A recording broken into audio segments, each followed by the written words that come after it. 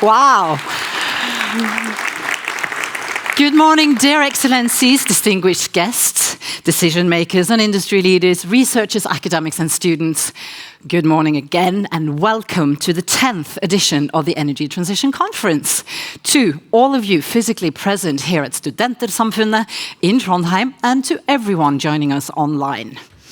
I am Ruta Strisæter, I will be your moderator today, and together with me on stage, come on, we have Tor Grande, rector at the NTNU Norwegian University of Science and Technology, and we have Asgeir Thomasgaard, who is director of NTNU Energy and director of the board of the NTNU Energy Transition Initiative. Good morning to both of you. Thank you very much. Now, yeah. But I'm not sure. Yeah, there is sound, yes? Of course there is sound, yes. Now, 1 year ago, you both expressed concern about surging global geopolitical tension.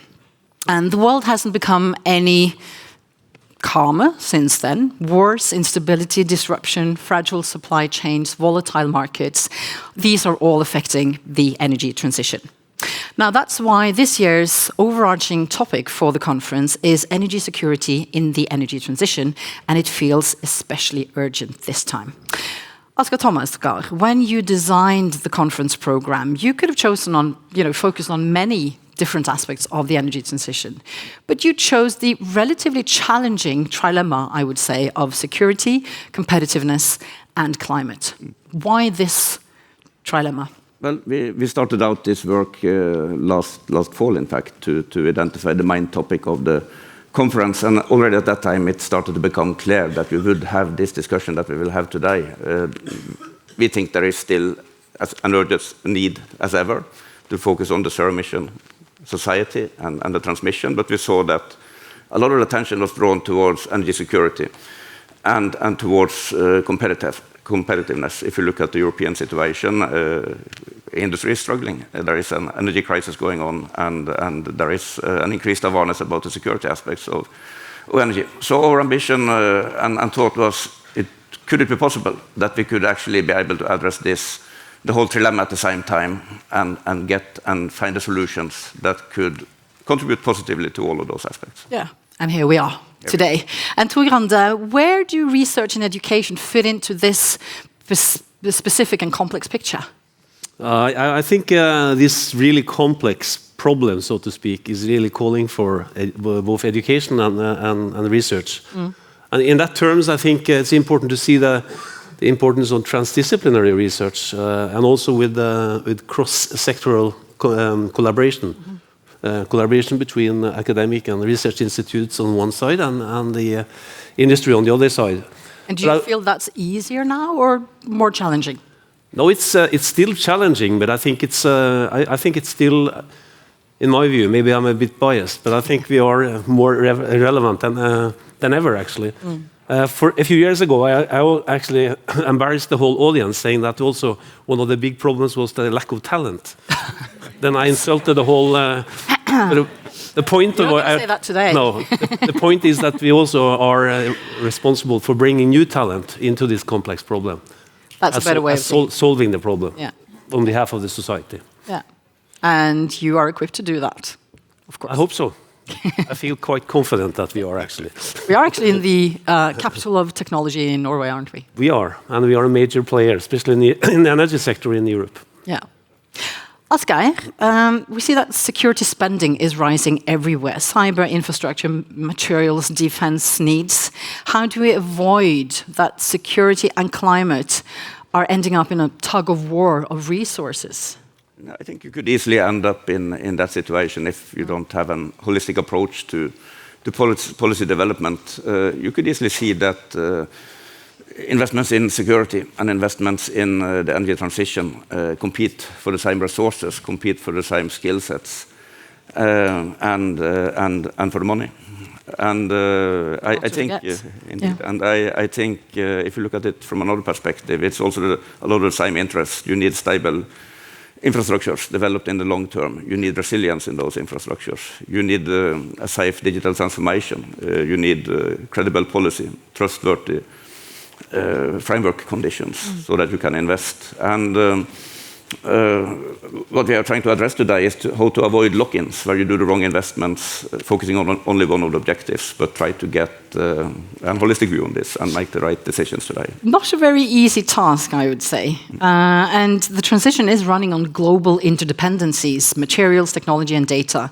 And these links are getting more fragile. So how should Europe and Norway stay globally connected without being strategically exposed, you think?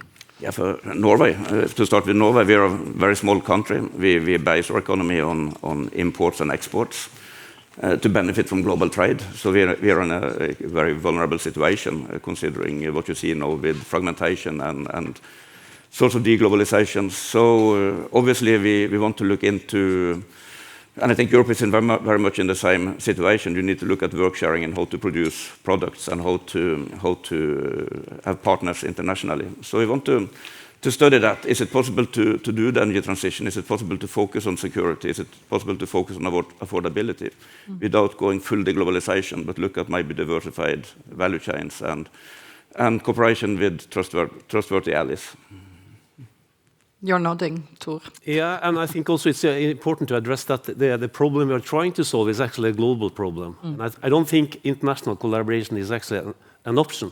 We have to collaborate, but I think learn the lessons from the last few years. We need to also, at the same time, also make sure that we have the capacity and also the competence also in order to also to secure that not only Norway but also Europe is in a situation that this kind of security and energy go hand in hand.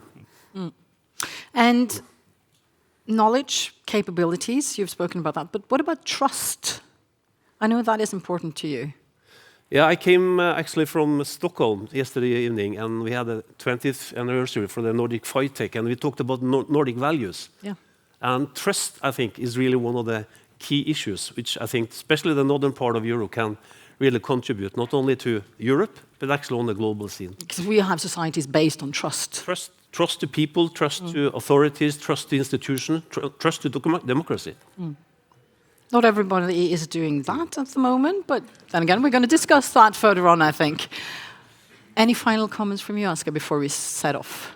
I think we have sort of set the scene for a good discussion. I hope that the panels that we will have during the day is able to address some of these questions and constructively look at solutions. I think we bring together here people from government agencies, government policy, industry, academia, and together we need to solve this problem. Absolutely, we do. And a decade of this conference shows that you're just as relevant as ever. So I think we should just fly into the program soon. So thank you, Asker Thomaskar and Tor Grande. Thank you. But before we take off, some practical information to make sure that we have a safe journey together today. So this is basically for the physical audience, of course. And this is my flight attendant moment. So emergency exits, they're all marked with green signs. 3 exits from this room. And the muster point is on the outside. It's the park on the right-hand side of the main entrance, if the alarm were to go off. Toilets, back where you came in the entrance area, there are toilets. Wardrobe, you probably saw it on your way in, and all refreshments will be served in Glassgården, which is the atrium down the stairs. And if you haven't registered yet, i.e. picked up your name tag, please do so during the break, because otherwise you risk receiving a no-show fee. And we don't want that happening, do we? And also, the conference is fully booked. I can see everyone seems to be well seated, but don't worry, scoop together and maybe you find new friends today by doing that. We would like you to evaluate today's program and for the entire week, and you will find some QR codes at the exit over there and also on the screens in the lobby areas. So please use that to evaluate the program and the Energy Transition Week. And the recording, I know there's always a question, can we have a look at the presentations afterwards? Yes, you can look at the recording, which will be published on the website of the conference. Okay, is everyone ready to take off? Yes, good, cool. We're going to fly into the first session of the program.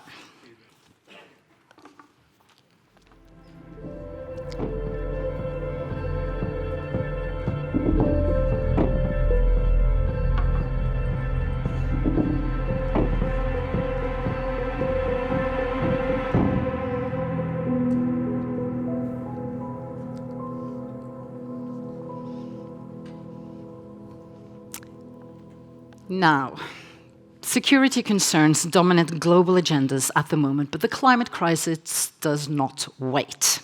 So how can we balance short-term supply security with long-term emission reductions?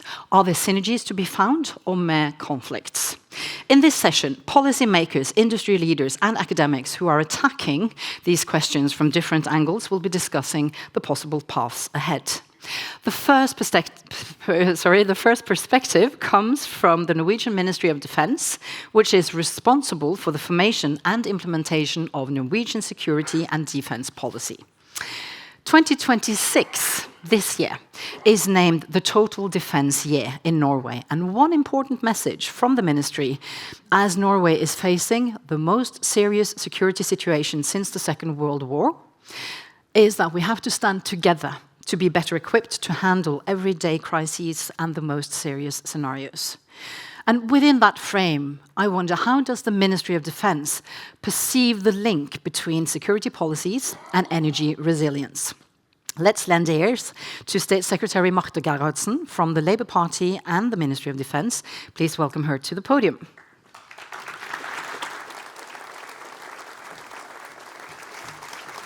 Thank you. Thank you very much. Thank you for having me. Ladies and gentlemen, Excellencies, it's great to be here in Trondheim at this very important conference, coming at a very good time, or bad time, whatever. But it's at least a very relevant time. Because today the relationship between security policy, energy policy, and climate policy is no longer an abstract discussion. It's being shaped by the conflict we see around us.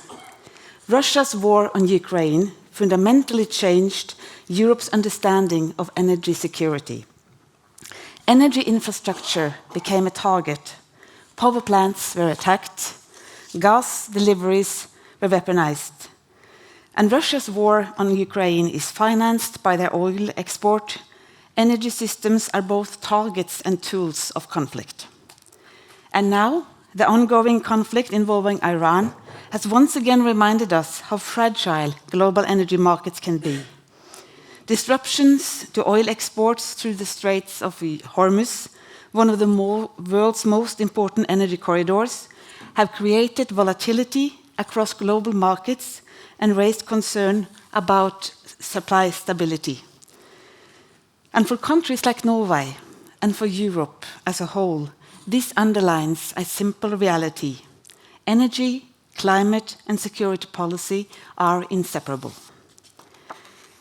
And in the long term, the green transition strengthens security. Every megawatt of renewable power reduces dependency on imported fossil fuels. Every improvement of energy efficiency reduces vulnerability to external shocks. An interconnection between European countries strengthens our collective resilience. Climate policy is also security policy. And this has become increasingly clear in Europe since 2022.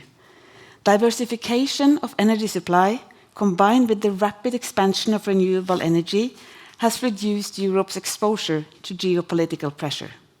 And Norway has played an important role in this.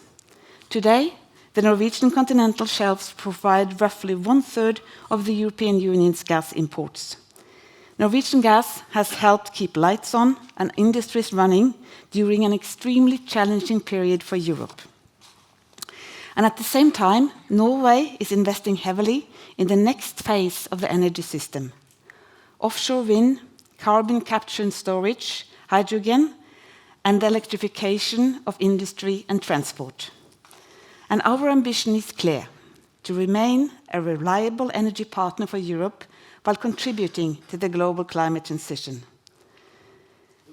We must also acknowledge that there are tensions between short-term security needs and long-term climate goals. Because when energy supply is disrupted, as we have seen in the recent weeks because of the war involving Iran, government must act quickly to stabilize markets and ensure supply.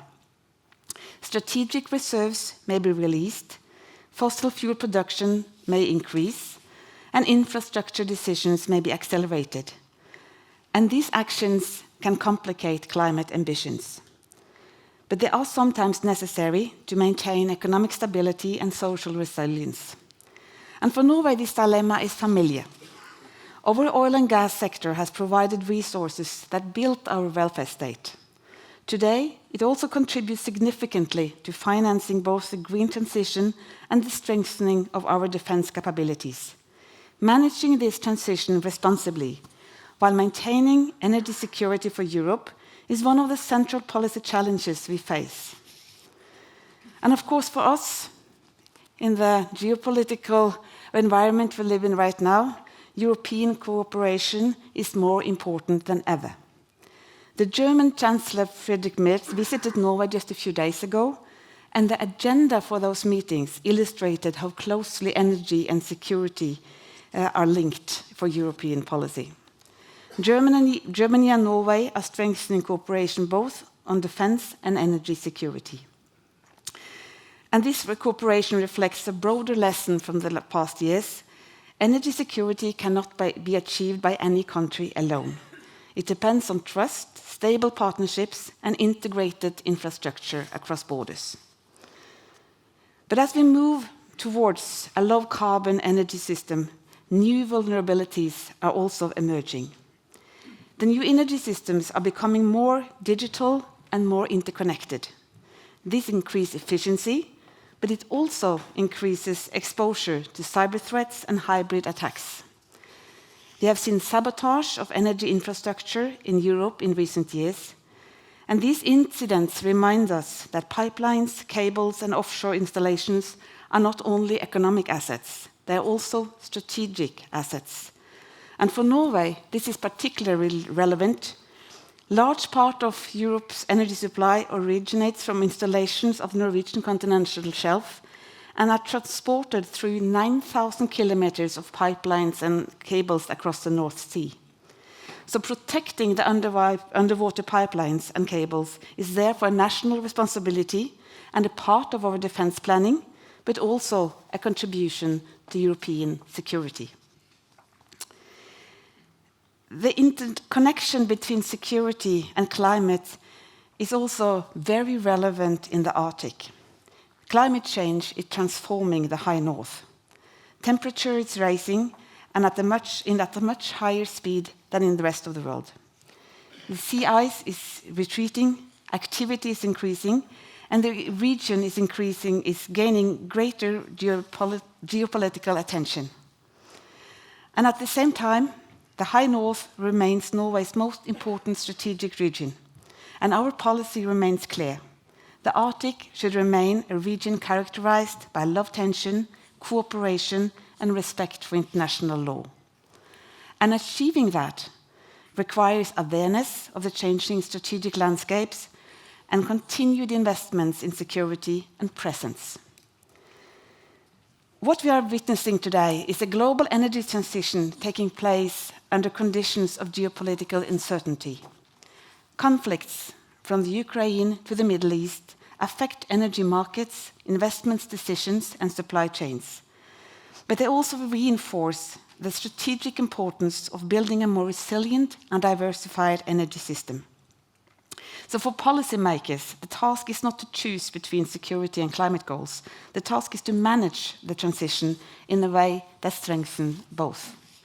And this requires resilient energy systems, diversified supply chains, strong alliances, and a long-term commitment to the transition.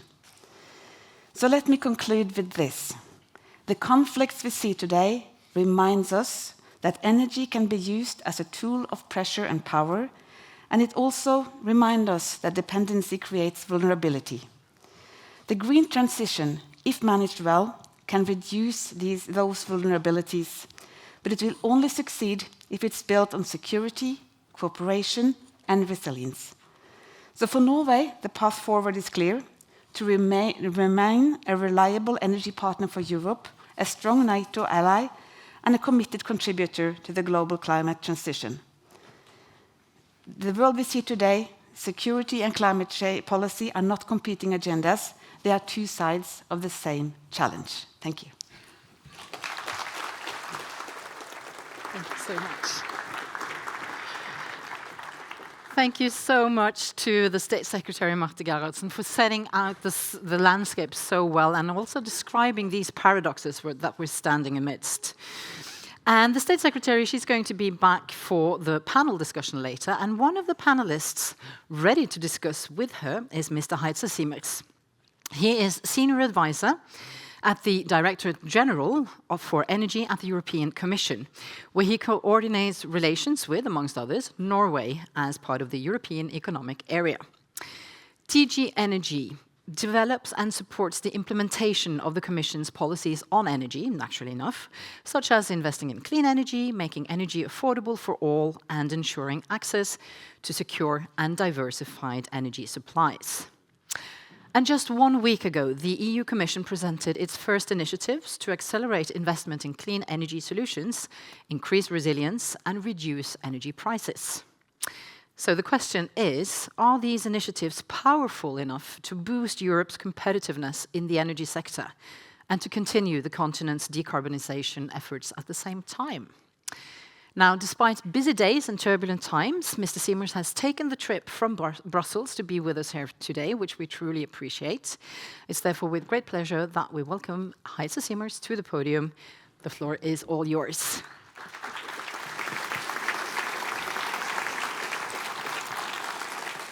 Good morning, and very happy to be here in Trondheim. First time here, a very nice place to visit, and just flying in here, you can see how important nature is for us as human beings. When you live in Brussels, it's not the same thing at all. Huh? You live in the city, and it's I spare you the details. Anyways, to kick off, Madam State Secretary, dear participants, also those online, I'm very happy to have been invited here to speak about this really complicated topic of energy transition and energy security. We had a nice concert last night, which was on an organ, as you may know, in the cathedral here in Trondheim, where two of my favorite musicians were on scene. So I couldn't fail to mention that, both Bach and Leonard Cohen.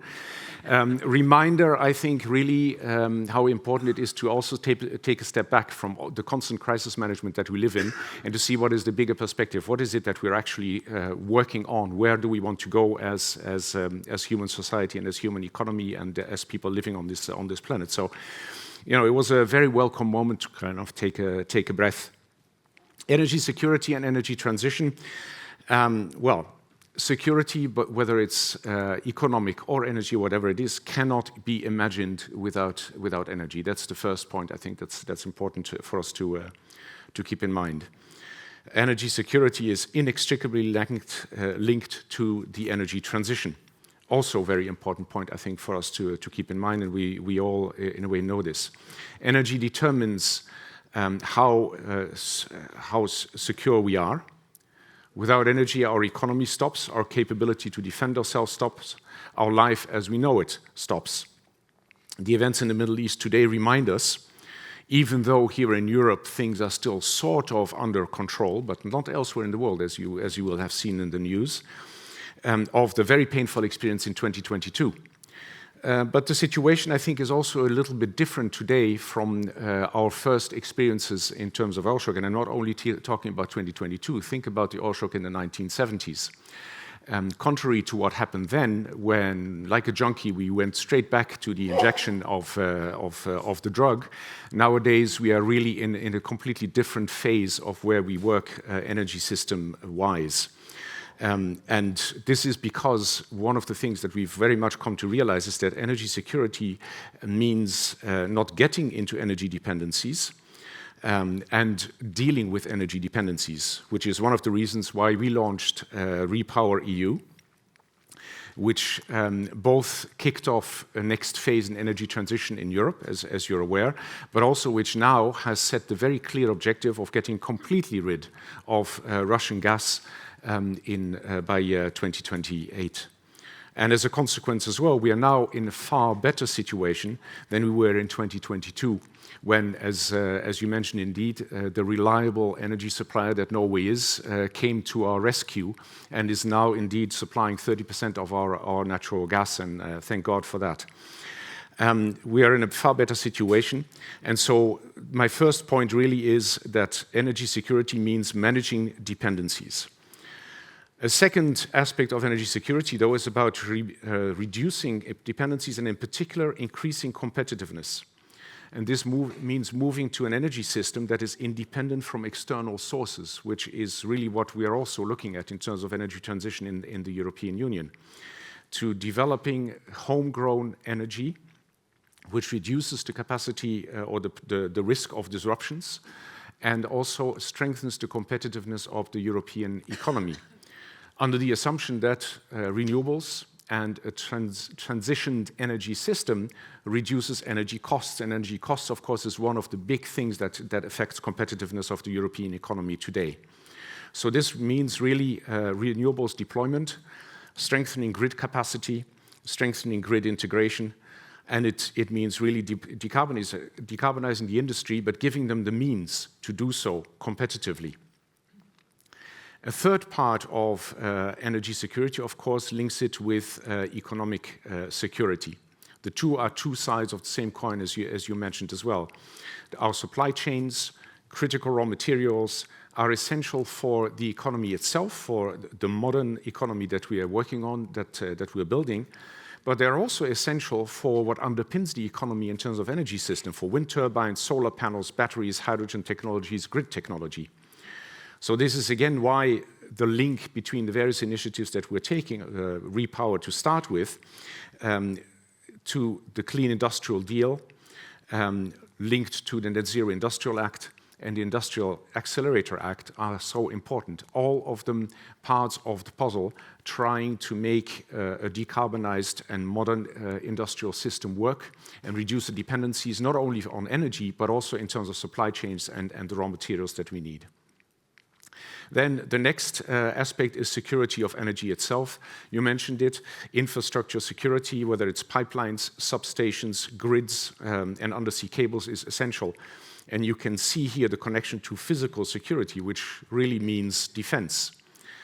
Infrastructure protection and cybersecurity are crucial to ensure that our energy system is safe as well as secure. Which brings me to my fifth point. I think at least it's the fifth point. Defense, military, and armed forces need energy, lots of energy, including in particular liquid fuels. We therefore have ongoing and strengthened cooperation with NATO to find the best possible approaches to bring energy security to NATO assets. And we are putting together plans and necessary instruments to ensure that the energy supply is stable, not just from a perspective of just pumping more oil into the system, but for example, to working through sustainable aviation fuels and sustainable marine fuels. And there is the more complex part of the energy transition, of course, as well. We know that we are decarbonizing. But we also know that 60% of our energy supply in Europe overall still comes from fossil fuels. And the diversification that we are working on, therefore, in terms of sourcing those fossil fuels remains a very important part of how we work on the security of our energy system. And it also leads to, particularly in situations as today, where people who don't look further than 5 meters ahead, say that, but actually what this means is we can't really do the transition because it's too complicated and it's too difficult. I call this, the fossil empire strikes back. But at the end of the day, we really know that there is no other way forward than doing the energy transition. Anything that you see in terms of how the energy transition is working globally shows that it is a train that literally has left the station. The pressure to reduce the so-called cost of transition through simplification or putting under pressure the instruments that we put in place to help industry decarbonize, such as the ETS or the methane regulation, et cetera, is there. But it's something which we all know that if we think very carefully, we need to manage in a direction where these instruments can continue playing their role and can continue supporting the transition as we want it. We have continuously strengthened the part of component of renewables, for example, in the electricity system in Europe. It's now down, the part of fossil fuel is now down to 36%. We get, in the context of these calls for simplification or some instruments that are creating costs for operators, we get a lot of calls from those who have invested in the transition, who tell us actually what we would like is for you to maintain the ETS and the methane regulation as they are, because we have already invested into compliance and we certainly don't want to see that go to waste. We also see that the transition is happening not just in Europe, it's happening elsewhere. If you look what's happening in G20 countries, in developing countries, micro solar grids in parts of Africa, just energy transition partnerships that we've concluded in the global context with countries in Asia and in Africa, the work that is being done on clean transition investment partnerships. Some countries, as you know, completely stopping the imports of electric vehicles, of internal combustion engine vehicles in favor of electric vehicles. So the transition is happening as we speak, and the argument I would make, and which I think we can all share here, is that what's happening currently in the Middle East only reinforces the argument. A couple of caveats still. We have the technological edge now in terms of developing the technologies in the European context, but for how much longer is that the case? Because we know that there is a lot of clean energy being developed in a very, very large country in Asia somewhere. So this is something that is really part of how we are looking at the energy transition route. Now, this is part of why we're looking so carefully as to how do we support our industry's capacity to transition through things like the Industrial Accelerator Act.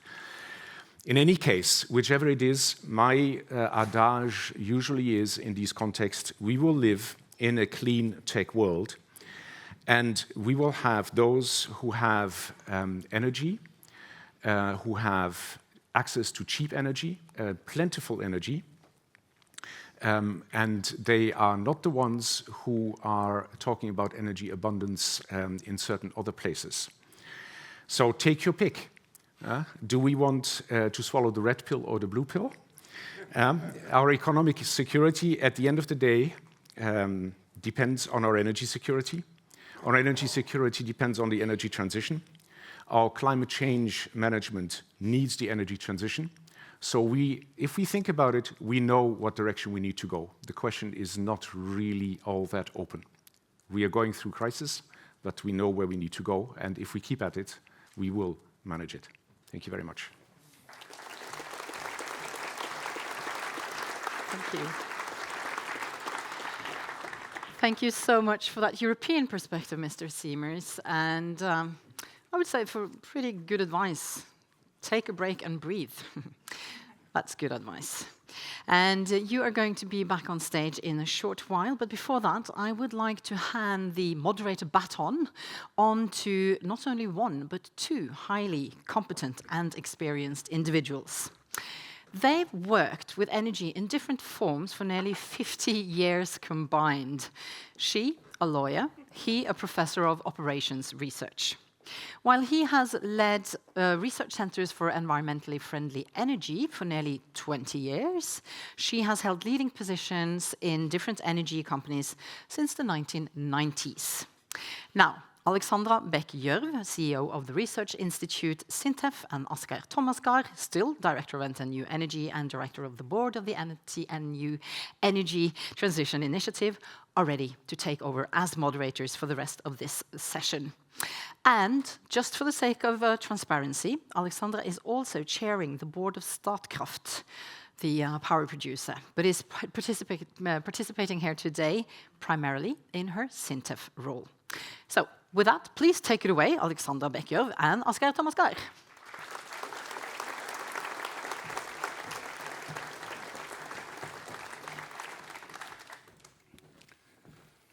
So thank you, and we'll try to guide you through this interesting discussion that we can already see the contours of from the introductions that we had. I think we'll try to set the stage a little bit with a few comments. And, you know, being from SINTEF, I always say NTNU first. Thank you. Yeah, so I think we already could see from the introductions that today's energy systems are shaped simultaneously by a lot of political dimensions, the geopolitics, you could almost say, economic rivalry that we see appearing in the world. It's the increased focus on security being made very clear by the Ukraine war and the war in Iran. And of course, as urgent as ever, we need climate policy that is strong and that works.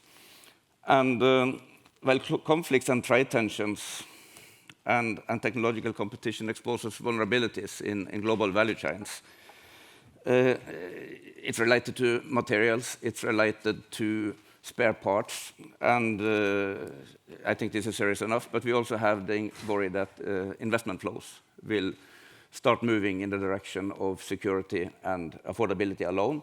So what we want to challenge today is if it is possible to deal with all the three elements of the trilemma.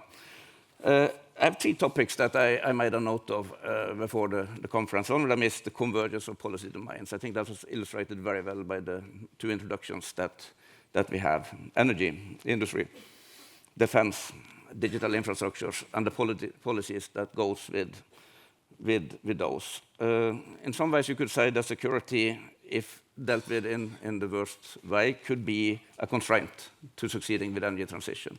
If you manage to do it correctly, it could be an accelerator to the energy transition. And this is what we want to discuss with the panel later today. I think the EU's preparedness union reflects a shared recognition about some of these elements, and that resilience must be embedded into the energy systems. A new global environment. I mentioned economic rivalry. And if you look at the financial volatility that follows the economic rivalry and the downright conflicts that we observed, this for sure will affect investments in energy. Just as we speak, the interest rates are going up. That means it's getting more difficult to invest in renewables. It's getting more difficult to invest in the low-emission solutions that we would need to succeed. And across many regions also there is clear trends that national focus goes first and national competitiveness is prioritized first. Of course, I mentioned in my previous introduction that for Norway as an open economy, we depend on global trade, and many other countries have it like that. So let's see how this is going to spell out. And then the role of renewables and low-emission pathways. So I think from my perspective, it's safe to say that the increased focus on renewables that we had in Europe over the last decade, and even increasingly so after the Ukraine war, has made us more robust in terms of managing energy security when global value chains are hampered. At the same time, it will be difficult to manage without Norwegian natural gas going into the systems and the LNG imports. So how do we look at this in the future? I think, for me, there are two questions that are fundamental. It's industrial structure, European industry. Is European industry going to be kept up and local production going to be as important 20 years from now as it is today? That's the first question. The second question would be, is Europe going to stand by its very ambitious climate policy at the same time? If the answer to both of those questions is yes, then you would need to manage two central technologies, and that is the hydrogen, going into feedstocks, going into high-temperature heat, going into decarbonization of industry, and it's the carbon capture and storage, capturing process emissions and exhaust in those value chains. So for me, these are very central questions and very difficult questions. No, absolutely. And you know, SINTEF is working with applied research, working with clients in everything we do, including the sponsors of this conference. Thank you for bringing us all together. I think this is really, really important. We try to achieve good societal solutions while increasing competitiveness. And we work with the whole society in a way. And what we see is all clients are really keen on capturing the value of deep tech and competitiveness. They are increasingly concerned about security and spending a lot of time on that. And then also, in many areas, still holding on to sustainability, but it's becoming harder and harder. And the public-private co-funding is, of course, really important in this. So I really look forward to the panel. And I think with so much insecurity, it's worth also taking a little step back. You made us sound very old, Ruth Astrid, and it's true. It's true. I remember in 2004, I was head of human resources in Norsk Hydro, then Norway's second largest oil and gas producer. I told one of my colleagues, key colleagues, I'd just been talking to students in Stavanger saying, you should work for the oil industry in 2004. And my colleague said, are you crazy? There will be no jobs in oil. That was based on leading thinking. In 2005, I headed up renewables or new energy in Norsk Hydro, and I said, as a material company, I really think we should go into solar. And Ernst & Young and all the experts said, are you crazy? Solar is the Gucci renewable, only good to make you look good. The same with the car, electric car, ridiculous. And in 2025, in Statkraft, we didn't have as good trading results as before. And why was that? It's because it's not the fundamentals, it's the geopolitical whims that decide the market. So looking into the crystal ball is very, very complicated and very exciting.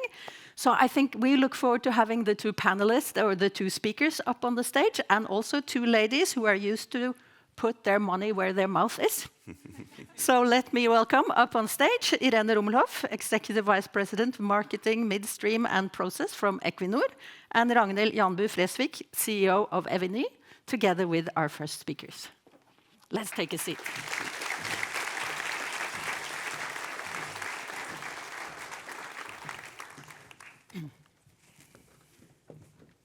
Well, just any seat is good.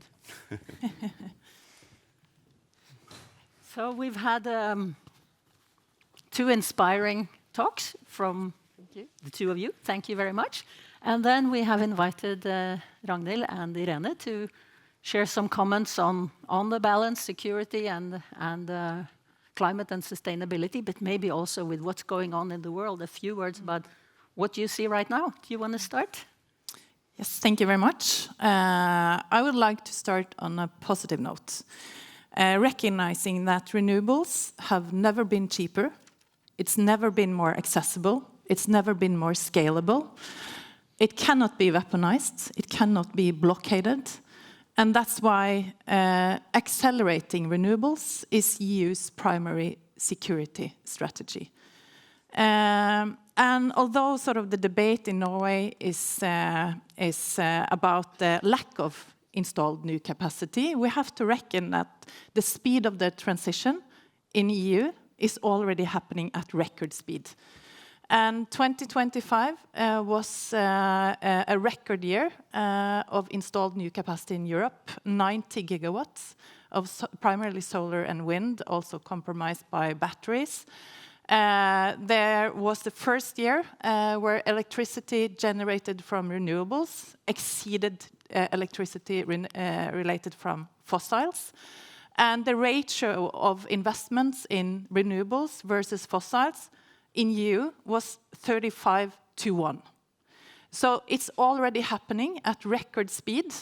And the learnings and the proofs that we've seen in difference from 2022 in the invasion of Ukraine towards now is that EU is already recognizing that homegrown, renewable, secure energy is crucial for security of Europe.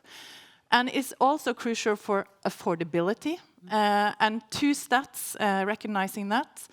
In 2020, 70% of hours were priced in Europe from gas. In last year, 40% of those hours were priced by gas. So it's already also increasing energy. What were the other hours priced by? Renewables at a lower cost. And looking at Spain, running ahead, 15% of the hours year to date are priced by gas. So Europe is already moving fast. And then we have to ask ourselves, as a strong ally of Europe, what role should Norway play in this? And when EU strategy is clear, I believe that Norway's also strategy should be clear, playing to our strengths, which is having Europe's best capacity of renewable energy in wind and in flexible hydro, and also sort of being a stronger ally for Europe in actually using those strengths and capacities. So I think sort of my message is clear. It's never been cheaper, it's never been more accessible, it's never been more scalable, and it's never been more important for Europe to speed up the way we're already moving, and Norway has to be a strong ally in that strategy. Right. You know, having this international panel, I realize I forgot to introduce you properly. Eviny is one of the largest power companies in Norway, and Yes. Ragnhild is the CEO, and also a board member of our sovereign wealth fund. So Yes. someone who has a lot of power in Norway as well. Also investing in renewables. Also, well, yes. Equinor, I think most people know from before, Irene, so we look forward to hearing your little pitch. Okay, a little disclaimer. I spent the last 12 years trying to drive Equinor through the energy transition, and I might not be as optimistic as, as Ragnhild. But as the largest supplier of energy to Europe, we have a front row seat to what's happening in the energy systems and the energy transaction, and I thought I'd share some of those perspectives right now. For years, I guess we've discussed the energy trilemma on the basis of having to balance between security of supply, affordability, and sustainability. That assumption of the balance, I would argue today, has broken, and there's no clear ranking order between the three themes. And I think, you know, Mr. Siemens, you pointed it out that if we don't have security of supply or we don't have access to energy, the world basically stops. The wheels stops rolling, and maybe today I should use the example of the wings stop flying. And you might have noticed what's happening right now. Jet fuel is extremely scarce due to Ukraine bombing Russian refineries and, of course, the crisis in the Middle East. SAS cancelled thousands or hundreds of flights, and we're all nervous about whether we can come back. And we're seeing similar rationing of energy throughout the world. India, restaurants are basically closing or narrowing in their menus to what doesn't rely or need a lot of energy. Our tankers delivering products to South Korea and Japan are not allowed to refuel because they're saving the fuel for domestic purposes. So we're in a very, very difficult situation. And I think if we have security disruptions, that drives prices, and affordability basically breaks down. We saw, even before the Middle Eastern crisis, that the European industries and the European industrial backbone is at risk. We witnessed 20% of shut-ins of industries in Europe since the energy crisis, despite European authorities putting in something like 3 or 4 times the Norwegian state budget in energy subsidies. And when you're fighting for survival, it's not the time to decarbonize. And I attended the Antwerpen summit about a month ago, where the CEOs of the largest industrial companies in Europe gathered together with Merz, Macron, Ursula von der Leyen, and I must say I was shocked. I was shocked. Even though we sell gas to most of them, we have a close relationship. But the outcry against the EU ETS system was massive. Every single one talked about it. And this is the most successful, I would say, climate initiative or mitigator we've ever seen. And it's been a backbone, I guess, of the European energy climate transition for more than 20 years. And every single company brought that up. We need to lower the prices, or we need to get rid of the EU ETS system. And since then, you've seen countries like Italy basically saying that we need to abandon it. So I think what we're experiencing is that security of supply is a prerequisite for affordability, and affordability is a prerequisite for decarbonization. And I think in current times, we cannot overestimate, I think, the value of reliable Norwegian oil and gas. And in Equinor, we have thousands of people every day being very proud of safeguarding production and securing the critical infrastructure that brings that energy to Europe. Excellent. Thank you very much. Quite different opinions. Do you want to make an initial comment? I think for me it's very interesting, and I would like to hear the comments from the panel as well. I think what we focus on in the short term now is very important. We need to deal with this emerging and ongoing crisis. But I wonder, how can we at the same time being able to look at those synergies? Because security is not a short-term problem, it's a long-term problem, and so is the energy transition. And the danger is that we, in a hurry, lock us into solutions that will be very expensive in the long run. And for me, I work with the integrated energy system, so I clearly see that we need the integration of different energy vectors, including low-emission solutions based on natural gas and renewables. But how are we able in this short term to make the right decisions that will last and be good when we look back at them 5 years ahead? I think we should ask Heitze to give us some comments on this, but since my mother wrote a book on good behavior, can I please, can we have the time up? Because we don't know how much time we have, and we have to end on time. That's one of the critical things of running a good conference. Thank you. Any responses? Oof. You mentioned a crystal ball, right? Gazing deeply into it. It's an incredibly difficult situation, and what I would do is I would argue your comments a little bit, in the sense that I think the issue for the moment is that we need to avoid knee-jerk reactions.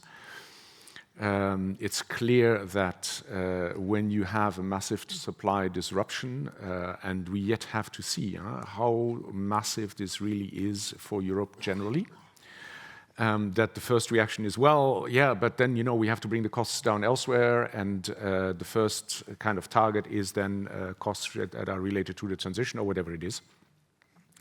It's a very risky way to handle things, to just have knee-jerk reactions. So for the moment, I think at our end, we are in discussions. I mean, that's the only thing I can say, really. I mean, I'm not going to start saying, well, we're doing this, we're doing that, et cetera, et cetera. We're in discussions, obviously, with industry, with member states, with regard to their comments and reactions that they have with regard to what can we do to ease the burden on industry, on supply chains, and so forth and so on.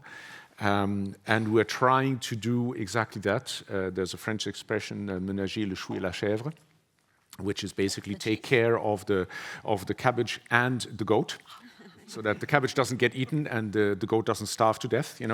That's basically what it is. That's really the pathway that we are on for the moment. There is a positive aspect to this as well, that we both have in terms of what we've put on the table recently and what we have in the pipeline, all the instruments that will help us navigate even situations like this. And as I said in my presentation, we are in a very different situation than we were in 2022. In 2022, it was really panic, because we lost 40% of our gas supply basically overnight.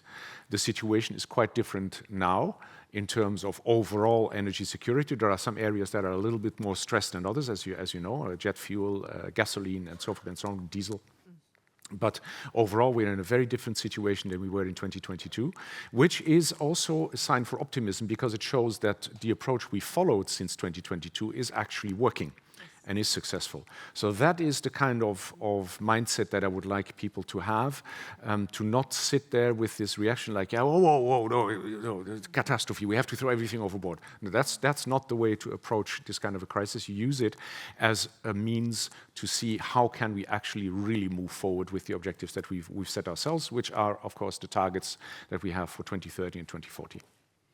Marte Gerhardsen, you said that the agendas were not competing, but how do you feel now? Yeah, I think, of course, I agree with you that it's important at this time that Norway is a stable and reliable supplier, and we plan to continue to do that. But at the same time, I do not agree with you. I think at this time, we really need to look at decarbonization because we see that the supply is scarce, it's vulnerable, we need to diversify. And the more renewable homemade energy we have, the more resilient we all are.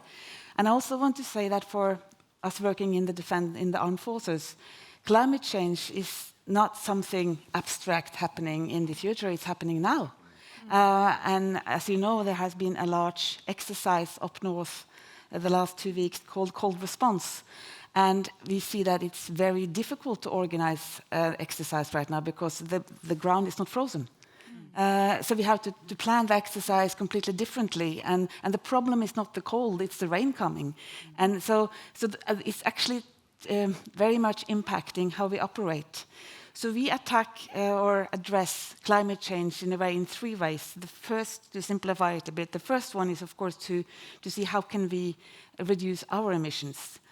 Because the immediate threat for Norway is Russia, but the real threat, the existential threat is climate change. So we really want to be a part of the solution. So we have to see how do we use, what kind of fuel do we use? We use more simulators so that we have to fly less.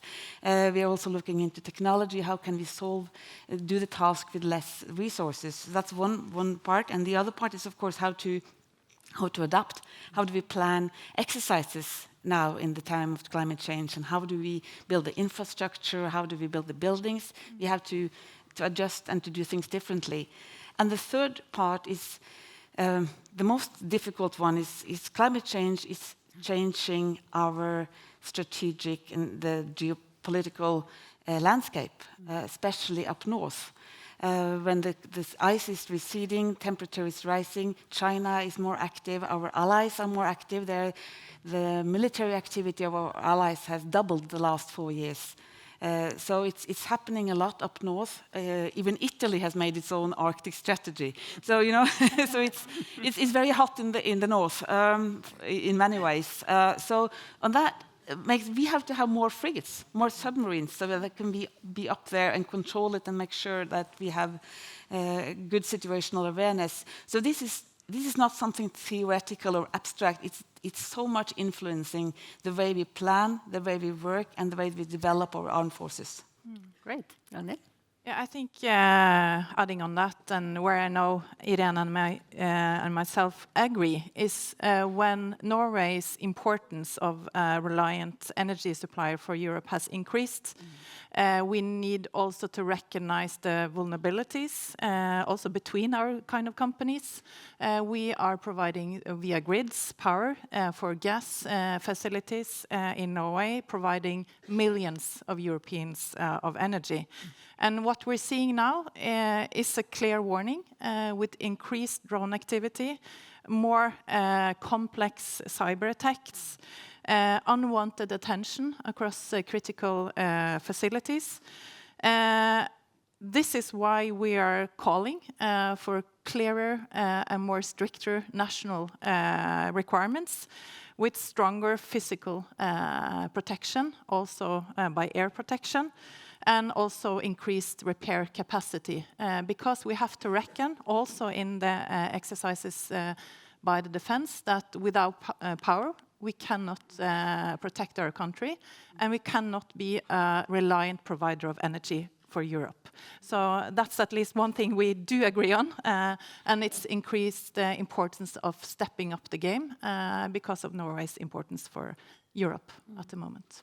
And I want to get back to your kind of provocative argument that there is no trilemma, there's a clear rank order. But at the same time, I still believe Equinor thinks that climate is a challenge. So maybe you can reflect a little bit on what should be the new, in your opinion, division of labor between public and private, and how should we fix this? And just let me be very clear on this. What I refer to is what we see and experience. It's not necessarily Equinor's strategic belief, but this is what's happening in front of us. And as we speak, that was the point that I was trying to make. But first, before I get to you, I wanted to just build on your knee-jerk reaction, because I think this is extremely critical in the phase we talked about the EU ETS, but another one is the marginal pricing of power, and getting rid of gas as the marginal pricing of power. What that does is that it lowers power prices short term, but it disincentivizes every new investment in energy production. So it's detrimental to the longer term, but it's, yeah, we call it tissebukser in Norge. And that's what it does. So we really need to avoid those kind of knee-jerk reactions because it's going to be detrimental. It's all about building new energy sources in Europe and making sure that energy is accessible whenever we need it. So you asked me basically, what do we need to do longer term? And I think one of the things that we have experienced is that we've tended to talk about individual technologies rather than energy systems. And one of the things we're experiencing in Europe these days is that there's been a massive and fantastic build-up of renewables, but when we haven't really matched that with this backup capacity, grid capacity, etc. So we need to think about the whole energy system. And what our power people are looking at today is not investing in new renewable because there's not incentives. There's negative prices in the power market every day, or at least up until the recent war. So what the system needs today is basically batteries and gas-fired power plants as backup. So we need to together sit down and think holistically around the energy systems in my mind. Is the energy market dominated by negative prices? I think over the last few years it's been dominated by the energy crisis that Europe is facing with the shortage of natural gas and basically natural gas and coal has been setting the price. In the long run, it's difficult to predict, but we don't see in our models that prices will be too low to invest. What is that there's no incentives to invest in more renewable because of the negative prices and the cannibalization. So we need to, well, in quite a few markets. I'll add something in though, which I think is quite important here. One is the price question is a really big one. It is. And it's a political one. It's not just about incentives to invest. It's a political problem. Because if you have constant high energy prices that affect consumers, never mind business and competitiveness, but that affect consumers, you have political consequences. This is something that you really have to keep in mind. And then there's a second element to this as well, which is to one of the central kind of anchors of the energy transition, which is electrification. And I completely agree with you that what we need is we need the whole system to work. And as you know, we are working on this through all the stuff that we're proposing, electricity market design, grids packages, new energy security strategy that's on its way, which will look particularly also at built-in resilience and resistance to attacks and so forth and so on. But in that context, I think a very important thing to remember, and this is where your incentive is, we are adding need for electricity for the moment. If you think about data centers, if you think about AI and so on, you know, there's this whole discussion about that some people who, let's say, have slightly less ambitious ideas about the energy transition than we do, which is, well, it's never about energy transition, it's about energy addition. But there is a truth to it in the sense that parts of the energy system absolutely need additional energy. But that's where the incentive is, because if you need electricity for your data centers, what are you going to do? Are you going to rely on something that is ultimately at risk because it depends on fossil? Or are you going to work towards a system that is supported by renewables, resilient energy systems with storage in building up your energy needs and energy capacity? Yeah, I totally agree with the increased importance of protecting key market mechanisms in the EU ETS and also the marginal pricing for accelerating renewables. But Again, I'm a bit more optimistic in terms of solving the flexibility issue, because batteries are the fastest growing technologies implemented in energy systems at the moment, at scale, at lower costs. And for instance, looking at markets running a bit ahead of Europe, you can look at California, for instance, adding a lot of solar. The traditional duck curve has almost flattened due to batteries. So I think sort of this also can, and it is being solved at scale, at profitability. So I think sort of the negative prices, that's a price signal for more flexibility, and it's being added into the market, so it's solvable. But I want to follow up a little bit on that. You mentioned on framework conditions, and market design is one of them, but there are many others. If you look at it, we pointed at some of the challenges. It's the vulnerability in international value chains. It's the need those challenges have in terms of the same skill sets and knowledge base that will be needed to solve the problems. NTNU and SINTEF is on that job, of course. But then it's the long-term predictability of the political frameworks. Is it investable, those technologies that we talk about today? And are we sure that the EU ETS will be there? Are we sure the market design will be the same? And is it possible to invest in those long-term solutions that would benefit both the security and the transition? Dana? I can share some of our own experience in this and how our mentality has changed. In the beginning of the energy world, in the earlier days of the energy transition, we were investing and focusing on the basis of countries' ambitions. We saw UK very clear ambitions of the rollout of offshore wind, for instance, and we felt confident that we could, invest in that because they were so clear on it. Then, second kind of rollout was that we were investing based on regulation. So if there were EU ETS taxes, there were blend-in mandates on renewable diesel, etc., we felt quite confident in investing in that. But what we have seen since then is that regulation can be changed overnight, and it's very risky. So today, we feel most confident, and most of our investments are going into transition technologies if we have a contract with the government. So we have... Like Donald Trump? That was with New York State. And they came to our rescue. That's in right. the Empire Wind issue, at least for some. But, these things are at risk, and we need to see clearer commitment. We have succeeded with CCS in 3 regions. It's in 2 regions. It's Norway, it's in the UK. Both of them have been backed by long-term contracts by government. We would not have done that, at least not today, on the back of the EU ETS system. And we were one of the companies that actually raised the concern that you pointed out, Seamers, that we have invested on the basis of this. So are we going to be penalized? There's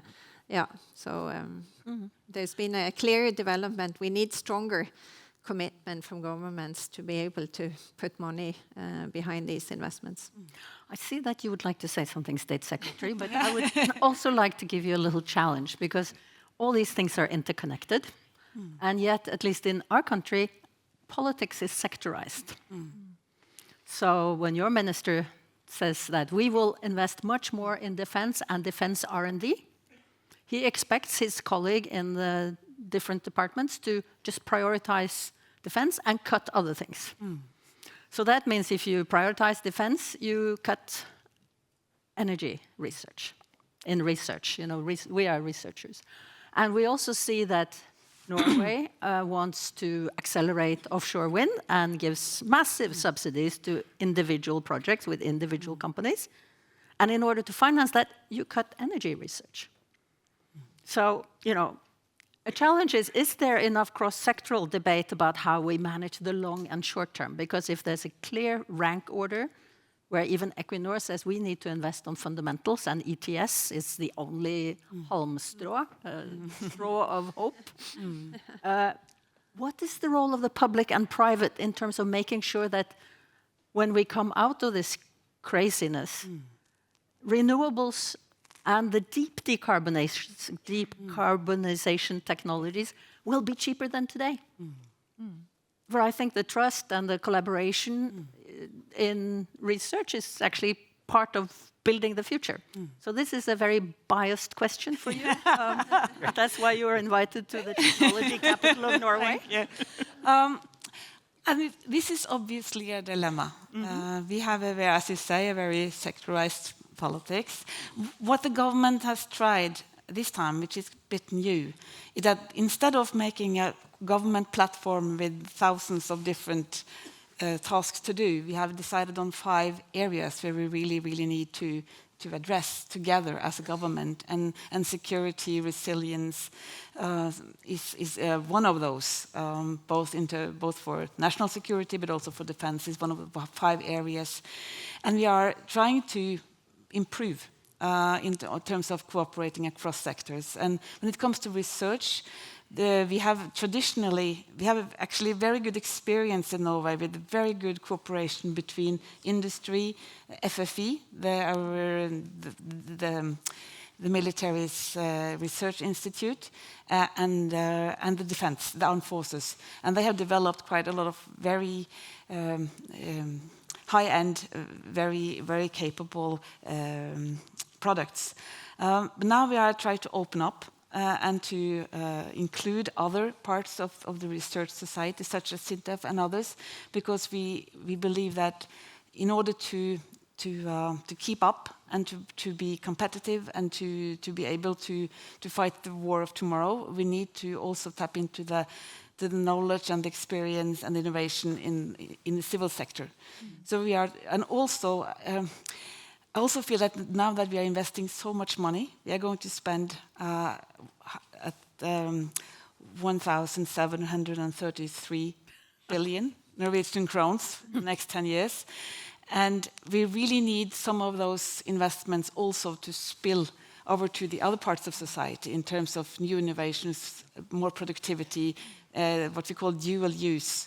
So to have more integration between both research, production, between the civil and the military sector is extremely important. And we try to facilitate that with different mechanisms. But of course, I think as Irene Rummelhoff also said, the most important is maybe that the government has a very clear, that we said this is where we're going, and then the actors can find their role and their part in it. And I hope by having a unanimous parliament actually agreed, we're going to spend this money, we're going to do this, what we called in Norway, forsvarsløftet, the defense pledge together, that creates certainty and predictability also for market actors. Good. You know, I was thinking maybe you make the last sort of sum up, and then I have one question that I think is really cool. Because the, you know, today everybody talks about AI, and when we listen to the military intelligence, they say we all live in different AI universes. So I experienced this morning. Because I was preparing for this debate, we talked about the ETS being highly debated, but now we also have the question of these bottleneck income and the grid investments, where, you know, the EU has proposed that Norway should contribute to building grid in Poland and other places. So I asked my co-pilot, what are the arguments carrying this debate? And I got all this, you know, the EU is completely stupid, you know, there's no reason why. And, you know, my co-pilot told me a very, you know, nationalistic perspective on this hot topic. So I thought my final question for you, since this is such a debated... No, the question is, you know, how does the EU look at these investments in grid and the, you know, division of burden on who should invest where? I asked my co-pilot afterwards, and he gave me a completely different answer.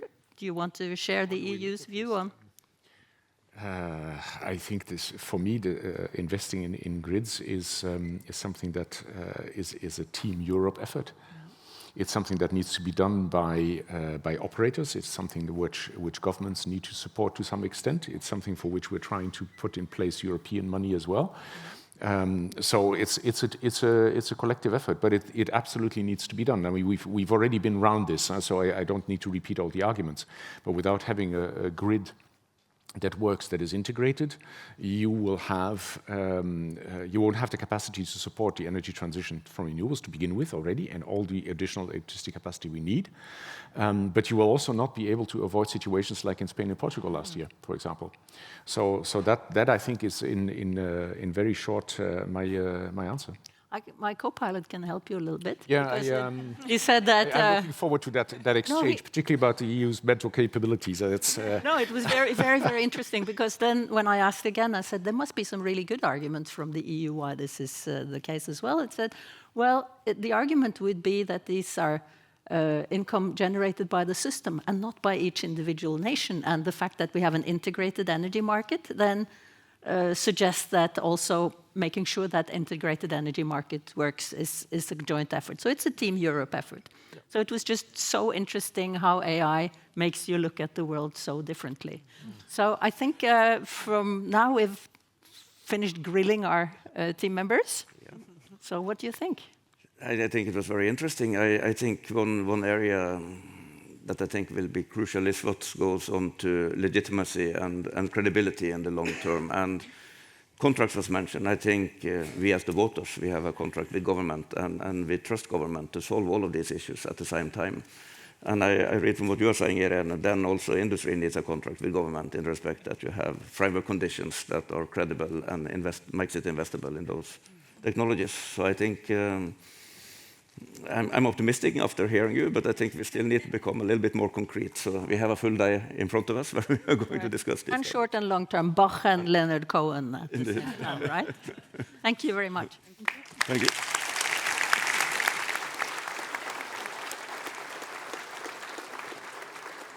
Thank you so much to a very interesting and thought-provoking panel discussion with highly skilled panelists and moderated by two great moderators. In a little less than half an hour, we are going to address and identify the numerous types of security threats that the energy system is exposed to, from seabed to space. And of course, we're going to discuss how to deal with these threats. And that session starts at 10:45 sharp. But before we go there, we need to make sure that all of you have the right energy level to deal with these issues. So in other words, it is time to re-energize with a short break with fruit, coffee and tea waiting for you in Glassgården, so the atrium. Please make sure to be back in your seats well before 10:45. There will be bells and people making sure that you manage, but now enjoy your break. See you later.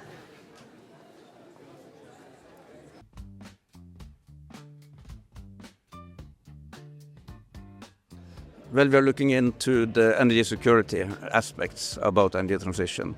Basically, we want to examine, can we maintain the focus on zero-emission energy systems, but at the same time deal with the increasing security threats that we see towards the energy systems today. Good. And have you had any good input so far? Well, we just had the opening session, so we're just scratching the surface, but it's clear that with increased focus on security, how can we also make sure we have affordable energy, so we have competitiveness, and most important of all, how can we make sure we still keep up the pace on the transition? Yeah. Do you have any expectations for any output or outcomes from the session after lunch? Well, we brought together people from industry, from academia, and from government agencies, and from many different parts of the world. So let's hope that we together will be able to create some new insights that could lead to concrete, no-regret actions that we anyway need to do. Well, thank you so much, and good luck with the rest of the workshop. Thank you. Yes, good morning, Gisle. You're organizing here today? Yes, we are. Today we are having a workshop. It's called Priorities. So we're looking into how can people from different parts of society, from industry, from government, and also from across different age group, we want to bring them together, and we want to give them some questions about, okay, what if we're going to move towards the net zero in 2050, what should we prioritize? So we are facing a lot of challenges.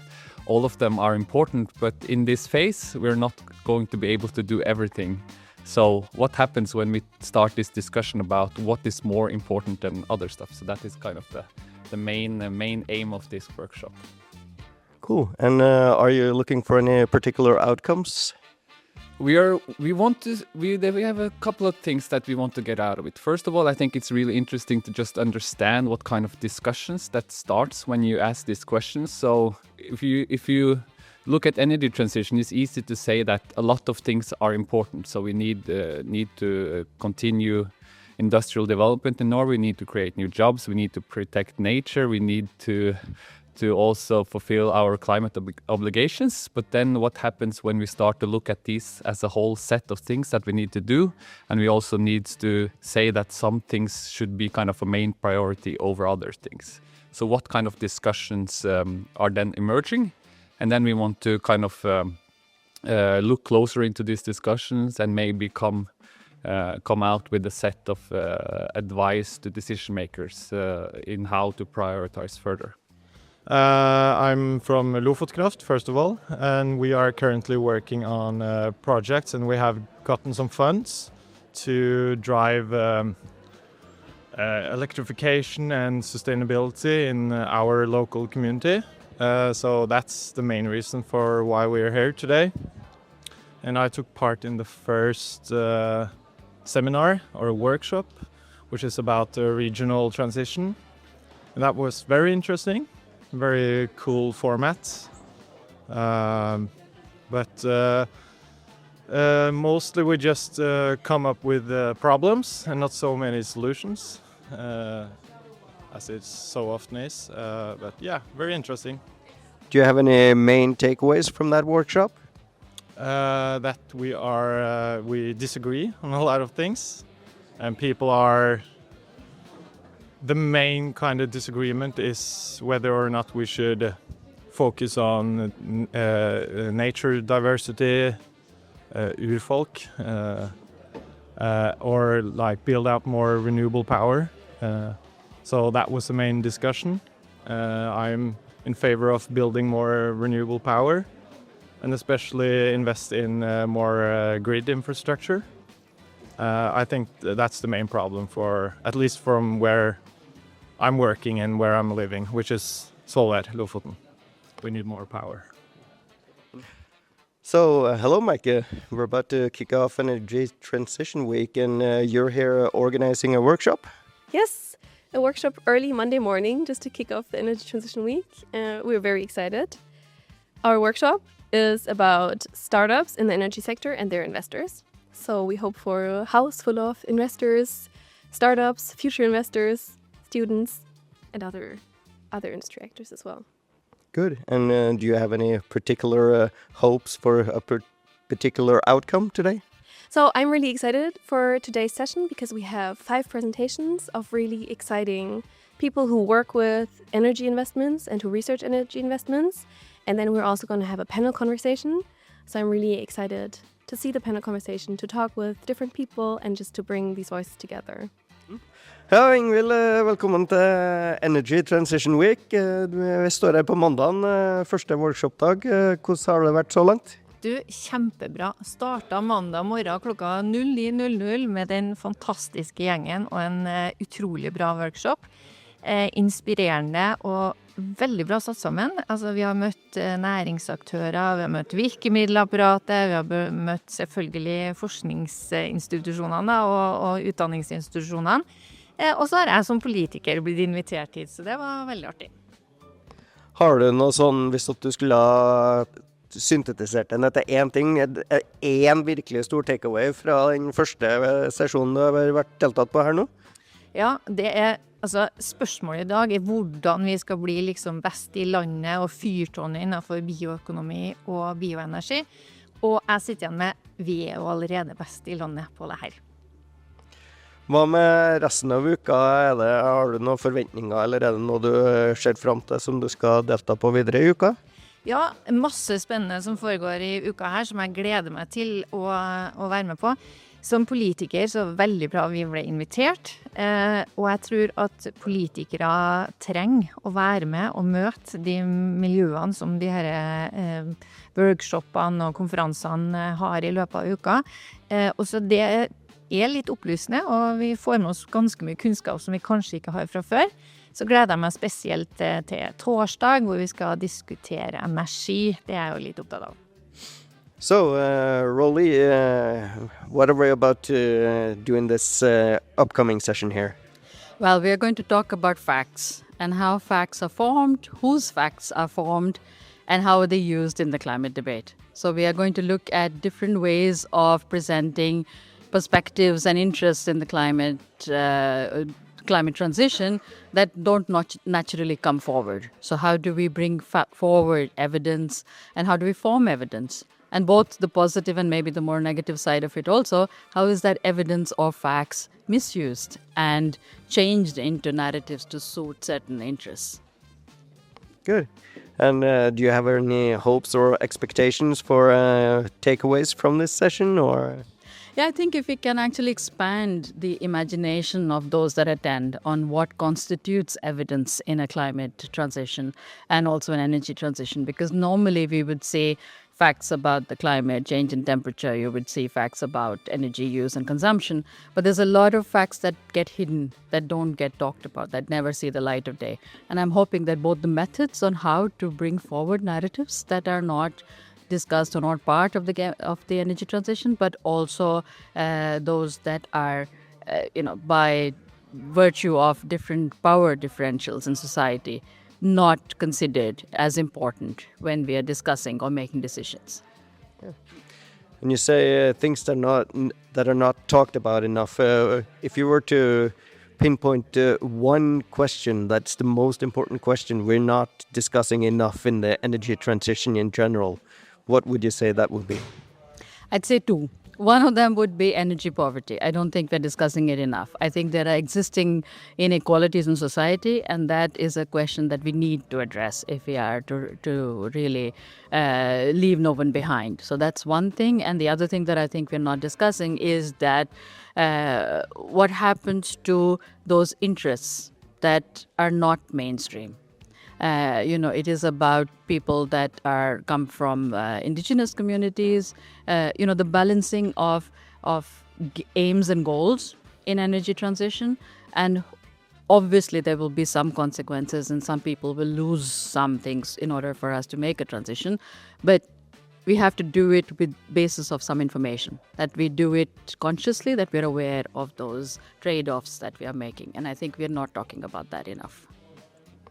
And one final question is this Energy Transition Week, it's a great arena to actually discuss these questions. What would you say would be a good argument for people to attend this conference? I think a good argument is, as you said, we should be able to discuss these questions and also the more contentious issues within energy transition in public and open debate. And I think that's the kind of forum Energy Transition Week provides, but also the fact that it is a research-based or practice-based, that there is actually people that have long experience with energy transition that come and gather and discuss these things openly without an agenda. And I think that's what makes it so positive, that everybody can take something out and come and hear about perspectives that they haven't been aware of earlier, and they don't feel like that they're parts of some kind of an agenda. And I think that is what makes it a free forum for discussion, and that's what I like about it. Thank you so much. Good luck with your workshop. Thank you very much. Welcome to Energy Transition Week. What are you planning to do here today? Thank you. So today I am together with Energy Transition Norway hosting a workshop about nuclear energy and its potential position it could have in the energy security in Norway. So we are having scientists on the stage and also Trondheim's Kjernekraft, which is a project that has gotten really far in the nuclear today. So hopefully we will have interesting discussions about nuclear energy without taking part, if that's even possible. But we will try to keep it neutral. Do you have any expectations or hopes for a peculiar outcome? I hope that people will ask good questions, because now we really have the experts on stage on nuclear energy. So if anyone has any questions, now is the chance to really ask those questions. Thank you so much. Good luck. Thank you so much. So, welcome to Energy Transition Week. What are you contributing with here today? I'll be giving an introduction to nuclear energy and kind of putting the big challenges I think we have to face in Norway as we make decisions about whether or not we advance with that technology here. Do you have any hopes or expectation for an outcome of this workshop? Primarily, I'm interested that people just get more information, have some good background education and facts for making decisions going forward. Yeah. Well, good luck. Well, thanks.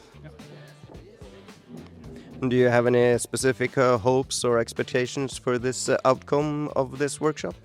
No, I hope it's going to contribute to giving people a broader perspective, which also includes society, general economics, basically a question concerning what Norway is going to be and what it's going to look like in the future.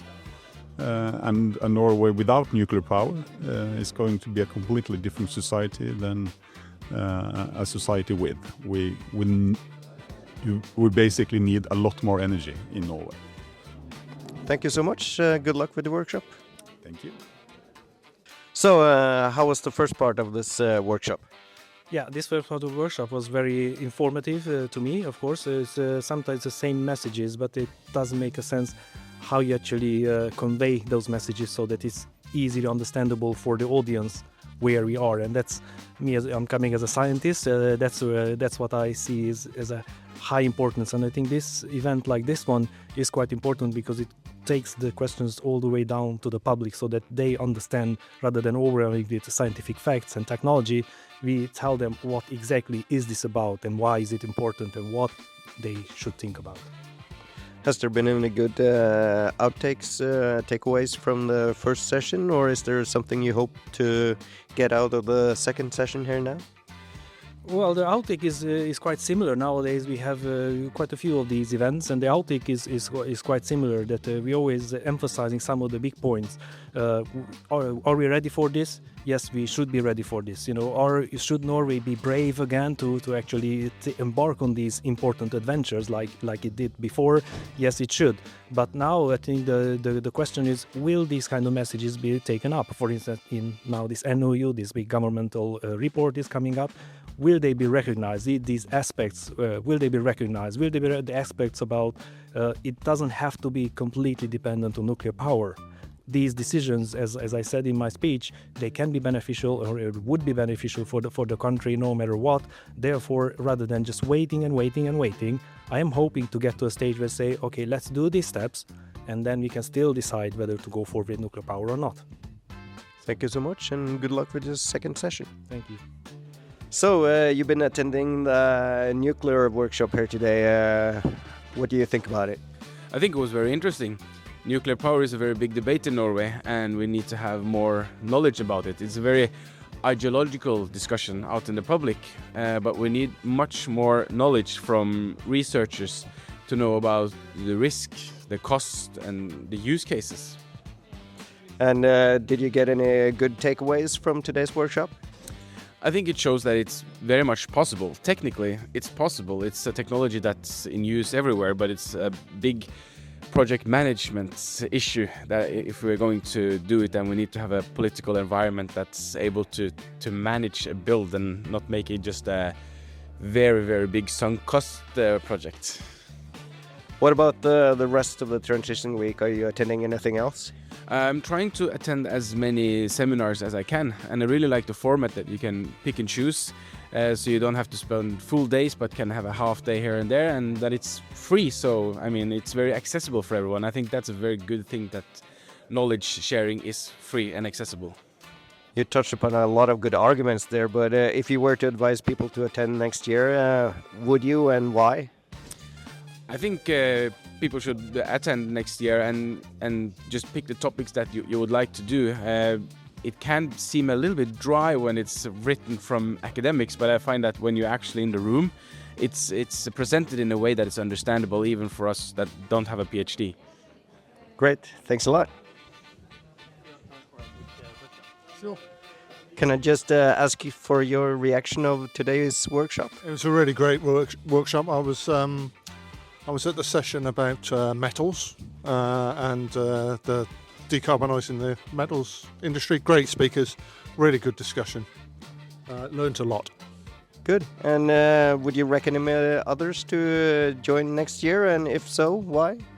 Very much so. I mean, it's not a field that I work directly in, but nonetheless, I've learned a lot. So I would recommend it to anyone who has even a passing interest in the area. Thank you so much. Have a good day. Yes, could we get a reaction on today's workshops? I think it was a very good workshop, a lot of interesting perspectives and spanning from the early stage research until the grander scheme of things and boundary conditions and so on. So really interesting. Would you recommend other people joining next year, and if so, why? Oh, definitely. You should absolutely join, in particular if you're interested in energy and how the society is going to change in the coming 50 years. Should definitely join. Thank you so much. Have a good day. Could we just ask for a reaction on today's workshop? Oh, I'm really glad that something like this is happening.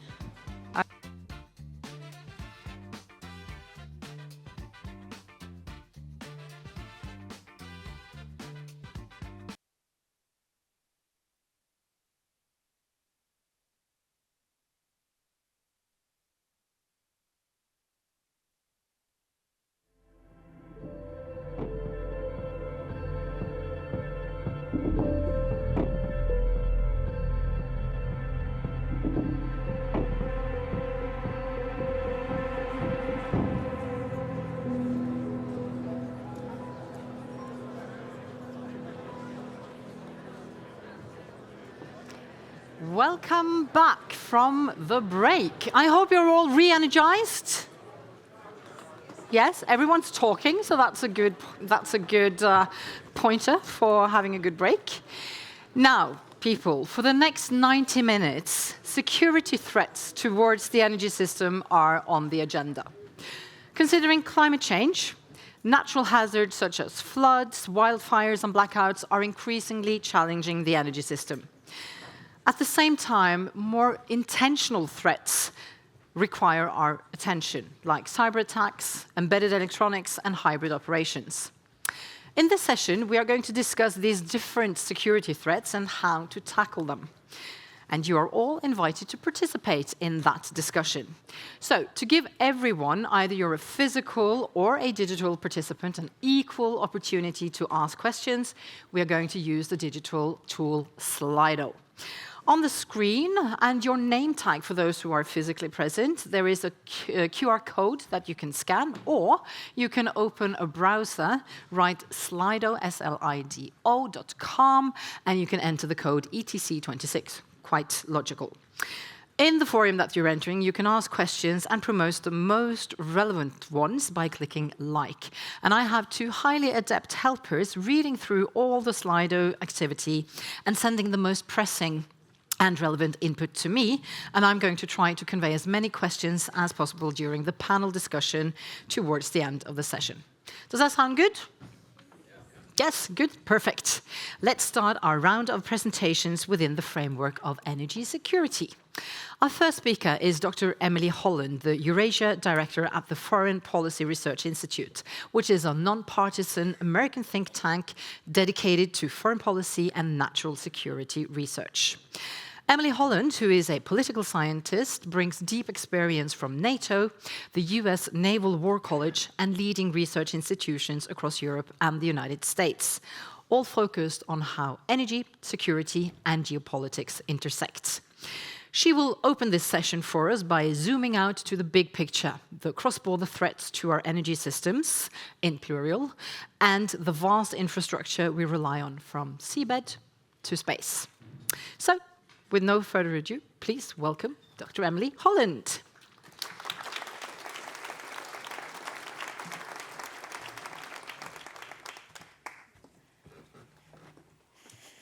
Thanks so much, everyone. I'm really thrilled to be here. It's a beautiful place, my first ever trip to Trondheim, and it's just as lovely as everybody said it would be.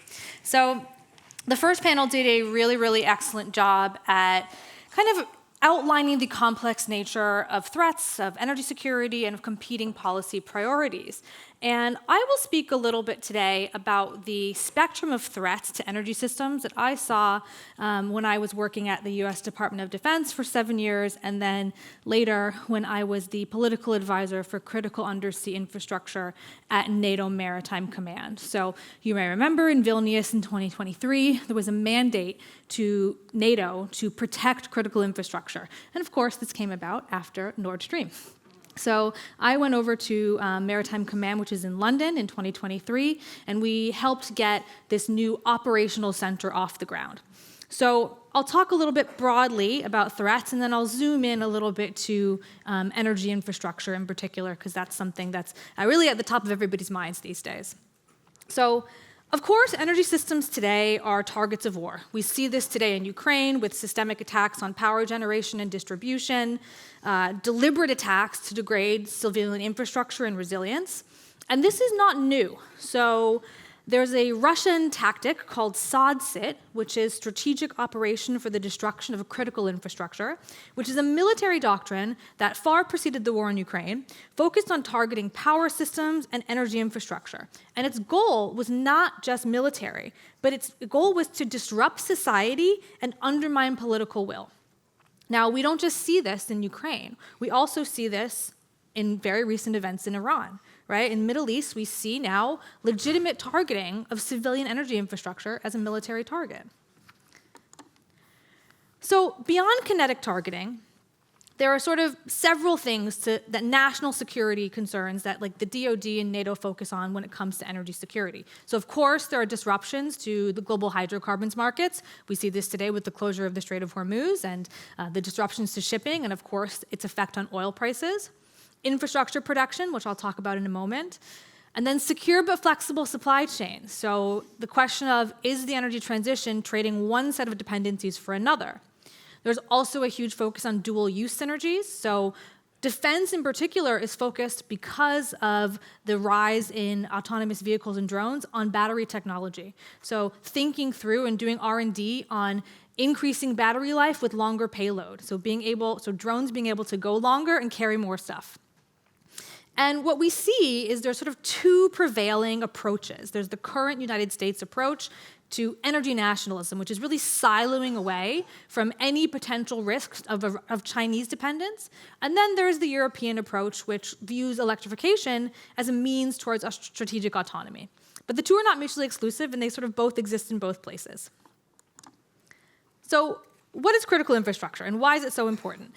Well, it's huge, right? It goes from the seabed, and that's data cables, to pipelines. Then there's offshore things like platforms and wind farms. On land, there are grids, refineries, ports, and then in space, there is satellites. So it's a huge spectrum of different connected webs of infrastructure. And the threats are actually just as diverse. So there's cyber, sabotage, kinetic targeting, which I talked about in the initial incident, accidents, earthquakes, and climate events. Now, why is it so difficult to protect?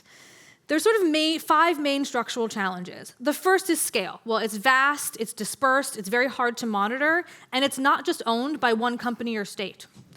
The second is asymmetry. So I'm not sure if any of you remember, in 2023, there was a ship called the NTNU Polar Bear, which dragged its anchor several hundred nautical miles across the seabed, and it damaged and actually cut, in some places, the Baltic Connector natural gas pipeline on the Gulf of Finland.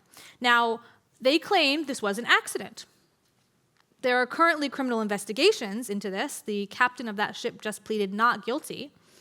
But this really shows about the difficulty of attribution. So it is very, very hard to say that this was not an accident. Can we prove this wasn't an accident? It's almost impossible to do so. But it shows that malign actors can do very, very low-cost things that have high-impact disruptions. It's so difficult to attribute, and it's also very costly to repair. So how expensive is it to drag an anchor across a seabed floor? It's basically nothing. But to repair that, you have to respond very quickly, and that causes huge disruptions to society. There's also coordination challenges. So who has a remit in CI? Well, the military, the civilian space, and the private sector. Every different country has different organizations responsible for protecting critical infrastructure. So in one state, who might be responsible for reacting to a call? Well, it might be the Coast Guard in one state. In another state, it might be the federal police. It might be the Navy. That's different in every state, and that's just on the military response side. You also have departments of transport, departments of economics, all different sorts, legal departments, all different sorts of government departments responsible for responding to these sorts of events. And that doesn't even take into account the private sector. So how do you organize all of these different actors? And in fact, there's actually very limited integration of these different actors together, so responding to these challenges is super hard.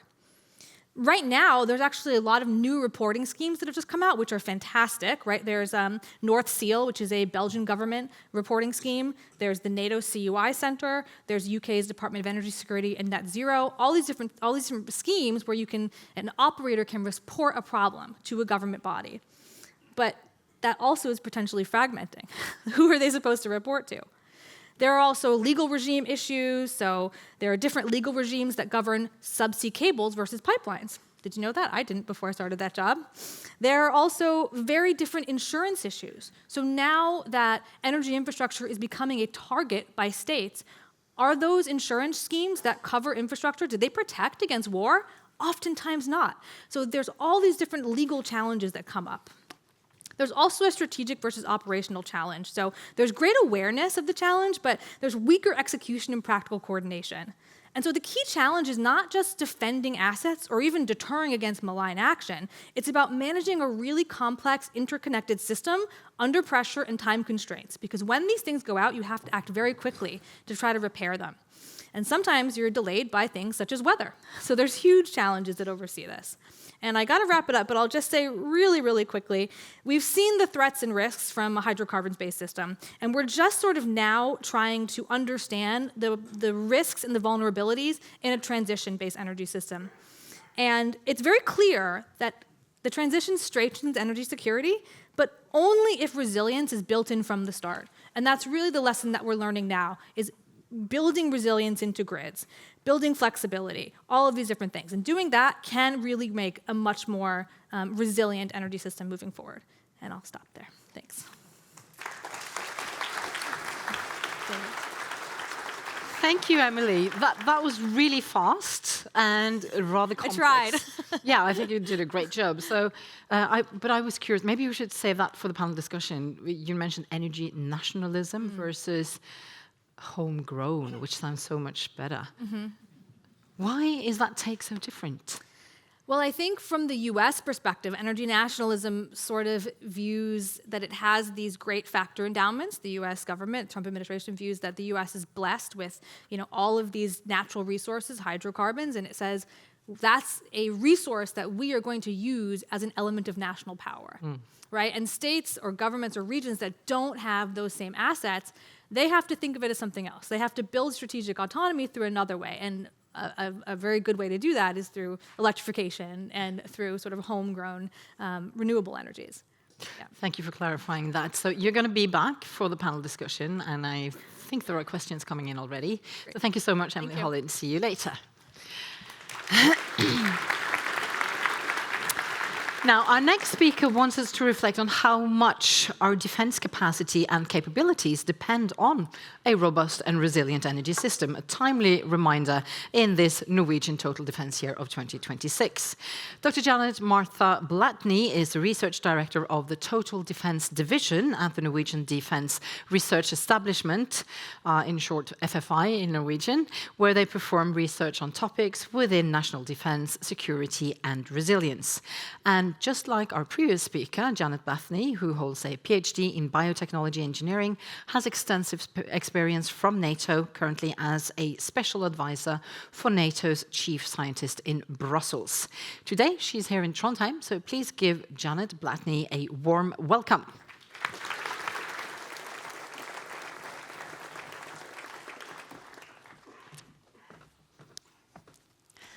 Thank you so much, and thank you so much for the invitation. It's a pleasure to be here. It's really an honor to be here. I want to talk a little bit about NATO first. NATO is operating under a very unpredictable and challenging strategic environment. And war is ongoing, and we are dealing with strategic competition, we're dealing with instability, and we are dealing with geopolitical shocks. And the lines between conventional and unconventional threats are even becoming more and more blurred every day. Now, the lessons learned from Ukraine have shown us a lot, or given us a lot of experience. And deliberate attacks within the energy sector has really shown how civilian infrastructure is targeted to undermine resilience, also have an impact on the critical infrastructures to the population, and it also has shown potential threats to the functioning of the state itself. China and Russia's collaboration has been deepening, both within the energy and within the Arctic. And China's strong position regarding electrical vehicles and battery manufacturing and renewable technologies have created even more dependencies. On top of that, we have climate change. That adds another layer of complexity, and which has an impact not only on the civilian side, but also on the defense sector, also on military bases, critical infrastructure, and energy supply stability. So, since 2014, NATO has had a lot of focus on increasing resilience, national resilience, and that was reinforced in NATO's 2022 strategic concept. Resilience is, this is by definition, the individual and collective capacity to prepare for, resist, respond to, and quickly recover from shocks and disruptions, and to ensure the continuity of the alliance's activities. Resilience is both a national responsibility and a collective commitment. It's rooted in Article 3 in the Washington Treaty. I'm sure you heard about Article 5, but Article 3 is just as important. It's about resilience. So what happened in 2016? The Allies agreed upon NATO's 7 baseline requirements. And these requirements are guidelines. And there are also evaluation criteria that the Allied nations could use to conduct their national resilience assessments and to align with NATO's defense and planning process. These requirements, they span across 3 core functions of civilian preparedness: continuity of government, essential services, and also civilian support to the military. And our white paper, our national white paper, the total preparedness paper from 2025, and our long-term planning within the Defense Pledge, which is a 12-year plan, has really focused more and more on civilian support to the defense, to the military operations. And the Norwegian armed forces are critically dependent on support from the society and on essential functions, such as energy.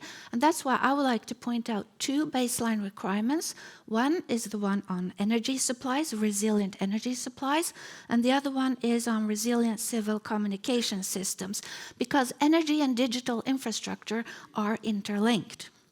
So Norway as an energy nation and a crucial supplier to Europe, which was stated in the previous discussion today, we have a unique role. But we have a geographic proximity to Russia. And we have a huge ambition regarding green energy transition.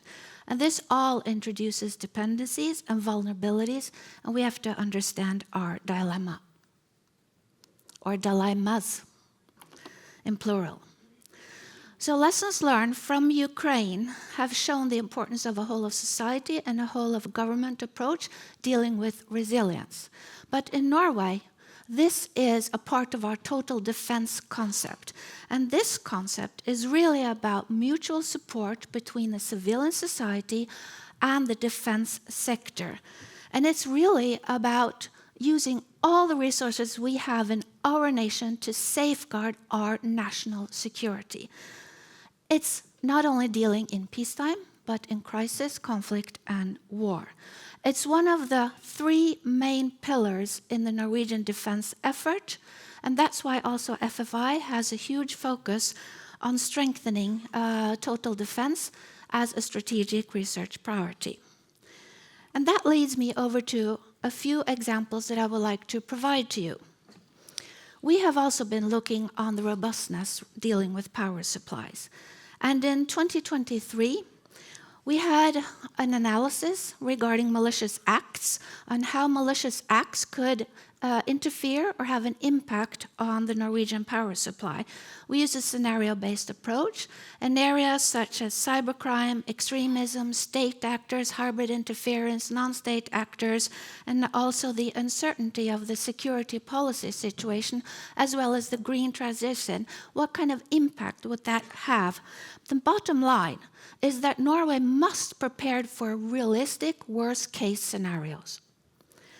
We did another study in 2024 and 2025, and that was assigned by the Norwegian Water Resources and Energy Directorate, NVE, and also Statnett, where we highlighted several recommendations in order to strengthen our power system, in order to strengthen our preparedness.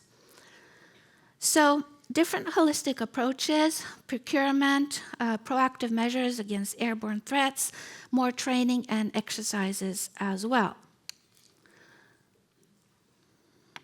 But this year, we delivered a new report to the Ministry of Trade and Fisheries on civilian and military needs for food and fuel, but in this context, more of interest fuel, and how the supply chains could be more secured. As mentioned, Norway is heavily dependent on diesel, on imported diesel. And in wartime, the gaps will become increasingly different regarding peacetime and regarding war. Military demands will increase, civilian demands will increase, and we have to talk more about the impact this has on the different critical sectors. We can rather discuss more during the plenary or during the panel session. But I'll give the bottom line. We have to prepare, and when we prepare within also energy resilience and security by, for instance, increasing our stockpiles, having a more flexible domestic production. Transport infrastructure is clearly very important, and we have to look upon the dependencies between energy, transport, digital infrastructure, and workforce as well. But when we increase our preparedness in this area, we also increase our preparedness in NATO. We support the NATO 7 baseline requirements, and we also increase us as a reliable ally. So by that, thank you for your attention. Thank you, Janet. Just one quick question, because you were pointing out the baselines for the NATO structure, and resilient energy supplies was one of them. Yeah. Does the NATO have a position when it comes to the nature of the energy sources? Does it matter if it's fossil or renewables, for instance? I think it's not either or in this case. Mm-hmm. It's both. And as mentioned, resilience is a national responsibility, and NATO is the nations. Mm. So every nation will be dealing with this differently, as mentioned by the previous speaker. So it's up to the nation. And this will also have geographical, let's say, needs as well, because the challenges in the different nations are different as well. Mm. So that is what we have to deal with. But NATO is the nations. Mm-hmm. Good reminder. Yes. You're going to be back as well later, Janet, so thank you for now. Thank you. Let's dwell on electric power for a while. For Statnett, the transmission system operator in the Norwegian energy system, or the power system, security and preparedness are core elements in their strategic work. But how do they work concretely to ensure and maintain reliable power supply? We are going to turn to Jon Olav Tande for answers. He is Senior Vice President for Research and Development at Statnett, where he is responsible for the company's substantial research portfolio. Mr. Tande, he has extensive research experience, particularly from SINTEF, where he worked for nearly 30 years. Offshore wind and the integration of renewable energy into the power system operations were two of his focus areas there. Now he wants to share his thoughts on energy security and how he links that to sustainability. So please welcome Jon Olav Tande. The floor is yours.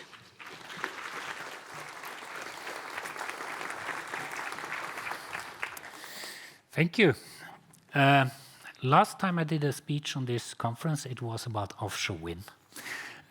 Today it's about resilience of the electric power system. It all depends on electricity. I think that's been highlighted by the previous speakers, but I just want to, it cannot be overstated. When you wake up in the morning, you take it for granted that you have electric light, your phone is charged, the refrigerator is cold, the house is warm. It all depends on electricity. And of course, we can manage a blackout or two. If it lasts for a few hours, then we have backup systems, there's no problem. But if electricity is gone for days or weeks or months, it's a huge impact on society. And then we are not a safe society anymore. We are not a resilient society anymore. So electricity is also safety. When I started in Statnett, which is the Norwegian transmission system operator, we established a new strategy. And the strategy has three elements, as you can see here. It's about increasing the utilization of the existing grid so that we can connect more loads without building new grids, that we can electrify the society and cut climate gases. And then it's about constructing more grid, more efficiently and faster. We need to do that again to accommodate for industrialization and electrification. And the third one is about enhancing resilience and preparedness in operation and development. And this was not only to deal with natural causes that cause blackouts and disrupt the electricity, but anything up to war. So that's serious. At the same time, we say we will work sustainable, we will work always safe, and it shall be cost efficient. And then you may ask, okay, this strategy, I mean, you shall improve resilience and preparedness, and you shall increase the utilization of the grid, and you shall construct more grid, and you shall do it sustainable and cost efficient. Does this go together? Yes, it does. But there are also dilemmas. When we are able to utilize the grid more effectively, then we can more easily deal with a crisis where we lose some of the grid, because then we can still supply more electricity. When we construct more grid and we do that in the right way, we also increase the resilience and preparedness. The trick is really to find solutions and ways to do this that are sustainable and cost efficient, and that we work in a safe way. And I'll give you a few examples that are from our strategy on resilience and preparedness. First of all, I'd like to highlight that Norwegian electricity supply is a distributed system. It has a lot of distributed generation. And by origin, it was operated as a few islands, not interconnected. And it's possible to operate the system also as Iceland if the transmission system fails. So it is designed for safety, you can say. And by using more battery, energy storage, renewables, more distributed electricity, we improve these capabilities. We use digitalization and we use AI in a larger extent to operate the system more effectively. And of course, then cybersecurity is a big issue.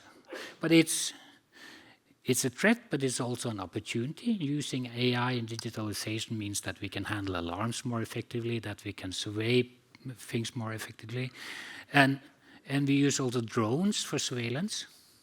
We have, I think, more than 10,000 kilometers of overhead lines. 10,000 kilometers of overhead lines. And we use drones to surveil, for surveillance of these. Most importantly, we have people with real practice in operating in the toughest conditions. These are people that go out in storm and fix things when they break. If there is an avalanche and takes 1 hour overhead lines, it will be repaired.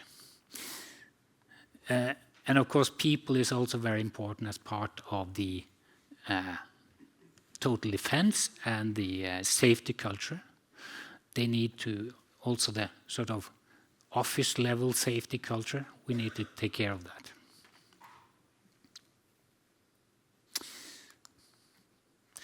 Finally, I would say at Statnett we have an overall responsibility to operate the power system, the Norwegian power system, to develop that. But we are not doing this alone. We are totally dependent on collaboration with the distribution companies, with the electricity producers, with the industry that supplies the goods and services we need. So it's about collaboration, and it's about collaboration inside Norway, but also as part of Europe and the international collaboration. So I welcome this conference and this way to sort of share opinions and move forward in this. Thank you.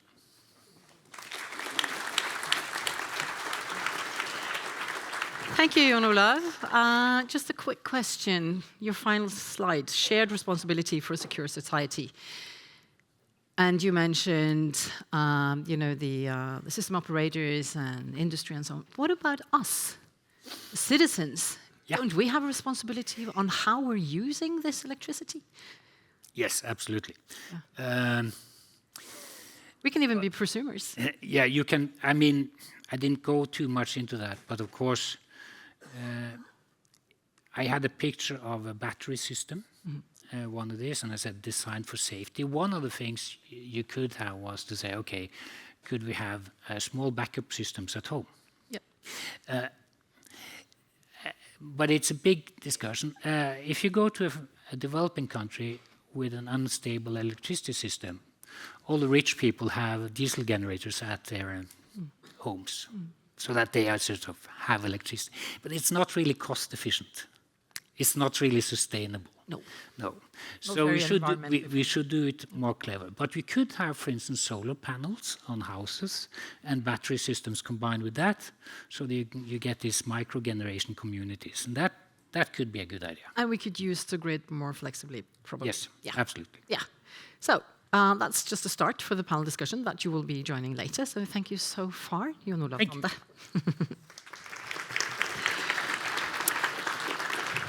One thing is strengthening an energy system in peacetime, but how do you keep an energy system running during war? Ukraine has faced constant attacks on its energy infrastructure since Russia's occupation of Crimea in 2014 already. And these strikes have repeatedly disrupted industry, public services, and left millions of civilians without heat and electricity in midwinter. Julia Kovalev is Chief Corporate Affairs Officer at Emergy, a Norwegian-based developer of wind and solar power in Southeast Europe, including Ukraine. And she brings extensive experience from across the energy sector, from leading reforms at Naftogaz, serving as commissioner at the National Energy Regulator, to senior economic roles in the Ukrainian government. And she also represented Ukraine as ambassador to Canada from 2022 to 2024. Now, we are very pleased that she's here with us today to share how Ukraine's energy system is adapting under continuous attack. So please give Julia Kovalev a warm welcome. Thank you.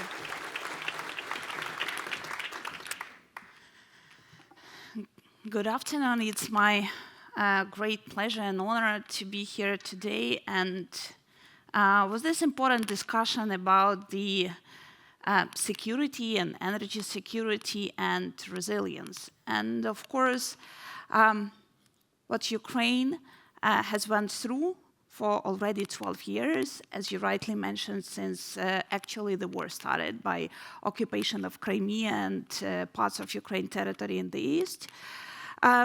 We have a lot of lessons that we can share with you, especially since 2022 when Russia started the full-scale invasion. But before that, there is now, I think, a very narrow line between what is the actual warfare and attacks on the energy infrastructure and what was the hybrid wars related to the energy security, and we historically face it in Ukraine. I would like to remind you that for the last 20 years, Russia was using energy resources as a weapon to Ukraine. If you remember, there were several winters in a row starting from 2008, when in the midst of the winter, Russia was cutting the gas supply to the country and trying to get some political leverage and influence on Ukrainian governments. We went through it, and since 2014, the first major reform of pro-European Ukrainian government was to actually to refuse from Russian gas supply and to implement the European market of gas and to cut this dependency, which Russia has been using constantly as a power threat to Ukraine, to Ukrainians' economy, and trying to influence many of the politicians in Ukraine. But coming back to the situation for the last 4 years, with the start of the full-scale invasion, we vividly see that, unfortunately, but the world we live now, see that civil energy objects became the military targets. Started with the first days of the war and Russian occupation of Zaporizhzhia nuclear plant. I would like to remind you that this is the biggest nuclear plant in Europe, which is now for 4 years under the occupation. And we see regular reports, including, the alarms from IAEA about the safety, security, and it's a matter not only for us, Ukrainians, it's a matter of safety and security for the whole Europe.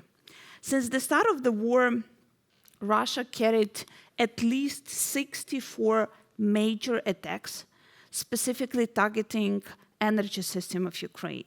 During these attacks, they used over 12,000 different types of the drones and around 3,000 of different types of the missiles, including ballistic missiles, which is much harder for the air defense system to intercept.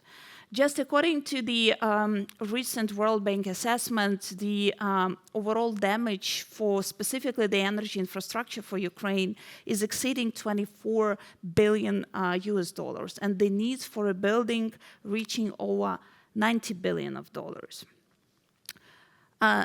But even despite all those challenges, and I'm here more to share with you what are our lessons learned on how to live through the constant attacks, through the significant damage of both the power generation, the transmission lines, the distribution lines, and the wide range of the critical infrastructure and the broader meaning. So what we are sharing today as the view, living through this, is the need to reduce the strategic dependence on the centralized generation. The Ukrainian energy system was built for the last 50 years with the big power plant concentrated on the specific areas. And when these big attacks are happening and the power plants have been damaged in the system, at one moment you have hundreds of megawatts out of the system. And both for the system operator, for major consumers, and the reliability of the country, it's very hard to quickly adapt if few blocks of the power stations are being in a minute out of the system. So the whole approach now, as we are repairing and providing the policies for more rebuilding of the energy infrastructure, is the focus on decentralized infrastructure, which means more reliable, closer to consumer, and from the standpoint of any military risk, if part of that infrastructure even can be damaged or destroyed, it will have no such a big immediate consequences for the whole power system of the country. Then there is a huge need to protect and expand flexible generation, because the primary targets of Russian attacks were those flexible generation, because it's impossible to be able to provide 24/7 electricity to the consumers if you don't have the power generation. That's why the major attacks from the very start of Russian full-scale invasion was the attacks on those flexible power. And today, as we speak, we still have shortages of power, especially in those peak morning and evening peaks of power consumption, because we lost the significant capacity of specifically the flexible generation. A very important thing that I think what was just presented before is the grid resilience. The grid resilience is another important thing that Ukraine learned. It happened that way that during the night, when Russian tanks crossed Ukrainian border, Ukrainian transmission system operator was just switching to the kind of integrating into the European system. But Russia expanded its attacks also on substations, both the transmission system substations and the substations of the DSO.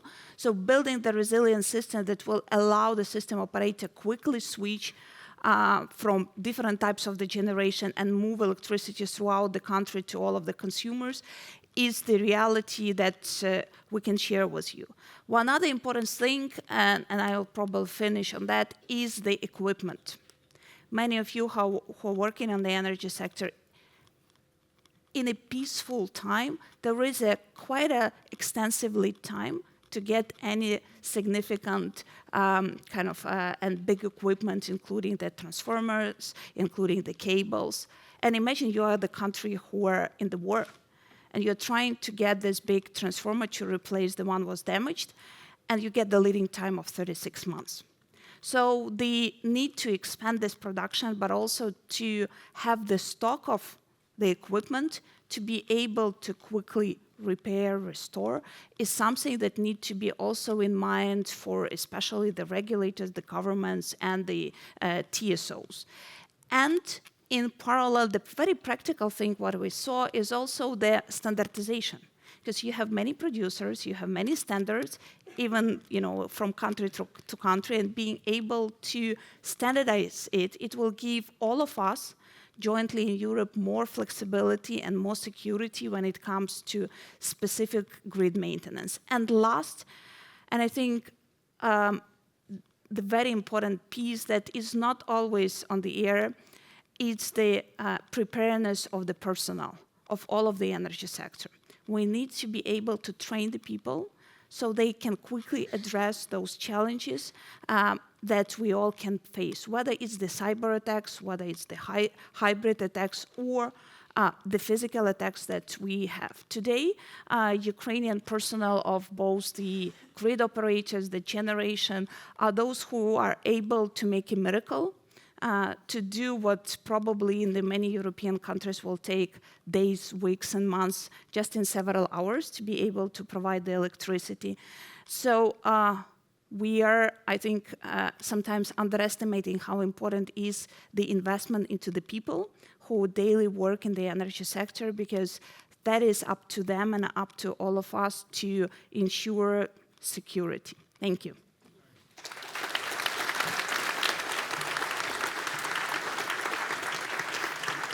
Thank you so much, Julia. It's extremely interesting, and also we see the complexity and the huge challenges that you're facing in keeping this system running. And you have to prioritize. I mean, how are the priorities being done? when repairs are to be done, when you have to put people in different places to do the work, etc., and to maintain that flexible power generation. How is that priority list looking? The first thing that even in theory and even on some modeling of any of the power outrage, the countries need to have the list of the critical infrastructure. Yeah. What is the critical infrastructure? It's the running the government, telecom operators, railways, hospitals, and other important social infrastructure. These are the key elements that need to be kept with power as the priority. So of course the biggest focus is on how to keep them running, because as it was rightly said, you can deal 3, 4, 5 hours without electricity, but imagine you don't have it for 16 hours, and out of the sudden you realize you don't have mobile connection, because even the mobile operators who in Ukraine already installed the small power banks to be able to continue to provide the signal for several hours, but when it's 16 hours without power, that does not work. So how the people will get the information these days? Not from the radio, not from the TV, it does not work. If you don't have power, and if you don't have the internet, we are coming to one more thing, it's about the civilian resilience. Yeah. Because if you're in the crisis, the one thing you want to avoid is the panic, and the one thing you want to have is a channel to proper send the message to all of the people. So having in mind the step-by-step, like a list of critical infrastructure, which is the top priority to restore, this is something from where you start. Yeah. And of course, I think it's hugely important also to mention that without our partners, that wouldn't be possible to be where we are. In spring was much more power that Ukrainians are getting, and I think here Norway is one of the champions supporting Ukraine's resilience in the energy sector, which I genuinely want to thank you. Thank you so much. You're coming back because there's so much more to discuss around the Ukrainian energy system. Now, let's zoom in for the final presentation of this session and look at detection technology. Continuously monitoring thousands of kilometers of pipelines, cables, and power grids is a challenge. And the question is, where do we currently stand in our ability to detect threats towards our energy infrastructure? Let's seek some answers from Dr. Martin Ludvigsen. He is professor and manager of the Applied Underwater Laboratory at the Department of Marine Technology at NTNU, where he is doing research on control, design, and operation of underwater vehicles and instrumentation. Instrumentation that can be specifically tailored to monitor parts of the most vulnerable infrastructure. So, with that, please welcome Martin Ludvigsen to the podium.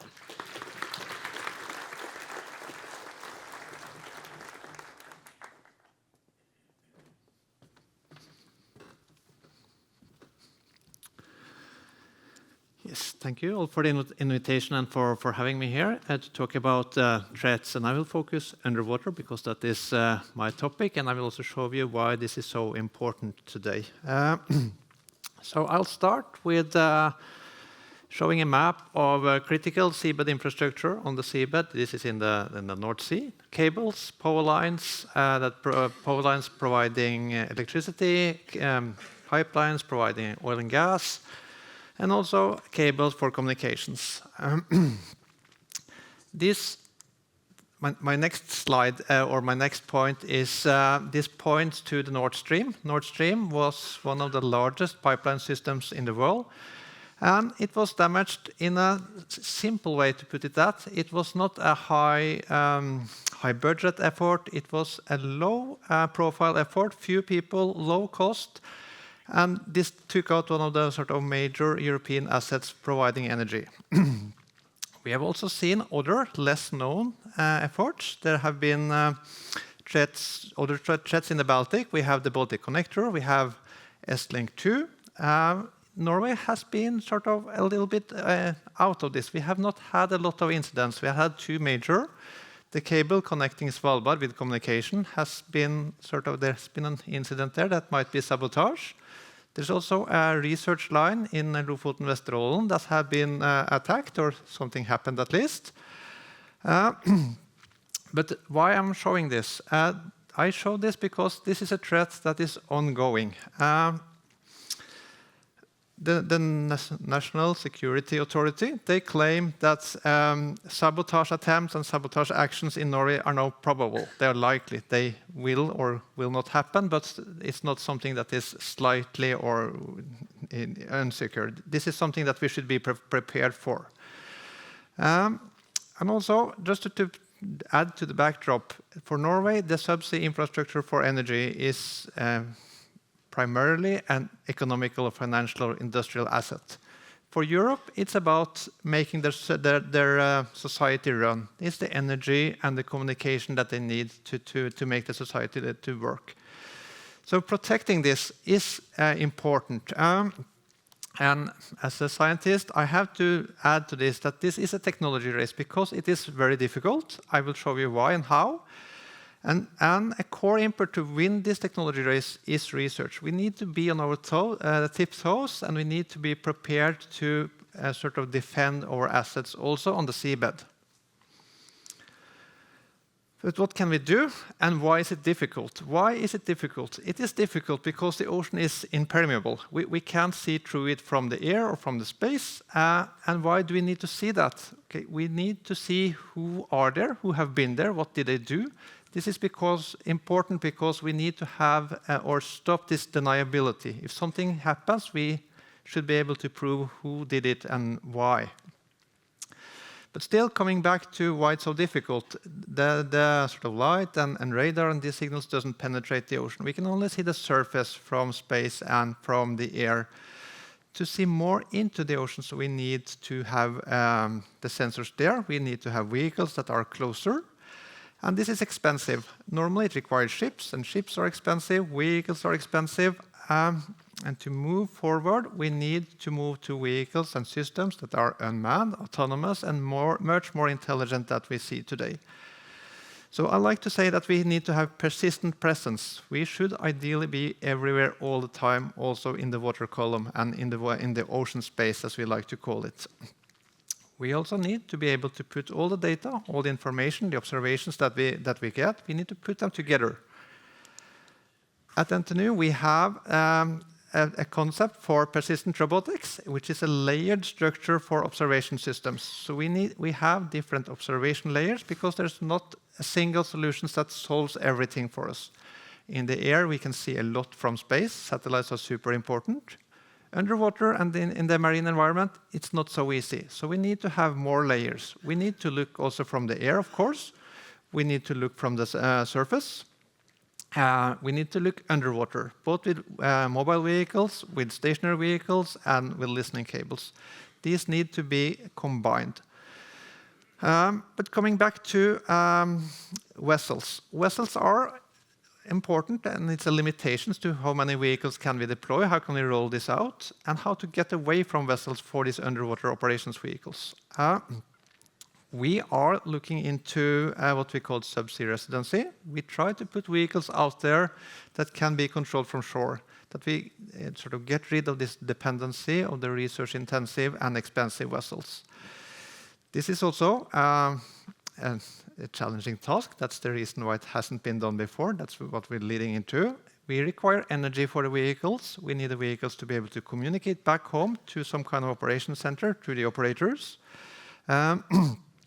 The environment in itself is challenging. We're talking about North Sea, Barents Sea, the Arctic. And what does this require from our vehicles? It requires vehicles that are smart, that are autonomous, that are unmanned. It goes by the definition that to have a lot of vehicles, to have large capabilities, they need to be automatic, autonomous, and unmanned. And that brings me to the next question again. What do we need to become clever, unmanned, autonomous for these vehicles? There are a few technology components that are required to achieve this vision of persistent presence. We need vehicles. First of all, we need vehicles and systems that can have independent perception. When they see something, when a sonar sees a pipeline, sonar sees a vehicle, we need to understand that this is a vehicle, this is doing X, this is doing Y. This has to be sort of processed on board the vehicle. The vehicle itself needs to understand there's a vehicle coming, it shouldn't be there, and report. Reporting sensor data alone back to the operator is not possible the way we communicate in the ocean. And that leads to the next point, onboard decision systems. Because of this communication challenge that we have in the ocean, the vehicle themselves, they really need to understand what to do next based on the observations that they do. They need to have their own onboard decision systems that decides the next point of action by themselves. If I run out of battery, if I meet current, if I see something that shouldn't be there, if I see something that wasn't there yesterday, what should the vehicle do? And these vehicles, they really need to communicate. I started out with the challenge of communication. This is a key enabler for making this vision possible. And the last and most important, or not most important, but the last very important part is that these vehicles need to be robust. These vehicles and systems, they should be out there for days, weeks, and months without failure. But if we can get all this together, I think our ability to understand what's going on increases a lot. And we take away this deniability that is there today. If somebody's there, we can prove that they've been there. And it's become less attractive to sort of perform sabotage actions. So with that, I will end my talk. Thank you. Thank you, Martin. So you're describing a pretty complex picture like everyone else is doing here today, but what would you say is the biggest challenge for the work that you're doing? Is it the cost? Is it the time that is needed to make all these systems work together? Or is it the competence? I mean, do you have the competence? What is the biggest challenge? Yeah, I think it's, or there are different things that come in. I think competence is important, and Norway has a strong competence, but we need to take care of this competence in this field. We are leading in robotics, but we need to be also given our situation. The other thing is coordination. This branch is quite sort of fragmented. Many small actors trying to do the same. If we could work together in a much better way and in sort of coordinated action, I think we could have a better stake of solving this challenge. Good. And working together, that's precisely what we're going to do now, because we are entering the panel discussion. So you can actually go and have a seat at the end. And of course, everyone else got a second applause, so you're going to have a second applause as well. And now it's time to gather all the speakers. So Martin Ludvigsen is already there, and I would like for the rest of the panel to rejoin us. So Emily Holland, Janet Blatney, Julia Kovalev, and also Jon Olav Tande. You can take the seats next to Martin. Is there a staircase? Yes, there is. And I'm just gonna stand for a couple more minutes. I'm gonna sit together with them eventually, but I would just start by saying thank you so much for very interesting and thought-provoking presentations, all five of you. And I had a lot of questions prepared, but I've been sort of tossing them around when I was listening to you. And we're going to discuss some of your main points. And I'm not going to be the only one asking questions, of course. First of all, we have input from our wonderful audience. So I've been trying to read through some of the questions that are coming. My two adept helpers are already working hard to highlight the most relevant ones for this session. So please remember, not all the panels consist of all types of people ready to reply to everything. These are not politicians, for instance. So we'll see. We have to sort of prioritize a little bit. And if some questions or topics are not touched in this session, we might save them for later. So that was for the audience questions. But we also have our ever so skilled and broad expert panel beautifully placed on the first row. They have tables. That's what differs them. 12 different academics covering a wide array of disciplines. They are geographically dispersed, and I would like to add personality-wise, quite diverse, but they're all very nice. And they have at least two things in common: professional curiosity and the ability to ask good questions. So once they are ready to do so, they are going to flip their name tag 90 degrees so I can see that, and I can give them the word. Dear experts, are you ready? Yes, good, great. So But I thought I could start, though, with the wonderful panel that we have here, and I hope that the 5 of you are going to throw yourselves into the discussion as well. Now, you've been listening to each other, and in the position where we are now, I was wondering if you think, if you're optimistic. I mean, I guess everyone was touched by Julia's presentation, because this is, you know, real life, hard time experience. Are the rest of us ready to be in a position where we can actually learn from Ukraine's experiences? I'm going to start with that tiny question. And I'm looking at all of you. Jon Olav, Julia said that, if I understood you correctly, central distribution is a challenge. Now, you're representing exactly that. What do you think about such a statement? First of all, thank you again, Julia, for this wonderful presentation. We learn a lot from Ukraine and the way you're handling the crisis. And it's exceptional what you're doing. In Norway, and at Statnett, I think we were one of the first TSOs, transmission system operators, that put resilience and robustness as a top priority. Why is that? Why are you the only ones? We are so clever. Okay. Next question. No, you can continue. I think we saw what was happening, and we thought, okay, this is good also in peacetime. It's not so that this is only good for the possible event of a war. It's also good to have a resilient power system in peacetime. And one of my main thinking is that we should do things that are good to do, be it in peace or in war. So we should do some sort of no regret solutions, and we should aim still for sustainability, cost efficiency, and resilience and preparedness. So I think this is possible to go. Yeah, there are actually 2 questions to you from Statnett. So I'm just going to address them now since we're talking about this. So first of all, is it Statnett's assessment that cross-border power interconnectors contribute to Norwegian resilience, or does it rather compromise it now and in the future? No, I think it does not compromise it at all. I mean, this is part of our national security. We have a hydropower-based power system in Norway, and hydropower resources varies plus minus 30% from a dry year to a wet year. And in the dry year, without cross-border connections, we would not have enough electricity to supply the demand without this. And a second question with a short answer. How fast can you repair the Norwegian electric grid after a targeted attack on several transformer stations?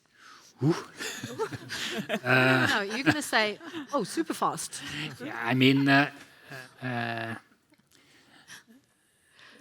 is an issue. We need to have spare parts, of course. And transformers, they are not small things you put in your back pocket. You know, they weigh hundreds of tons. But we have a strategy for it. And I'm going to lead that. Thank you so far. I want everyone to have the word, and I see already the experts are just dying to ask you. But Emily, I was thinking when you were describing also for the critical infrastructure the magnitude of actors that are involved, and I think I'm not sure if you said it out, directly, that it's difficult to make these actors share data. It's also a legal question. But how do we create safe and effective information sharing across borders and sectors? Well, that is really a huge challenge. Yeah. Even within the alliance, there are issues with trust and sharing information.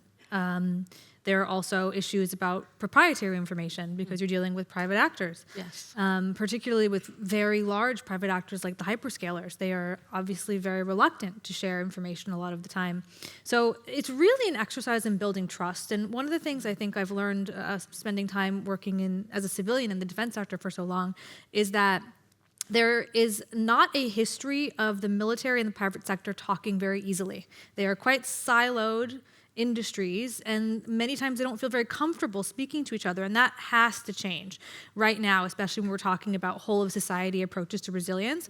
So there needs to be forums where you get private sector actors and the military together to get to know each other, to share information, to understand why some information might be good to share with the military and why others can't. So just building that trust is a huge foundation, and that's started to happen now, but it needs to happen more.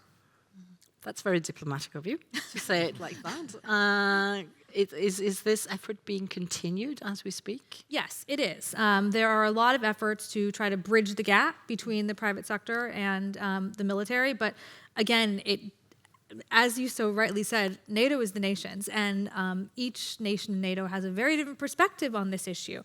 And so there are some regions within NATO that work together really seamlessly in terms of sharing information, and they're very open with each other and trusting. And there are other regions in NATO that do not work together so well. Yeah. And there are certain actors within NATO, certain states, that are just reluctant to share information with the alliance or with the private sector. And so you have a huge array of different actors with different incentives. That said, forums like what we do at the NATO COI Center, which is bringing in points of contact from various different roles in government, and then having those actors speak together with relevant private sector actors, it does the initial stages of building that trust. And so I think as we are moving towards a security situation in which whole of society resilience, particularly in Europe, is at the forefront of the agenda, those sorts of forums are going to need to happen. And Janet, I was just wondering, since we're in NATO landscape, where should we draw the line between necessary transparency and national security? Oh, well, to build upon what was just mentioned, first of all, I want to say thank you to Julia, because what you presented is also a wake-up call for other nations. And I think just by raising this in this debate, it raises also awareness of what we have to do in our preparedness. So thank you so much for sharing. Back to the transparency part, I think also what was just mentioned by Emily, the dialogue between the nations, by the private public, not only between, let's say, the military and the private. It's really a public-private partnership in this debate. And you can share what you can share. But also there's security acts that you need to take into account. And you cannot share all kinds of information due to that you do not want to, or you cannot expose your vulnerabilities, because at the end it's about deterrence. It's about securing your own nation, and it's about deterrence. So research, for instance. I mean, we can be so open and transparent. So research and the dialogue that we're having today and what was already put up front from your presentation, Martin, is an excellent way of also communicating, let's say, the challenges in this area, and also informing the policymakers and the decision makers of what we need to focus on. So yes, we need to be transparent. Yes, we can share information. I'm sure we can share much more than we do already. But at the same time, we do have some obligations to take care and protect our own vulnerabilities. Precisely. And Martin, you wanted to have the word, but I would add on a question as well, because as a researcher, I mean, you're pro-openness and sharing of data, but there's a line as well to how much data you should or could share. And I've heard industry representatives calling it a naivety. I'm not going to name any nations' names or anything, but, people are paying attention and watching maps, for instance, of transmission lines or, share data and so on. How do you avoid, how do you manage to do that fine balance between sharing too much and too little to get that development going? So it's a large paradox. You can't really have a right and wrong, but there's a slight slider where you would like to stay. But sort of point that I'd like to mention is that you can and should protect some technology, because technology, that's where I'm at. You need to protect some solutions because you need to protect your own capabilities. And you don't want to share other people's, your own capabilities. That is important. But the other flip of this is that this hinders and reduces the innovation rate, and the innovation goes down in society in general. People can innovate slower, we have less solutions, everything moves slower. This sort of revolution of open source that we've seen many years ago has sparked innovation in many, many places. And if we move to Ukraine, where people make their own drones with their own hands, it's impossible without open source. So if you have a wide variety of technology openly available, this also gives sort of persistence to the society, because you can handle a lot more if you have this availability and sort of diversity of solutions available to everyone, not only a few concentrated large industry partners or defense partners. So finding that balance, and also make sure that we have open technology as much as possible. It improves innovation and it improves also societal resilience. Julia, you have to comment on that. Yes, and maybe because I'm no longer the diplomat, I can be more direct. I think we can talk a lot about, sensitivity, data sharing, but then guys, let's go to the Google map. Yeah. And most of your infrastructure is there. Okay, then you can do the extra efforts for not a big amount of money. You can buy the satellite data from commercial satellites, and you will have much more data available. So, frankly speaking, from the physical perspective, what could you hide? From the commercial perspective, look on many players, whether it's the privately owned companies, publicly traded, or it's state-owned. Everybody wants to be transparent. Everybody is sharing your, as the TSO, your investment program, when and how and what you will build, and the same with the power generators. So it's already most of the data. It's publicly available without almost zero cost to invest on getting this information. But if we are looking on the cooperation, I think one sector has already showed a lot of progress. It's the cybersecurity. And I saw it I spent almost 4 years working in Canada, and I saw that trend happening. First, the government stepped when they saw the cyber attacks, specifically on the critical infrastructure. But then they started the building, and I think most of the NATO countries have already quite a good dialogue with the critical infrastructure sector on cybersecurity.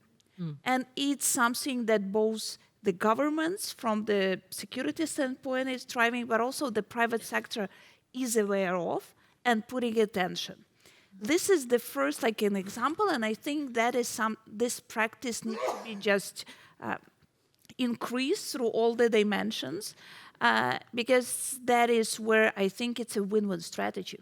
It's both for the national security, but also to precise power producers or the traders or whoever is in the private sector, because this is possess the great risks. As for the open data, yes, indeed, many of the technologies, this is the balance between you want to have it cheap, quick, but then you need to open the source, or you want it to be, very restrictive, usually very expensive, with this probability of success much lower, and then you do it usually by the government, which is inefficiency, the question mark. So yes, we have this trade-off, but also, frankly speaking, let's also realize that we have so many public data already available. And you can't unpublish those, no. I am going to let the expert panel ask some questions or comments, and half of them are already ready to do that. So I thought I would start with you, Jim Watson. You are Professor of Energy Policy at the University College of London. Energy security is your field of expertise, so I thought it would be wise to start with you. Go ahead, Jim. Thank you. Thank you very much. Hope you can hear me okay. So I wanted to come back to what Emily said and then what Martin talked about at the end of the panel, which is the North Sea, the undersea interconnectors. And I suppose the question I'm left with is, it's a bit of a mess at the moment in terms of responsibility. For reporting, you mentioned 3 different schemes. I've talked to cable operators back in the UK who say they're not responsible for monitoring this stuff. They can build it, but it's not their thing, it's somebody else. So I just wonder, for you and for any other members of the panel, who do you think should be responsible for trying to coordinate a type of approach which means that we have better reporting, better monitoring, and better response and prevention? Because at the moment, it doesn't seem to be very good.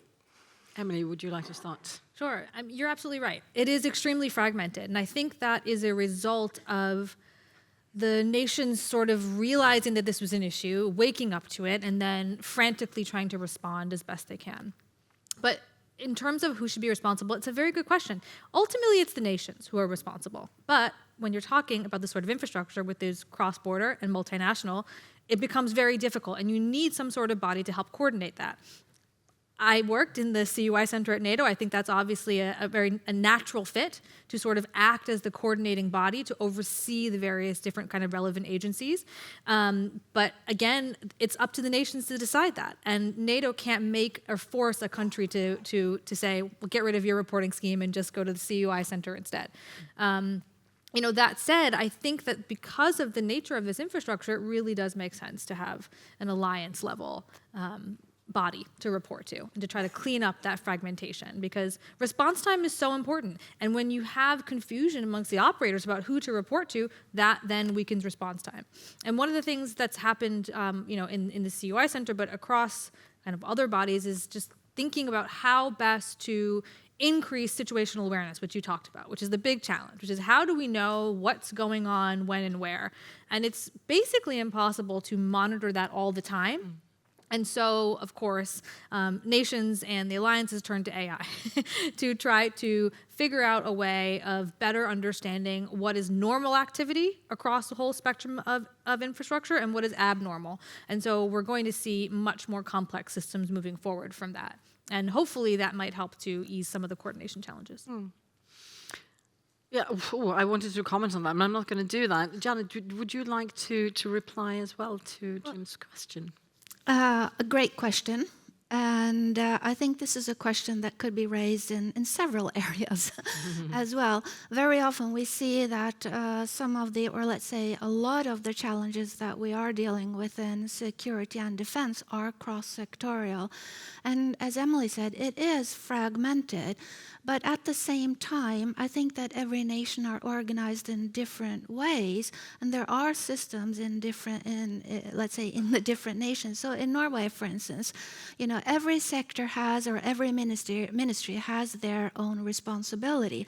But at the same time, they need also to collaborate and be coordinated among the sectors. And maybe this is one of the most challenging parts that we're dealing with, having the cross-sectorial approach and dealing with, let's say, finding good solutions and mechanisms to deal. But what I do see today, and again, based on the security challenges, is that there is a growing awareness that we have to work much more cross-sectorial. And as I mentioned, the 7 baseline requirements, NATO is also approaching each nation. What's the status? How are you doing in this field? So there's also reporting mechanisms there, because resilience is a national responsibility. It's not perfect. Nothing is really perfect in life anyway. But at least I see a movement. And that's the good part. But I think maybe the cross-sectorial part is maybe one of the most difficult areas to get a good coordination. What I was thinking about was data ownership, because the data is usually processed by industrial actors who do not have national commitments necessarily. There's an agreement and there's law and regulations, but other than that, that's a risk as well, isn't it? Yes. Yeah. So, Martin? Yep. Back to the question about who has the responsibility for the infrastructure. I would answer with a question, because in Norway typical of these researchers and academics, yes. The responsibility in Norway is given to the owner by the Security Act, right? But who can protect it? Because if you own something and somebody comes in and you don't have the legal framework to protect it the right way, you can't really defend it. If some attacks your assets, then it's a governmental and it's an official unit, then you're to police and defense. And that, I would say that is likely to be challenging if you're an asset owner, that you are responsible, you don't have the framework, or do you have the framework to detect it is more the question. Yeah. Would you think would reply to that? I think this is a societal question. It is. Who should take the responsibility and how should they do it? I think it's easy for the government to give the responsibility to the asset owner, but it puts the asset owner in a challenging situation. Absolutely. Moving on to, or back to the expert panel, I thought maybe we should hear from Stephen Gabriel. You're also a regular part of the panel. I think you can just test it. I think it is on. So you're a professor at the Department of Mechanical Engineering at the University of Maryland. So mathematics. Yes. That's your field. Yeah, and also NTNU. So yeah. So I deal with a lot of modeling related to critical infrastructure under uncertainty. So how do you optimize something? So this is a question that's going to begin undersea, but doesn't have to stay underwater. Basically, the sea is huge, obviously. So given that you want to cover sensors and put in infrastructure to detect, bad things happening underwater, you have to make some trade-offs. You can't look at every single worst case, and that's basically a robust approach if you're going to do that. But every euro or krona that you spend doing that, you've taken away from climate change. So it's a shared resource in terms of the budget. So how does, just giving a hint, how do you allocate where you're going to put these things under the water to protect versus taking that away from some other part of the economy? This is a general question for everybody. Again, it starts underwater, but could be anywhere. Thank you. I see several hands are raised, but do you feel inclined to start, Martin? I can do that. I think the first question is how to choose between security and environmental. It's a political question. I think you can have, this is a situation where you can have both, because if you have assets out there, if you have observation systems, you can also improve the scientific understanding of the marine environment considerably. You can sort of go one level up to what we understand about the ocean. Okay, that's still only observing the problem, it's not really solving it. When it comes to where to put the money, it's also about what level of risk do you accept and how can you model your risk? You mentioned modeling, so you need to model, quantify your risk, and then make your investment accordingly. Yeah. Thank you. Jon Olav. Yeah, this is not Statnett necessarily speaking, but me asking Strange, a question. I think you do represent Statnett. Okay. Yeah, but I'm still asking a question. In Norway or in all NATO countries, I think we have this 5% agreement that we should spend on defense, total defense, and 1.5% of that should be for civil purposes. So I think one idea could be to say, okay, let's take part of this 1.5% and protect our infrastructure. That could be that, so we not get this conflict between renewable energy and protecting infrastructure. Because I think this is really a case where you say, okay, we need to protect this. And it's probably a good idea to do it also for non-war times, if there are accidents happening and so on. But it's still the level of surveillance we're talking about now is not something you would plan for if it wasn't for the geopolitical situation. Janet, did you raise your hand? Well, I was really touching my glasses, but I can. That's allowed. But I can respond, or at least throw in some reflections. Now, I was thinking about, we often talk about, let's say, one type of infrastructure, one critical infrastructure.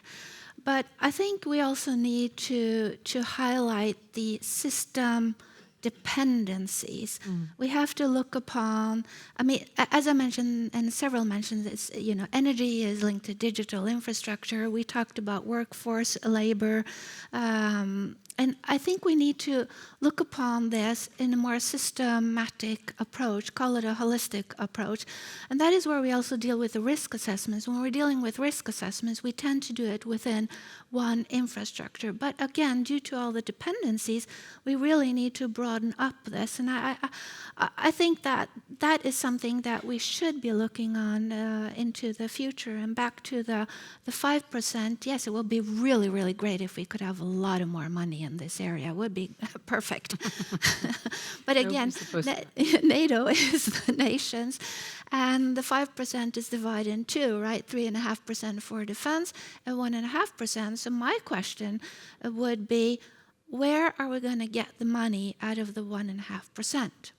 Does that mean more money, or does that mean, let's say, a prioritization of the money that we have within the nations? And how do we calculate that regarding the critical infrastructure? Because that 1.5% is not only about critical infrastructure. So it's a good point, having a part of that. But again, it's back to the nations. So the question is, what is Norway going to do about that? That's a big question. Julia, you wanted to comment as well. And I will also a bit add to the complexity of this discussion, because on the one side, there is more calls around all the NATO partners to invest 5% into the defense, including the critical infrastructure, and everybody is looking on the energy infrastructure as one of the core of this infrastructure. And out of the sudden, all the discussions shifted on, how to protect, how to invest in the critical infrastructure, which will definitely have the impact on the power prices. On the other side, in order the economy to run and to have this 5% to spend back on the critical infrastructure and defense, you need to have the power prices which make your economy competitive. So this is the bigger trade-off between the investments. The good thing there is the cost. And we saw it definitely from Ukraine. We're grateful to many partners who at the beginning of the war provided us a lot of different weapons, including the very costly drones, which were worth of $1 million each. Now we have these types produced 1 to 10 in terms of the cost, because of open code, because of more private sector, and just, there was a big throw of people, talent, and resources there. So looking on those different unmanned systems that can support the critical infrastructure, including underwater, if there will be let's call it more market for this, there will be more people coming there with the private investment, with their brilliant minds, making it cheaper. So this is all whether we are going to create this market. If yes, we will get a cheaper solution, more affordable, that at the end of the story will help us to get, more awareness. Okay, Emily. Just very quickly, I just wanted to jump in and said that it doesn't necessarily have to be a trade-off. So oftentimes defense investments spur research and development into transition technology. So for example, right now, just 2 days ago, actually, the Trump administration put out a $500 million RFP for researchers to try to submit research projects on recycling, LFP technology, and a whole bunch of other different battery technology type things, because it's so important for defense purposes. But of course, that bleeds into the civilian space. That research does not stay siloed to the military. So there are lots of overlap in terms of where defense spending can actually really go quite far in moving the transition forward. It seems like it's the cabbage and the goat. Yeah. Thank you. I'm going to combine two questions there, one from the audience with one of my own questions. What should Europe do to ensure technological sovereignty for energy security, given reliance on China and an unpredictable ally in the US, combined with the components that we need for repairs? How can we manage supply chain risk in critical infrastructure? And I'm looking at the entire panel now. Who would like to start? European sovereignty. I can start a very straightforward comment with the Europe is still buying Russian gas. Yep. As of today. Yes, this amount was significantly decreased, but let's realize that still on the one side, we are very grateful for the support of Ukraine that all the European countries are providing. But on the other hand, there are still some countries who are feeding Russia and its war machine by buying both Russian pipeline and LNG gas. And for those who have been watching the recent, I will take my diplomatic hat, turbulences around the oil pipeline to one country who desperately want to continue to buy Russian oil. And out of the sudden, the rest of EU members who already voted for the support package to Ukraine are stuck. This is the first easy home question to many of the European capitals. On a broader sense, yes, we all are talking about the renewable sector and different technologies. And then, of course, what does it mean in terms of all of the equipment? If we look on the storage, who is the main supplier on all the BESS technology across the world? Solar, wind, and then it comes to critical minerals, which became led by US, the discussion, which was I think a very important wake-up call for many countries, understanding that whatever we are talking energy storage, or we are talking about defense, critical minerals is becoming a very important strategic asset for NATO. And the more discussions around how to build the strategic resilience on all of the value chains, starting from those production of these critical minerals, we see more attention, more investments coming there. But this take time. This take a lot more efforts on research, a lot more efforts on government policies, more funding at the end of the story. Whether we all are there, no, but we are definitely on the right path of, if you're ill, the first thing is you need to have a good diagnosis. And then if you diagnosed quite well, you take the medication and you're on the right way to get better. I know that everyone would like to continue this discussion, but we have to sort of to use the analogy of flying, we have to land this flight quite soon. So just one quick question at the end, and it's a yes or no question. Can crises actually accelerate a shift toward cleaner and more resilient energy systems? Everyone who thinks yes, raise a hand. Yes. Okay, so because I was thinking, you're so realistic. But no, 2 hands up and 3 nays. Yes.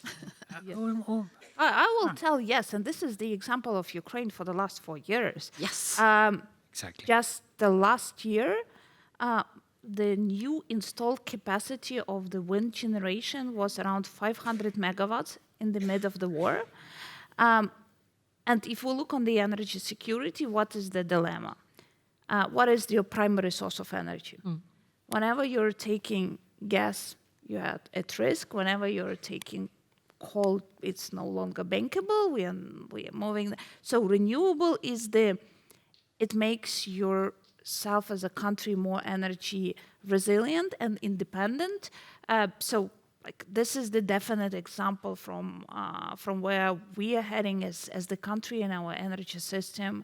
That will be more and more reliance on the one side for renewables, on the other side on whatever renewables is the diversification. I'm going to say thank you. That was actually a nice summing up of the discussion. Thank you so much, Martin Ludvigsen, Jon Olav Tande, Janet Blatney, Julia Kovaliv, and Emily Holland for sharing your perspectives with us. Thank you to the expert panel. You're going to get a new chance later on to ask questions, and also to the audience for great questions. So a huge round of applause for the panel. And And I'm just gonna do this while I'm sitting with you here. Then in the next session, we're going to scrutinize the different global value chains. We were just touching upon it now shortly, that the energy transition depends on and the pressure they are under. So how can we build more robust and more competitive value chains? But that is in an hour. At this moment, we're getting close to our lunch break, which lasts until 13:15, 1:15.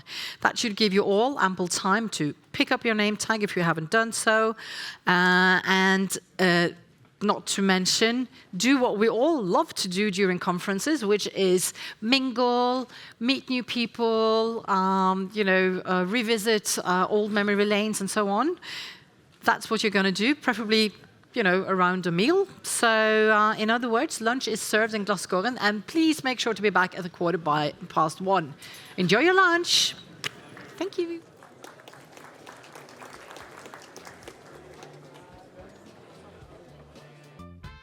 Actually, I'm an exchange student right now. I'm actually from Austria, and I think the initiative is just really nice that it's supported here in Norway that much, and I hope in Austria as well. Would you recommend other people joining next year, and if so, why? Definitely. I think especially for young people, it is really important to learn all these things. Also to know where the future is going. I think that is really important. Yeah. Thank you so much. Have a good day. Can I ask a question? Yeah, okay. Just a quick reaction of the day. Very interesting, very thought-provoking. I'm not sure if I have the solution to any of the big problems now, but it was very interesting hearing different perspectives of people that I've never considered before. Thank you. Yeah, thanks. So, Petter, how has this workshop started today? Well, I think it started great. Also, there's a lot of challenges related to conflicts in developing energy resources, large scale or small scale. And we've gotten a good view of that, or the diversity of it, this morning. It's really complex, but somebody has done it, both large scale and small scale, so it's possible, certainly. Has there been any good outcomes so far, or is there anything that you're hoping to get out of the second part of the workshop? Yeah, in the second part, we're digging more into institutional development or cooperation, I mean, between Norwegian actors and actors in the global south. I'm looking forward to that because it's been built, also it's from Nepal. It's been built over 30 years, and you need time to build those type of relationships. And in the end, we'll kind of look at how entrepreneurs can survive and prosper, you could say, in the global south. And we really need to make that happen in order for the energy transition to go through. Great, thank you, and good luck with the rest of the workshop. Yes, so how has this workshop been going so far today?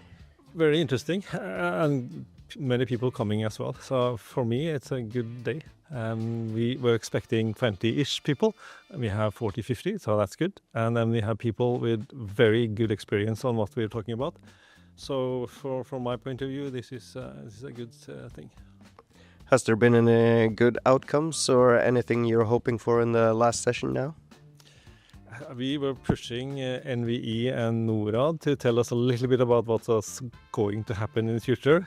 They say a few things in between the lines. We can see that it's positive. And what we are trying to find out is whether NTNU have more a closer relation to NORAD especially.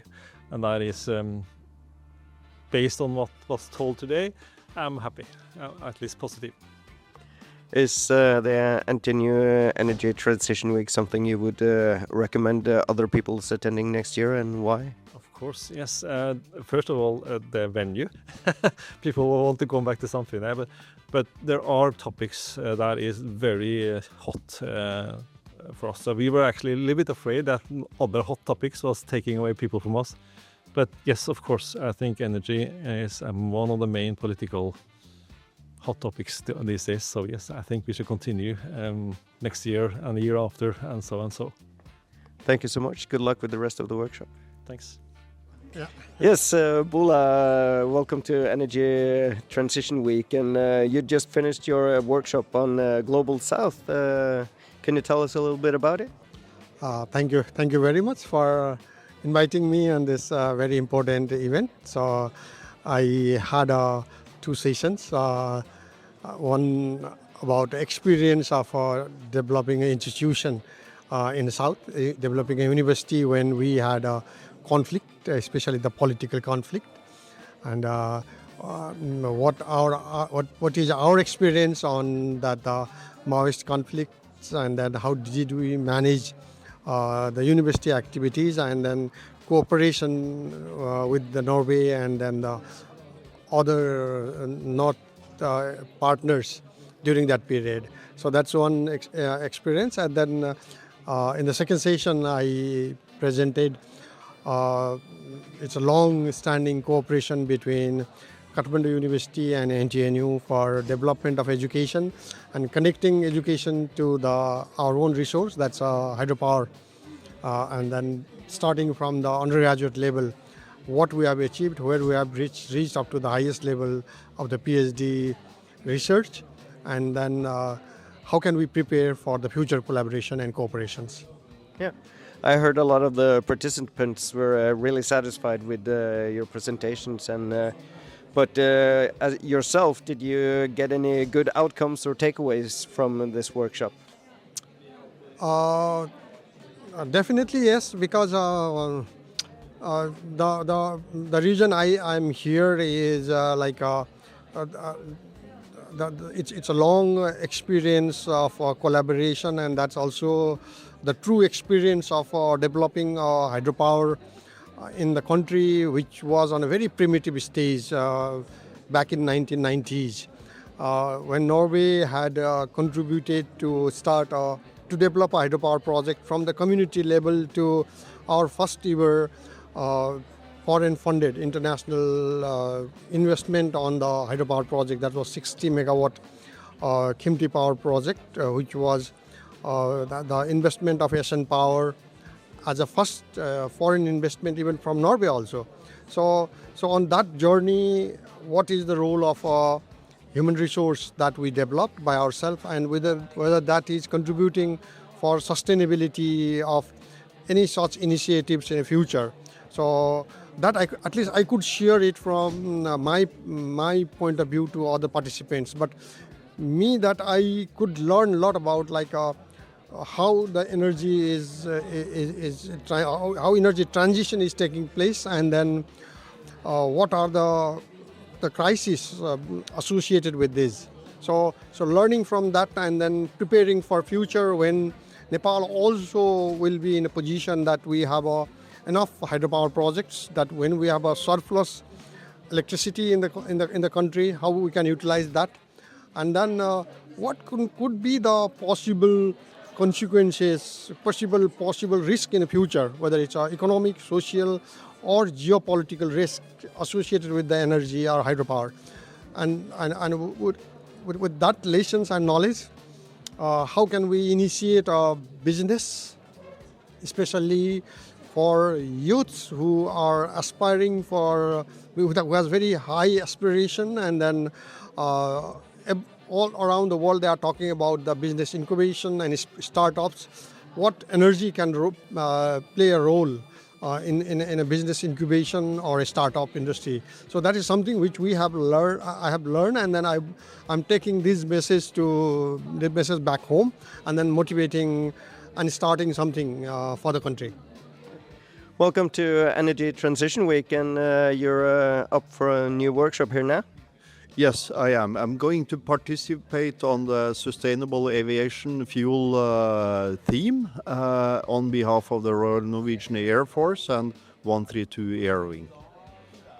And do you have any hopes or expectations for outcome of this workshop? I hope there will be good discussions on sustainable aviation fuel, and I hope also we can take a step forward and have more aviation fuel production at several sites in Norway. But it will be a huge step or a giant leap for the mankind, so to speak. Are there any special questions on this subject that you feel that this debate haven't discussed enough? I think at least a question I expect to have is how we can have a political debate in Norway to facilitate for more aviation fuel production in Norway. Yeah. And this is your first time participating in Energy Transition Week. What do you think of arenas like this? I think arenas like this is very vital and most important. We need to discuss global climate is the biggest challenge in our time. That is also stated by the former Secretary of NATO, Jens Stoltenberg. So this is an existential threat to the world. So we need to focus on that, and also we working in the military need to take our share of this. Thank you so much. Good luck with your workshop. Thank you. Maybe you can tell us a little bit about why you think it's important to participate in an event like this. We Sustainable Energy, we offer full-scale test facilities for energy solutions and systems. And we have recently gone into a collaboration with NTNU, where we are developing continuous education courses and also are connecting closer each other with the research projects. Great. So you've been part of the AI workshop here today. How has it been so far? So it's very interesting to see the different type of actors which are gathered here to talk about this very current hot topic. They managed to gather really different perspectives from the local communities to the academics. It's very interesting to see to understand all the layers of complexity of this topic, and I think this workshop really managed to capture the complexity of this topic through the gathering of this diversity of people. Has there been any especially good outcomes or takeaways from this workshop? Yeah, I think regarding this local aspect, there is definitely a really interesting takeaway that there is a need to understand how local impact and local concern of the data center sector, AI sector is growing and evolving, and there is a need to better understand what is the impact, indirect also impact of this sector, to just better implement the integration into our system. So welcome to Energy Transition Week. You're a participant in the AI workshop. Can you tell us a little bit about what you have been doing today? Sure. So today I've been a speaker in the AI and digitalization workshop, the importance of AI in the energy system, and exploring what the role of AI in the energy sector will be. Right now we have a lot of demand for AI-driven data centers to train new foundation models to support the use of AI in the economy, but that draws a lot of power from the grid and has a lot of impact on local communities as well. So we're exploring what the role of AI will be in the energy sector from a point of view of the demands that it will have, but also in terms of the positive impacts it can have in terms of applications within the energy sector as well. And have you had any good outcomes or takeaways from the workshop so far? Yeah, the workshops have been great. It's been really great to see research from all over Europe, from different groups, all come together to talk about a subject that is quite novel, quite new, and quite on the cutting edge. So the researchers here have been, some of the best in Europe and presenting some really exciting work. And a bit more on a broader perspective, what do you think of Energy Transition Week as an arena to come together and discuss, learn, and influence other participants? Can you say something about that? Yeah, sure. I mean, I think it's great that it's being run in the student center as well. So it's kind of sharing the stuff that is happening in research and the industrial community as well with a broader audience. And the energy transition is such a big societal shift and such a thing that we need people to engage with, that we really need to bring everybody along and keep everybody informed. So sharing this kind of information in an event like this is really exciting and really helpful in terms of getting engagement with society on the important issues around energy. If you were to advise other people to attend next year, would you, and why would you? I would definitely advise people to come to the Energy Transition Week here. Trondheim is really nice. Trondheim is lovely. Also, the NTNU is a real centre of expertise in this area, so there's a real concentration of experts in Trondheim, so having the kind of event here is really exciting. So yeah, I would definitely invite people to come and check it out and to see what the cutting edge research is and to have some really interesting debates about the kind of issues of the day. Thank you so much. Have a great week. Thank you very much. Great to be here. Thank you. So, welcome to Energy Transition Week. How's this AI workshop been so far today? It's been wonderful. I really appreciate how we have the global perspectives to start, and then this afternoon we're going to focus on the local impacts and the local voices, so it's a good combination. Has there been any good takeaways so far? Yeah, I think it's obvious that AI is here to stay, and the impacts are going to go up. The solutions might increase, but the uncertainty will continue. But there are very real concrete solutions today, like looking for more transparency throughout the AI stack.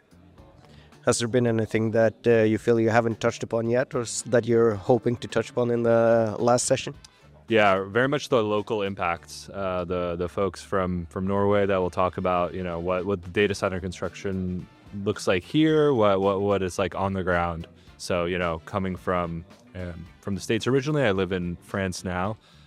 It's something we don't really hear about a lot, what's happening on the ground in these places. So I think it'll be really valuable. And if you were to advise people to come here next year, would you, and why would you advise people to attend this week next year? Yeah, definitely attend. It's been a really good combination of, kind of world experts as well as local leaders. And, students are great because they're thinking about what's next on the horizon, maybe more so than some of the established figures. So definitely highly recommend it. Thank you so much. Good luck with the rest of your workshop. Thank you. So, welcome to the Energy Transition Week. How has the first session of the workshop been so far? The first session that I attended on the artificial intelligence and data centers were extremely insightful. And we get the broader picture with International Energy Agency on the growth of data centers and our need for bigger capacity, but at the same time as well national examples such as the US, UK, Norway. What does it mean locally, but as well in terms of sovereignty. And has there been any good takeaways so far, or is there something that you're hoping to get out of the second part of the session? I would say the biggest takeaway, as we have heard before, and again, is that we're not prepared for the wave of data centers, what it means. We need to adapt our regulatory framework that will be discussed later on this afternoon. But we also need to understand how to master this at the local level in terms of grid congestion, environmental impact, notably. And is there anything else during this transition week that you're attending? Unfortunately not, but the Energy Transition Weeks are always very insightful, so I hoped I could stay a bit longer. And, I wish the best success for yet another Energy Transition Week. Thank you so much. Yeah. So, how has the workshop here in Rådshushallen been today? It's been extremely interesting. I find the geopolitics of energy transition as playing absolutely important role in accelerating the change towards sustainability. Has there been any special takeaways or outcomes of this workshop? I think that this realization that affordability plays still such an important role in driving transition surprises me. Such strong attention to technology rather than paying attention to energy policies and the behavioral change. I think these aspects could still gain some more attention. Yeah. And on a bit more broader note, this Energy Transition Week as an arena to get together, do you feel that it's an important arena, and if so, why? You mean the arena here in Norway? Yeah, Energy Transition Week, the workshops and the conferences. Okay, oh, absolutely. I think this is one of the most important energy transition events, even in Europe. I don't know of any other with such a load of brain power where such important topics are being discussed and in such an intensity at this high level, basically. Yeah. Great, thanks, and good luck with the rest of the workshop. Yeah, thank you so much. So, how's the Transition Week been so far? A lot of interesting sessions, I think, and I've been to these two workshops.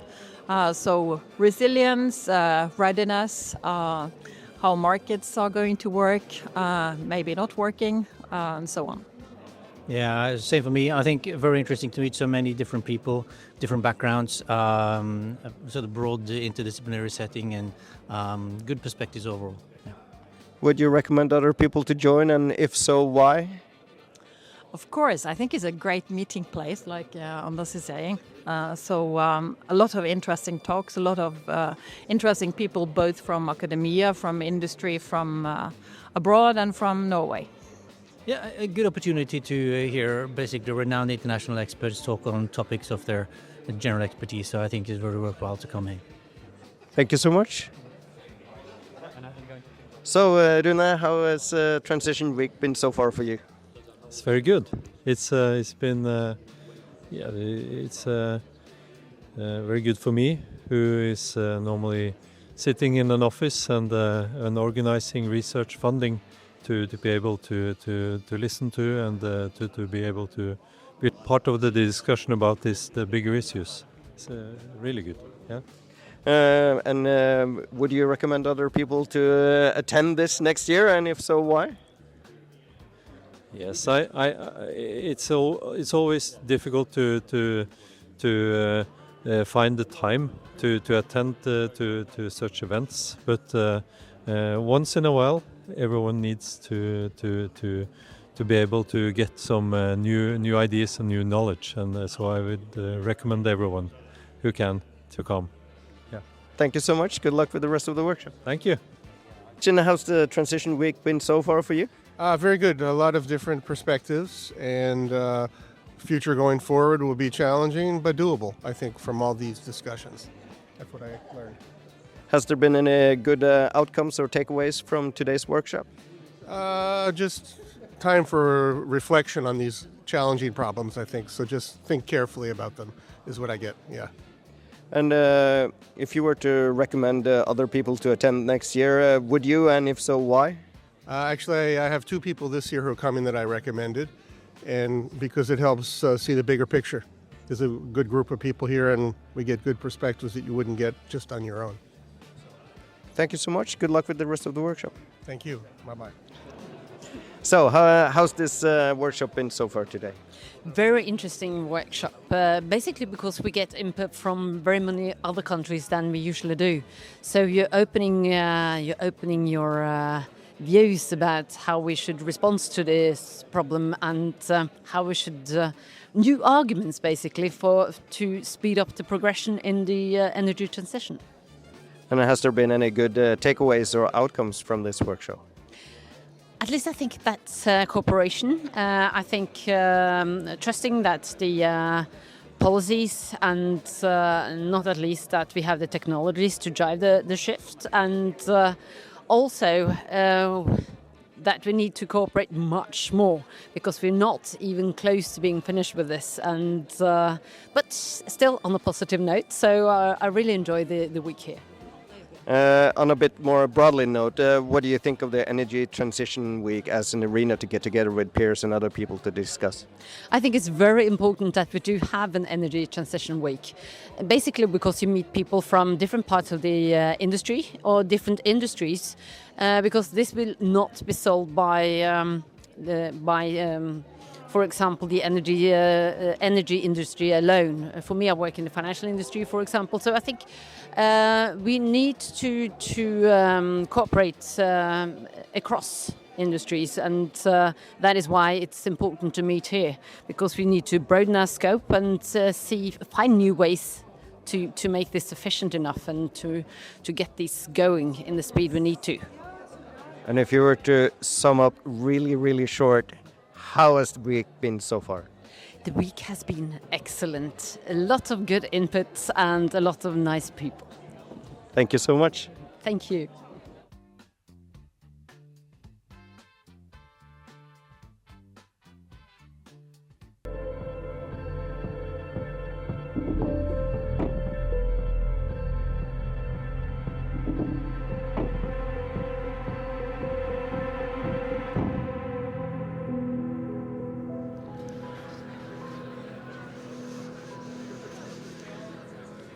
Welcome back from lunch, everybody.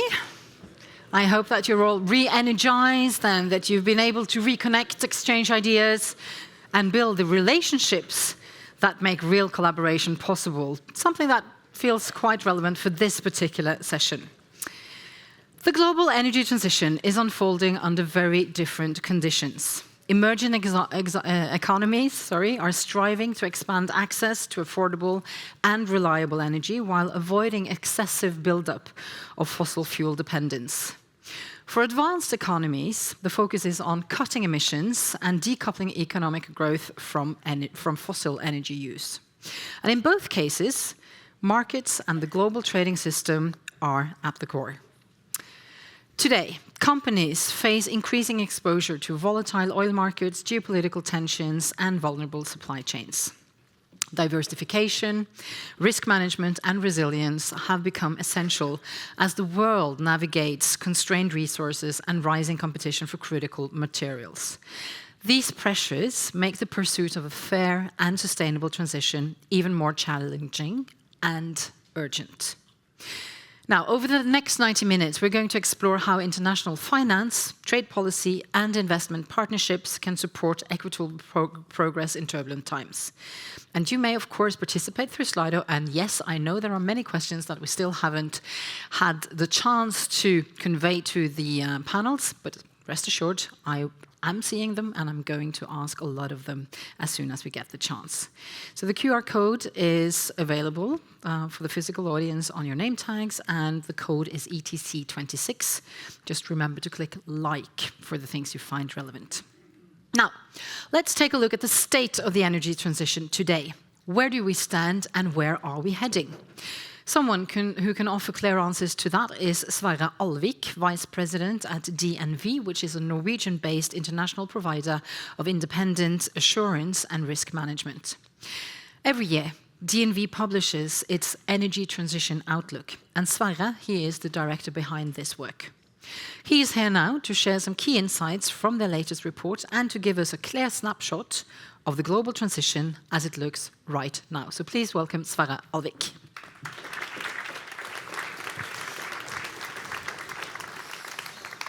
Thank you, Ruth Astrid, and good afternoon, ladies and gentlemen. We have heard a lot today about what must happen, and that's important. But in DNV and in the forecasting perspective, we are looking first and foremost what is happening already. And the elephant in the room today, and I have to start with that, is what's happening in Iran. And what do we see? And what's the impact of what we see? The oil and gas prices, they go through the roof. But long-term demand destruction has not yet happened. And although we see some short-term, for example, on aviation. The GCC countries' image as a safe place is gone. Who would buy an apartment in Dubai today? I think they are for sale. And still, these countries will remain having the cheapest oil and gas in the world and in the coming decades. And this has further increased the focus on resilience and energy independence, and that means long-term fueling domestically controlled resources like nuclear, renewable, and also coal in many countries. But let's look at the global transition beyond the Iran thing and with a more long-term perspective. If there's one line I would suggest you try to remember from my short speech today, is that technology is easier to export than policy. It's as simple as that. And that's the reason why what's happening in China is much more important for the global transition than what's happening in US. Technologies are easier to export than policies. And most countries are embracing competitive Chinese technologies, not without dilemmas, because there's a lot of dilemmas on job security and similar, but still, these are available and they're low in price and they fuel the transition. And it's very tempting or easy trap for us to look at the transition with European and Norwegian lens, and it seems like it's stalling. It's not, because of competitive Chinese technologies. Geopolitics is everywhere. We have an arms race. We have growing tensions. We are challenging the Western-dominated world order that we've had now for a century. We have, since the end of the Cold War, had a global cooperation on technologies and trust in established institutions. That is now at risk. WTO and similar are not more having the same standing. We see, as I said, an increased willingness to pay for domestically controlled and domestically produced energy. And that means mostly renewables, but it also helps nuclear and coal in China and in India. And then we see reshoring of manufacturing. It's possible to open new mines. We will hear more about critical minerals today, but it takes a decade or more. And it does come at additional cost, because why do we trade and buy things from China? Because they're cheaper than from elsewhere. If we want to build the same thing, it will cost more.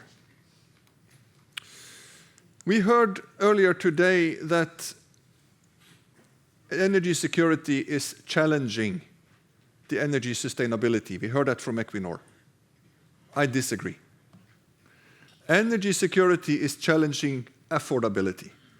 But on a global scale, it's going mostly in tandem with energy security. If we have a large model on energy, the energy transition in DNV, and if we try to nullify everything that has to do with energy security in that model, you see the result here. Then we find an energy transition that goes faster in the countries that are energy importers and slower in countries that are energy exporters. Or if we paraphrase the DG Energy colleague we heard, the drug addicts, that's the energy importing countries, and the drug dealers, that's the energy exporting countries, including Norway, of course. The biggest and best of all. Yes. The sum is not a big number here. As you see, it's 1%. But in average, globally, energy security is fueling the transition. It's not halting it. The biggest and most important trend on the energy transition is the growing and greening of electricity worldwide. Electricity is a wonderful type of energy of two main reasons. One, it's very effective, and two, it can fairly easily be green.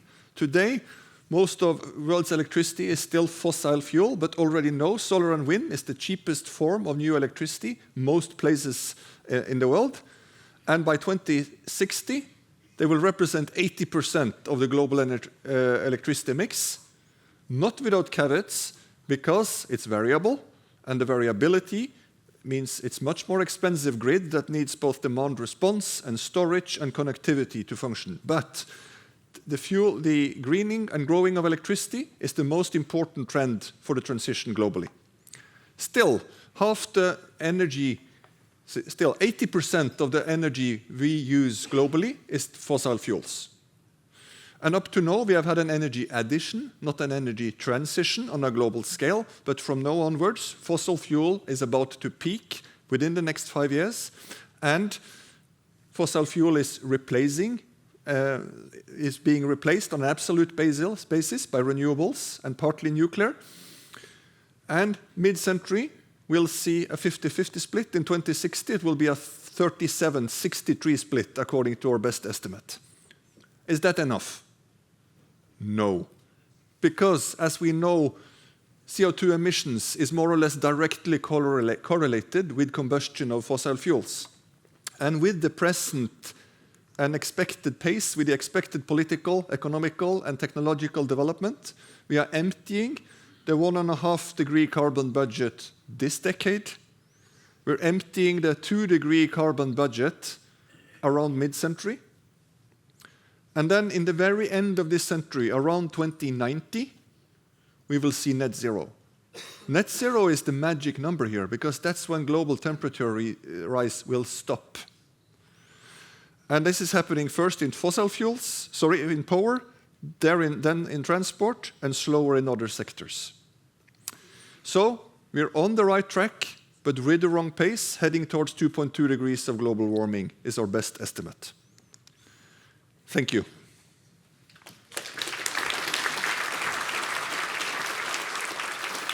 Thank you so much, Sverre. The tempo isn't fast enough, obviously. No. And you mentioned we're buying Chinese technology because it's cheaper. Is there a correlation here between the will to spend money and to increase the speed of the transition? Yes, there is. And the more Chinese technologies we buy, the faster the transition will be. But there are many other priorities we also need to maneuver at the same time. Because we're talking about security today. Yes. Security and Chinese national technology. security, energy security, job security. There's a lot of other priorities that the politicians have to maneuver. But it's no doubt that if we, for example, allow Chinese wind turbines into Europe, we will get cheaper wind and more wind and a faster transition. Should we do it? That's not an easy answer to that. Because there's always a security issue as well when we're talking about technology. Yes, and there's a lot of pragmatism. I mean, we are, as we heard today, even buying Russian oil still. And during the Norwegian Nobel fight with China, they still were buying as much salmon as they used to do. So there is a lot of pragmatism in global trade. It's not only governed by politicians. But the most important thing we should remember is that it's very important to not see this with too European-centric views, but also remember that globally, things are going very fast, mostly due to what's happening in China. There's a lot of things we don't like with that, but they are helping, fueling the transition. Sverre, you're going to be back for the panel discussion later, so we'll see you then. Thanks once again. End extreme poverty and promote shared prosperity on a livable planet. That is the mission of the World Bank Group. Achieving lasting poverty reduction depends, among other things, on sustainable natural resource management. And that brings us to our next speaker, Caroline Fisher, lead economist at the World Bank. She is a part of the World Bank's Planet Research Program, which offers policy insights on a wide range of issues spanning from the environment via biodiversity to climate change. And in her research, Caroline Fisher focuses on environmental policy design.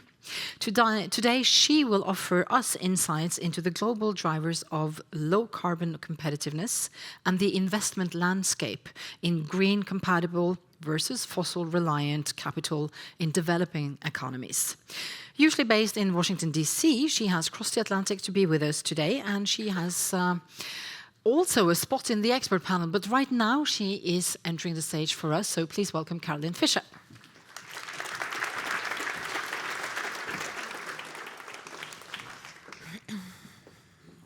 Thanks. It's very nice to be here. Let me just give a quick disclaimer. I'm sort of here as a researcher with experience at the World Bank and not necessarily representing the World Bank or its board of directors. So I'm going to take a little bit more of a long view here and state, the energy transition is already underway, as we heard from Sverre's presentation just now.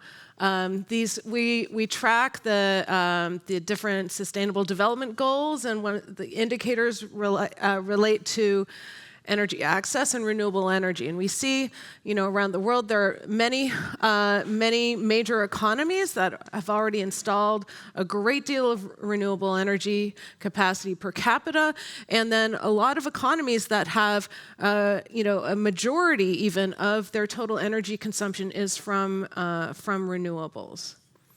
So one of the reasons I think this is going to be hard to stop is because of the evolution of renewable energy technologies. Just in the past 15 years, these costs have come down dramatically, and so now, at least in the power sector, renewables are the most cost competitive option. Now, that isn't to say that there aren't still challenges. There's still challenges related to power markets, designing them well and functional, enabling the ability to integrate more renewables and to incentivize not only capacity expansion, but also dispatch with renewable energy first. Improving cost recovery and the grid, all while expanding access in a lot of countries.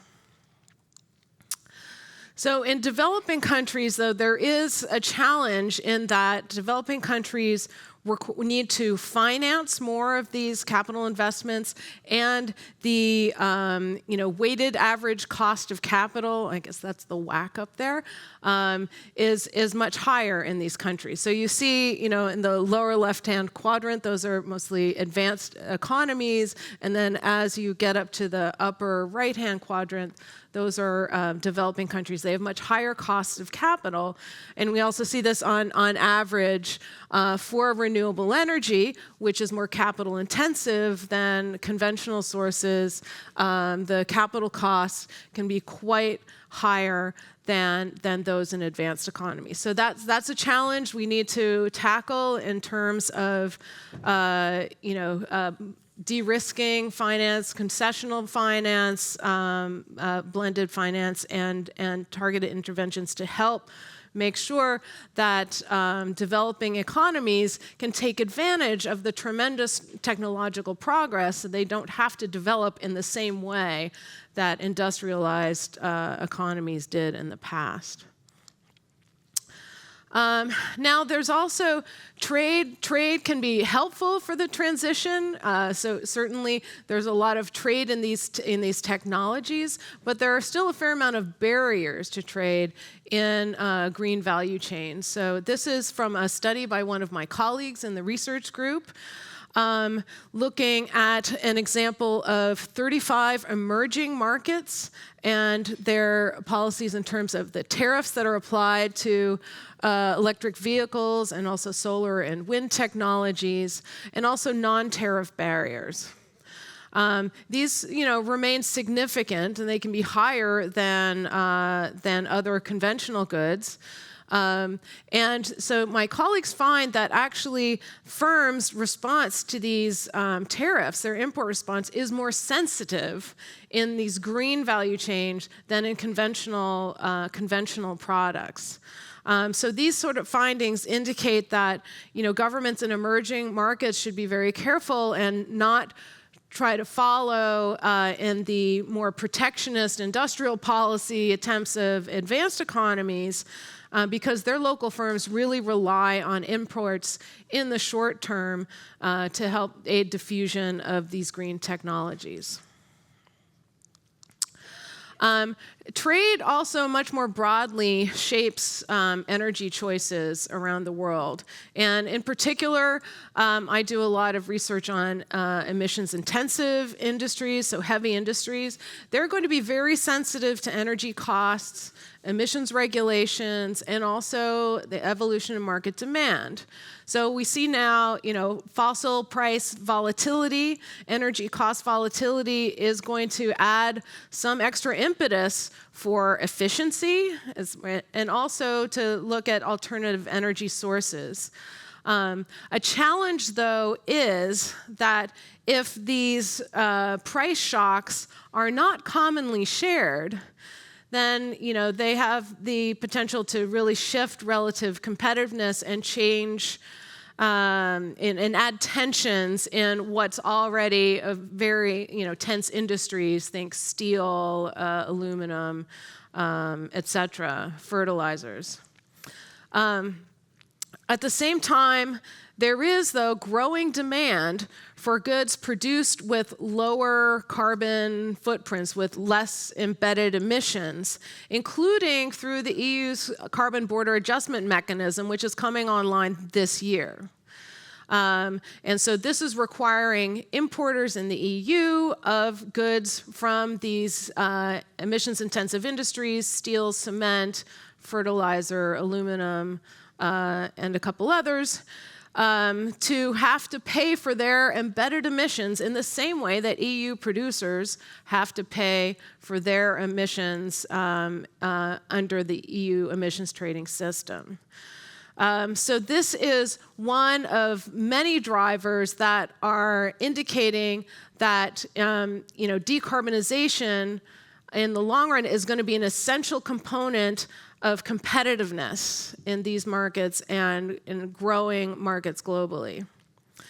Now, we also see, and partly in response to these drivers and to the CBAM, but also for local reasons, domestic ambitions, and co-benefits, there is really growing coverage of carbon pricing and emissions regulation around the world in power and industrial sectors.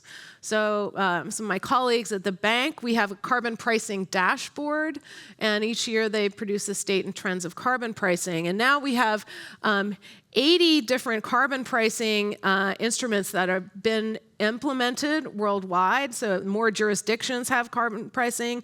Importantly, all large middle-income countries have either implemented or are seriously considering direct carbon pricing. So this is really an evolution.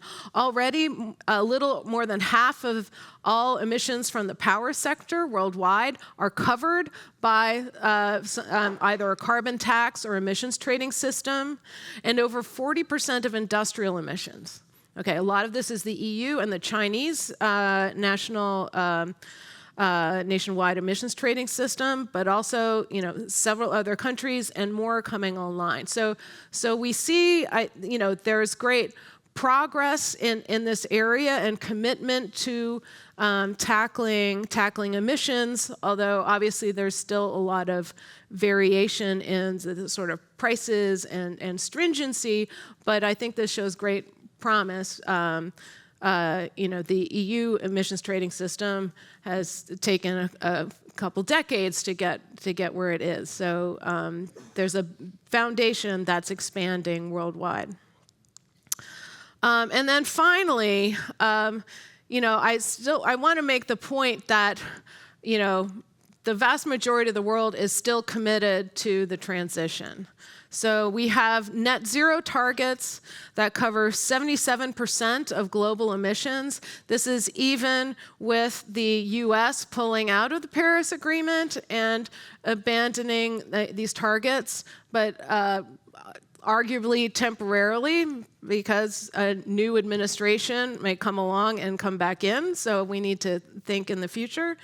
And so, these are very broad commitments that, that reflect, this expectation that we will transition to clean energy sources, and, we need to, keep our eye in the future and make sure that the policies and actions and mechanisms keep us on track despite short-term challenges. So thank you very much. Thank you, Caroline. There's a question just popped in from the audience to you specifically. I actually wanted to ask you two questions, but I'm just going to take this first one because I think the other ones would like to discuss the first. So, how can developing countries drive for decentralized energy security solutions be efficiently utilized for developing countries' electrification? I think that's a great question because the circumstances in developing countries can be very different from those in advanced economies. So the World Bank, we have Mission 300, which is seeking to expand electricity access to 300 million people in Africa by 2030. So there's still, there's still a need to sort of build out access to energy. And but that doesn't necessarily have to be conventional energy powered by a grid with a power plant. There are a lot of opportunities for distributed energy and for mini grids and for renewable energy to bring electricity access to communities that are remote. And so there's so part of the question is identifying where does it make sense to bring the grid to the people, where does it make sense to just bring a mini grid to the people, at least in a transition time until we can expand the grid. And then I think the bigger question is then understanding how do we make this access, not just access, but really productive. So not just, running a light bulb, which many households would be happy with, but also, allowing them, inspiring them to create businesses and generate income and employment via this energy access. Thank you so much. And so far, you're going to be back, of course, for the panel discussion. And we have loads more questions for you then. So thank you, Caroline Fischer. I'm not sure if our next speaker is wearing her dreamy superhero cape today, but she's continuously fighting to decarbonize her workplace, Yara International, one of the world's largest fertilizer producers. Edina Ringdal Vikholm is Yara's Director of Policy and Government Relations, and her efforts to decarbonize Yara's activities and making them industrially profitable are definitely challenged nowadays, as the value chains for food production are heavily affected by the war in the Middle East and rising gas prices. So how is this influencing Yara's work to become climate neutral and grow a nature-positive food future?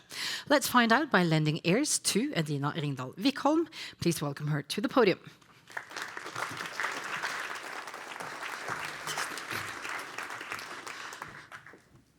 Hello, everyone.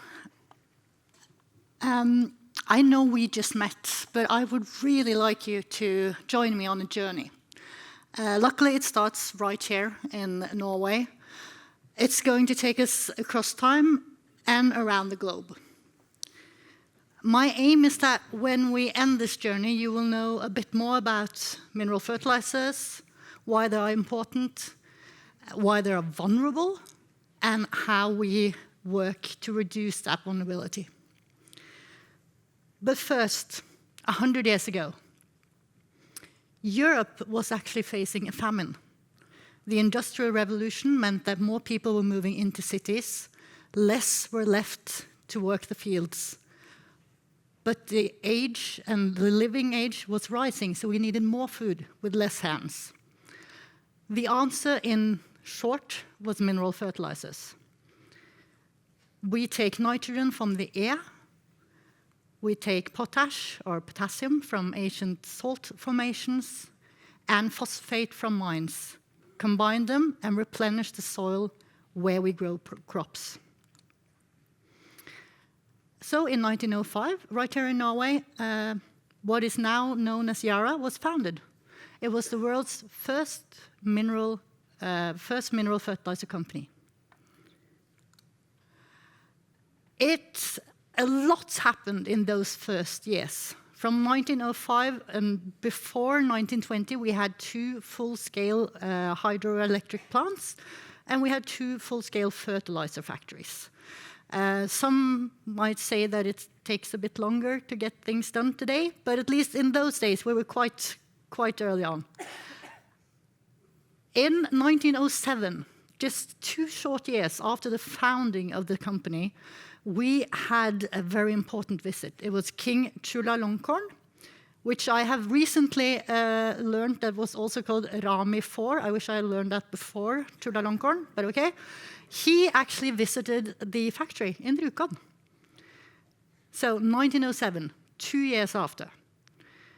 What he did was he ordered the first ton of mineral fertilizer from Norway to Thailand. And that trading relationship actually continues to this day. We're very proud because if you look at the Thai 100 baht note, you will actually see the first visit commemorated.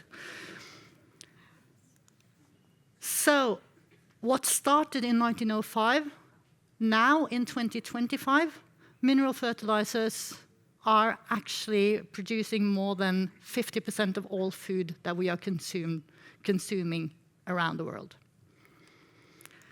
For us in Yara, it has led to our mission statement, to responsibly feed the world and protect the planet.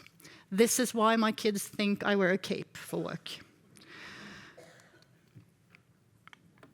But a product that is vital to half of everything we eat, that's vital to all of us.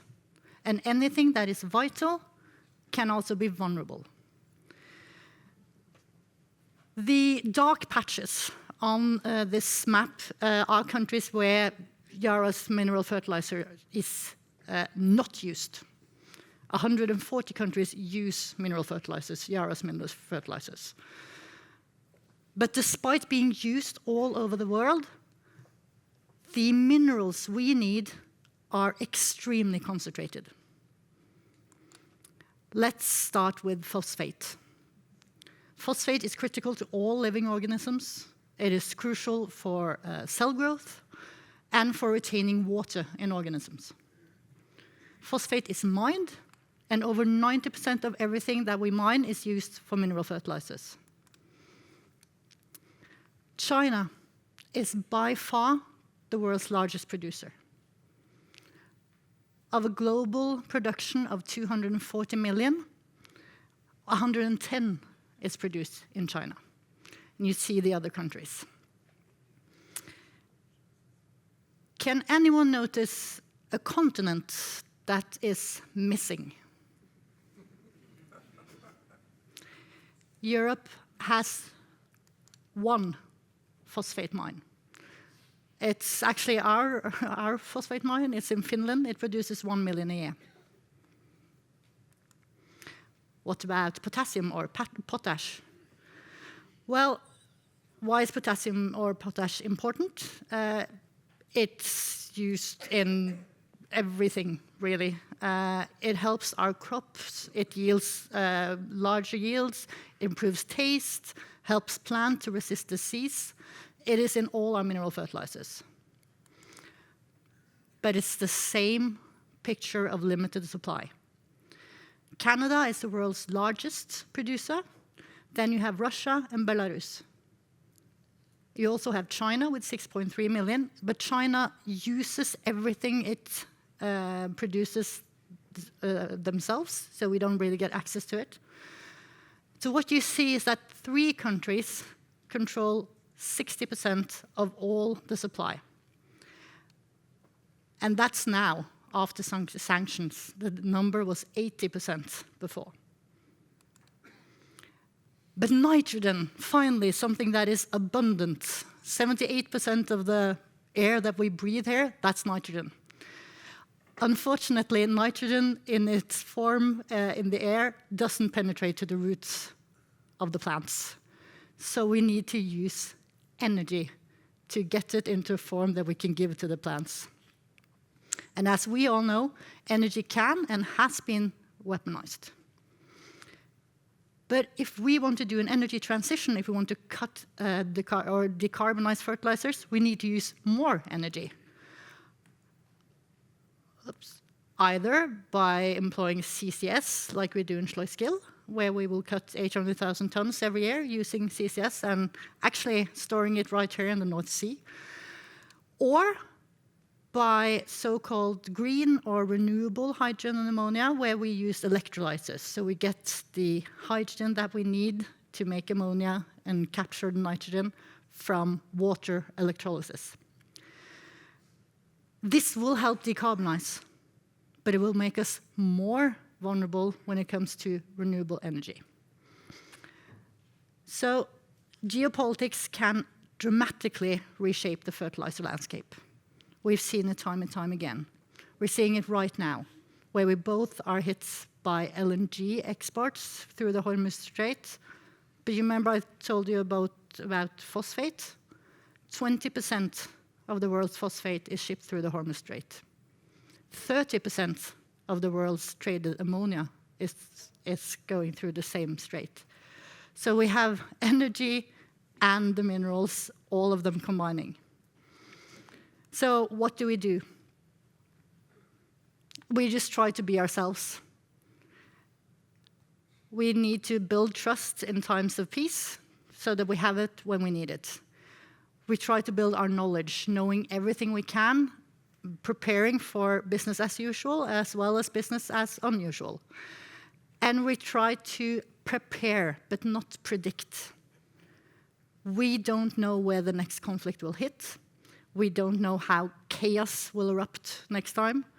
Trying to predict will almost always make us wrong. So we instead try to increase our understanding so that we don't try to guess what comes next, but rather prepare for whatever comes next. Thank you.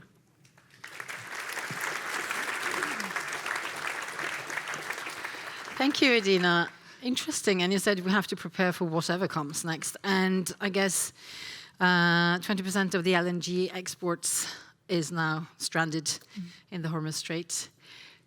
To what extent, because you are using the LNG, right, for your production, if you were converted to electricity, then you wouldn't have been that vulnerable now, right?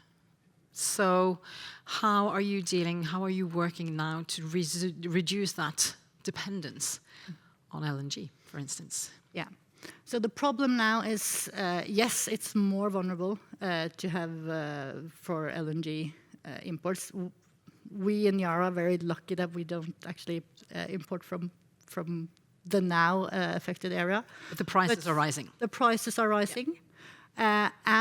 But we still see that compared to using renewable energy, the costs are still a lot higher with the use of renewable energy than with fossil fuels. And that's really where we need to see change.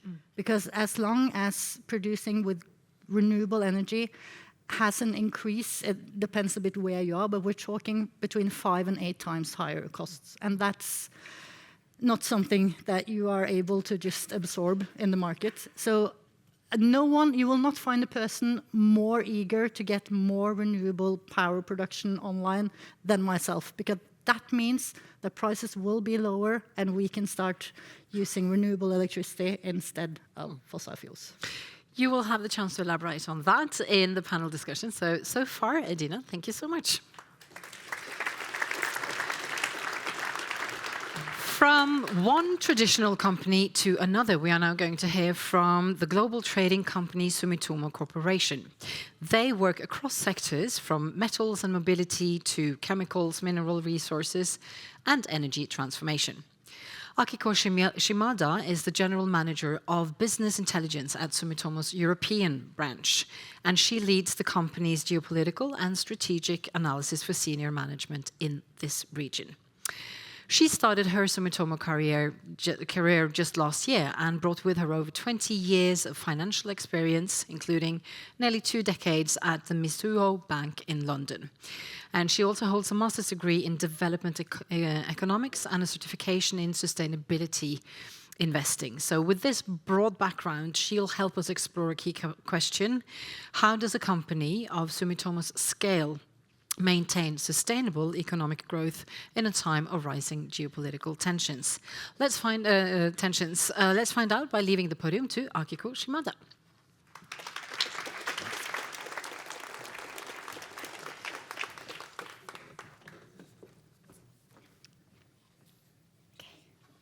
Hello, everyone. It's so nice to be here. It's my first time as well in Trondheim. It reminds me of my hometown, north part of in Japan, called Akita. It's very similar climate in winter. So today, I'd like to share a global corporate view of the energy transition and how companies like ours navigated through three lenses: security, sustainability, and growth. So Sumitomo Corporation's origins go back to 16th century in Japan, built in values like integrity, long-term views, and contribution to society. And the modern corporation started 1919, and it's evolved over the century from traditional trading company, which is importing, exporting goods, into more integrated trading house and strategic investor. So what does it mean in simple terms? It means we don't just buy and sell. We help build industries. So we invest and operate, and then also partner across value chains, from raw materials to infrastructure and services. In the mid-80s, after the Plaza Accord, Japanese yen strengthened. And so many companies like ours expanded abroad and diversifying into global industrial investment, while maintaining our core business role of supplying high-quality products.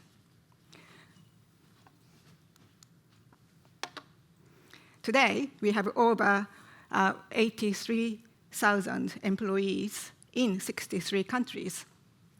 In Europe, which has got headquarters in London, we operate in 22 countries, and in areas Ruth kindly introduced.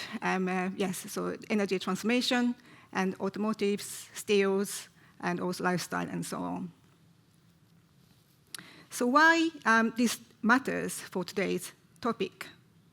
So this global presence allows us to observe the approaches to net zero, various approaches to net zero, and also diverse policy and industrial landscapes shaping the transition. The energy transition is no longer driven by technology alone. Geopolitics plays an important role, so you can imagine the increased attention to my department. So we see this through, for instance, US policy shift and tariff changes. Sorry, next slide. And also EU's strategic effort to de-risk from China by reducing over-dependence in supply chain, such as batteries and solar. So these issues affect everything, from the price of materials, as we heard, to the flow of investment. So how do companies like ours respond? So by focusing on those approaches listed in here. So one practical example I can share today is Europe's offshore wind sector, which is essential to Europe's net zero target and also energy security.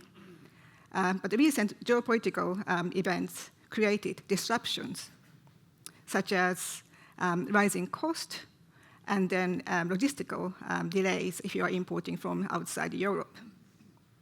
So our involvement in entire supply chain, even in a partial segment, enables us to mitigate the impact of such disruptions. So in this cycle, first, we supply high-quality steel plates used in offshore wind foundation. And we support Europe's manufacturing by partially investing in Germany's EEW Group, a leading global supplier of the offshore wind turbine. Third, we support construction and then operations activities through a strategic partnership with Norway-based IWS fleet. The picture shown here, it doesn't show the magnitude of how big the actual fleet is, but it's actually huge, as you can imagine. It has got nice also accommodation for crews and the engineers as well. And finally, we participate directly in offshore wind projects in Belgium, UK, and France, helping deliver clean energy to European consumers and businesses. This integration supports resilient, renewable systems in Europe.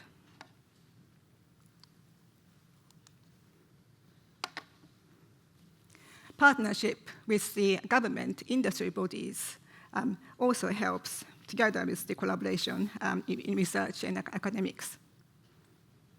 For instance, our MOU with the UK government aims to facilitate up to £7.5 billion of investment focusing on clean energy project by 2035. Japan-Norway Green Strategic Partnership, launched in 2023, opened the door for deeper cooperation on offshore wind, hydrogen, and CCS. Japan and the EU have same 2050 net zero target, but takes different pathways. EU moves rapidly with the regulation and the renewables.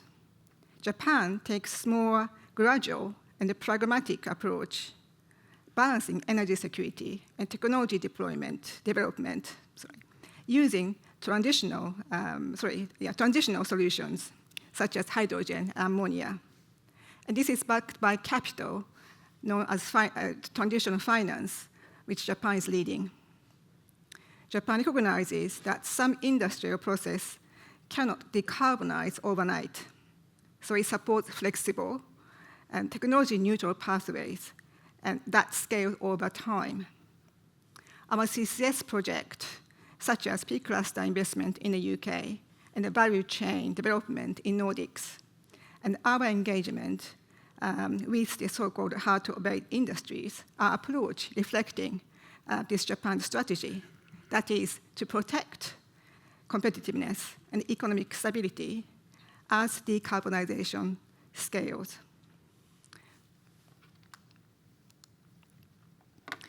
So in summary, our commitment to energy transition stems from Sumitomo's spirit mentioned earlier.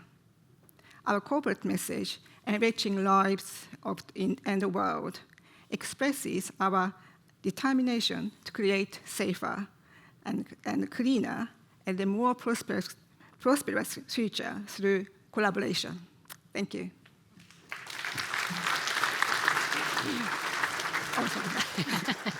We just get time for a short question. Well, it's maybe not that short answer, but you showed us a table where there's a difference in how, two different regions could have the same target, but they're approaching it differently, like the EU and Japan with different pathways. How is it for a corporation like yours to navigate between those different types of approaches to the same goal? I think it's so target is the same, but pathway is different. So it's EU's one. It's certainly it's more like a market. It's market maker. Yeah. What we see. So we can see clear direction. So what business really fears is uncertainty. But then UK's direction is so clear. We know when you're operating in the EU. So you know the direction. If there is government supports there and the policy is there, it's all supported for the investment. And Japanese way, in the meantime, provides more flexible approach, so that you don't necessarily invest into so early stage where industry cannot really get to the clean products so quickly. For instance, let's say talk about steel. Yes, we can invest now for the CCS, but then can we invest at the same time to make the steel industry clean? Probably not, so that we can also give that technology kind of a support in the meantime. Yeah. So in this way, I think it can align also. Yeah. Different types of adaptations. Yeah. Akiko, you're going to be back as well, of course, for the panel, and there are questions for you as well. So thank you, and welcome back later on. Now, the fifth and final speaker of this session is going to bring us to the foundation of the energy transition, the raw materials that we depend on, and especially the critical ones. Ana Maria Martinez, Chief Scientist at SINTEF, leads the organization's strategic work on minerals and critical raw materials. With a PhD in chemistry and long experience studying vulnerable value chains, material characteristics and circularity, she is a leading expert in this field. Today, Anna Maria will share her reflections on raw material availability from a circular perspective and what it means for the transition we need to deliver now, or maybe even yesterday. So please give Anna Maria Martinez a warm welcome.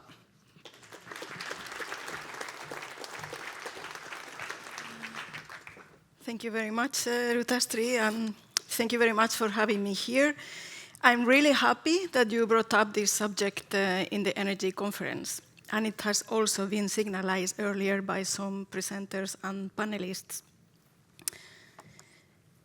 Yeah, the world's domestic materials consumption, which is equal to materials extraction, has been increasing in the last 2-3 decades steadily. And in 2024, which are the latest data available in Eurostat, this has reached a peak value, 13.2 tons per capita world basis, which is just slightly lower than the average in Europe, which is 13.4 tons per capita. So population growth and industrialization, there are the two main factors that are leading to an increase of global materials demand, which is projected to increase by 30% in 2030. It's a huge increase, right? We use more and more materials as the centuries goes. We use more and more elements from the periodic system with the years. And those materials, in many cases, are considered as critical or strategic, and strategic because of their supply risk implies important economic and strategic consequences. And remember, consumption is what makes us the need to extract and process natural resources into products. I like to highlight in all my speeches that everything comes from somewhere. If it didn't grow, it was mined. Remember that. In the case of technologies behind the energy transition, renewable power, electric mobility, energy storage, critical raw materials are needed in quite large amounts. We are talking about lithium, nickel, copper, graphite, rare earth elements. All of them have experienced extremely large demand in the last years, and there is more to come in the next ones. And per today, as some of you have noticed already, and it has been signalized earlier today, those critical minerals are provided by specific single countries or regions. So the demanding decarbonization goals and the energy transition, and also our industrial development, are dependent on materials that are exported by geopolitical unstable countries and regions. This is a fact. And this dependency, as it is shown in this graph, is much stronger than the dependency on fossil fuels. So on this, I also want to signalize that this is not only the dependency on primary raw materials, it's also a large dependency on processing those materials to obtain the end products that we need for the applications. And in many cases, like it has been also said before, batteries value chains, solar power value chains are controlled as well by single countries or regions. So on this given scenario, there are several strategies that has been proposed to secure critical raw materials availability, as those signalized by the Critical Raw Materials Act by the EU Commission, that Norway seems to implement also. Boost domestic production and further processing, diversifying value chains also here, not only in the energy sector, enhancing material efficiency and substitution, and connected directly with that, increasing recycling and circularity, with the highly demand targets by the Critical Raw Materials Act of 25% of materials should come from recycling by 2030.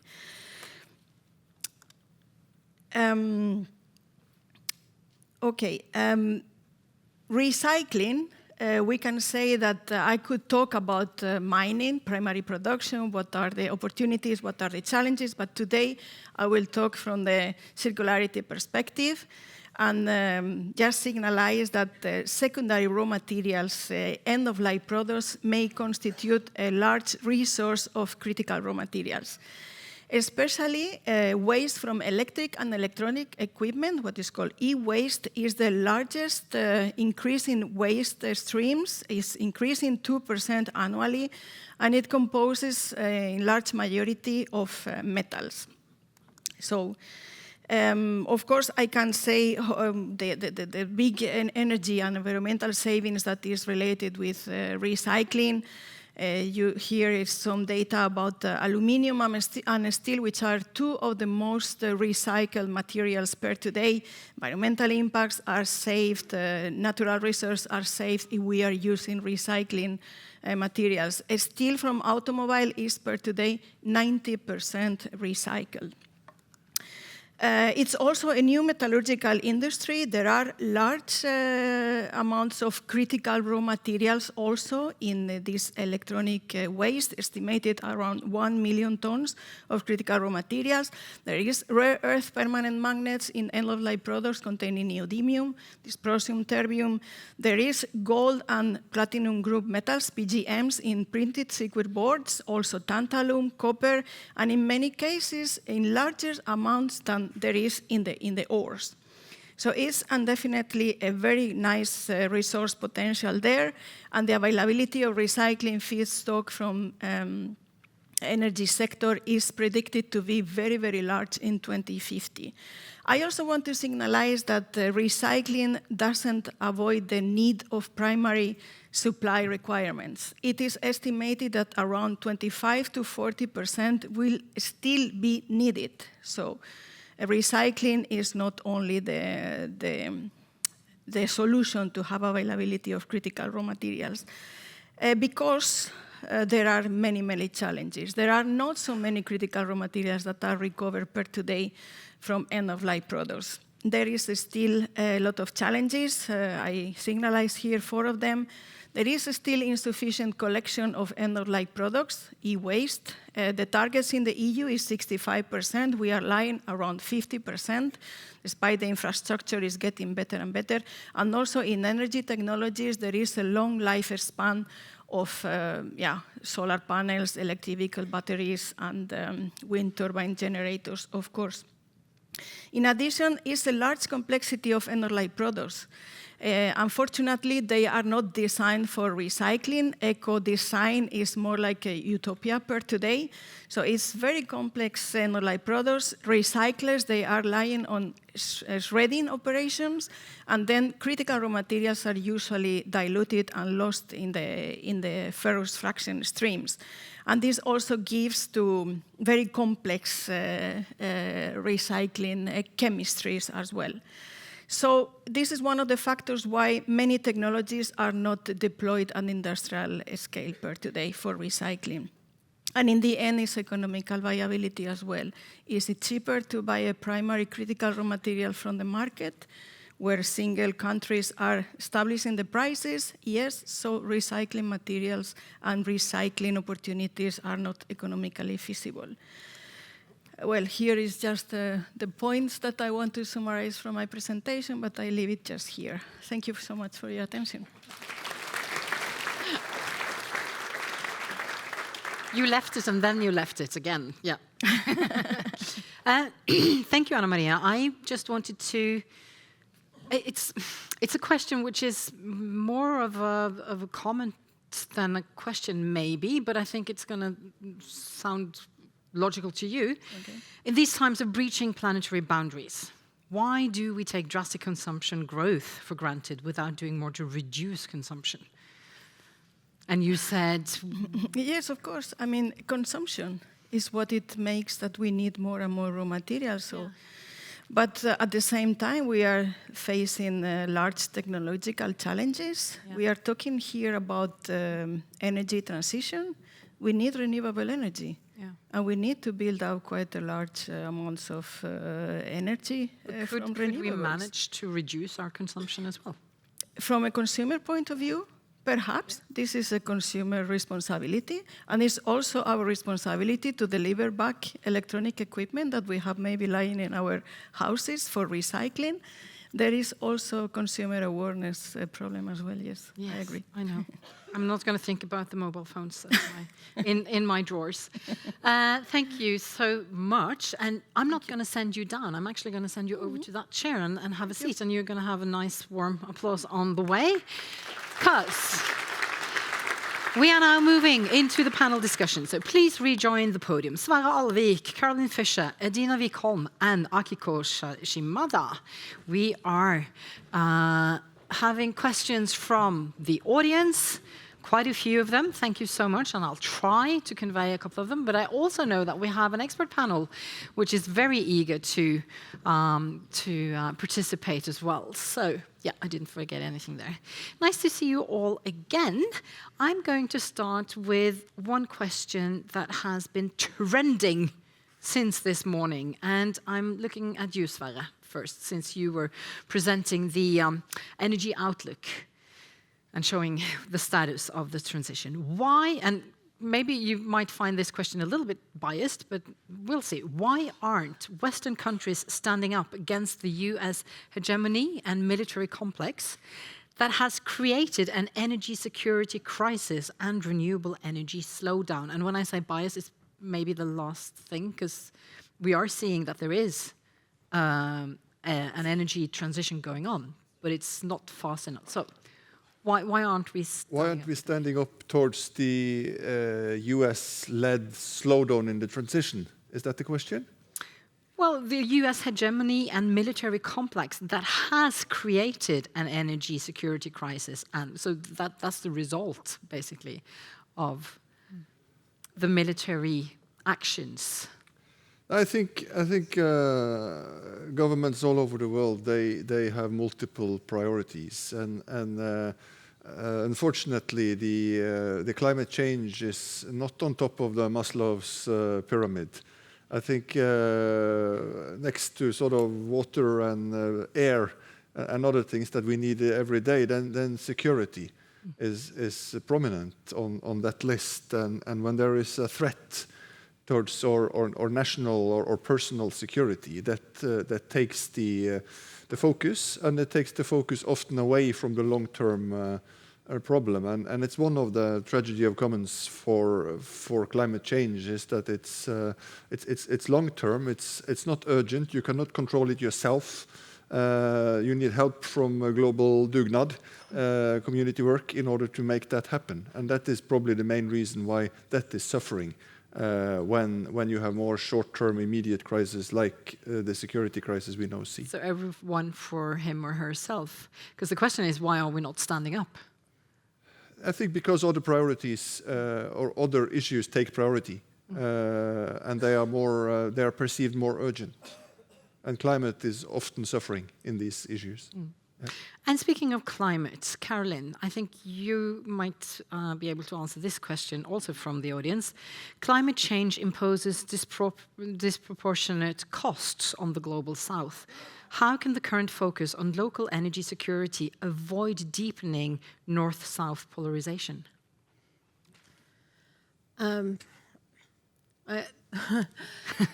It's an interesting question. I'm not sure how the renewable energy sort of factors in. I think it's more likely to help, coordinate rather than deepen polarization. I'm not sure I get that aspect of the question, but I certainly agree with the evidence that the greater disproportionate burden of actual climate change is falling on developing countries, and that we collectively have a responsibility to help them navigate that. I mean, developing economies are having to navigate multiple transitions. Like, first of all, they need to grow, they need to develop. Second of all, they need to, we're all navigating a digital transition as well. And developing economies, people need more digital access still, as well as these, rapidly changing technological landscapes that are also shaping energy landscapes too. And then there's also the energy transition to navigate. So there's a kind of like a vast array of investments that need to be made. And with some assistance. But I think, fortunately, a lot of those investments are compatible. Growing clean, so using investment in clean energy access to promote development, to enable more digital access to. So I think that actually a lot of what needs to be done is self-reinforcing. More the worry is I think that these sort of short-term distractions and changes in priorities are diverting resources from the finance and assistance that developing countries need to participate more fully in the global economy that would be to the benefit of everyone. Thank you. Now I'm going to turn to the expert panel, and we have a couple of modelers who would like to ask questions. I think I'm going to ask Jay Edmonds first from Battelle to convey your comments or question maybe to the panel, Jay. I have a question for the panel. So we've heard a lot today from some great speakers, and it indicates that we're moving into a non-cooperative world where international trade is a weapon of coercion or war. And so supply chains now carry risks of disruption that they didn't carry a decade ago. And international trade in components carry a Trojan horse cybersecurity risk. And this sort of implies a premium on secure onshore production. So with that setup, how will that reshape the energy transition, or will it? Who are you specifically looking at? Carolyn may have thought about this, but the panel's got a lot of knowledge. So. I think there's a tension between, in certain countries are looking towards like reshoring. Others are considering friendshoring.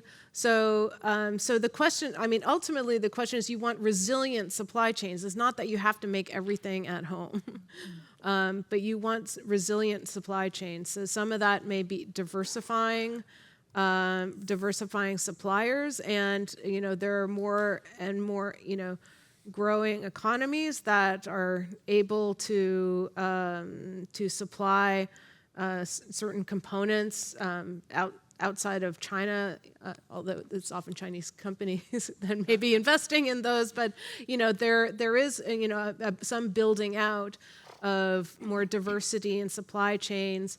I know we're looking for, in the critical minerals aspect.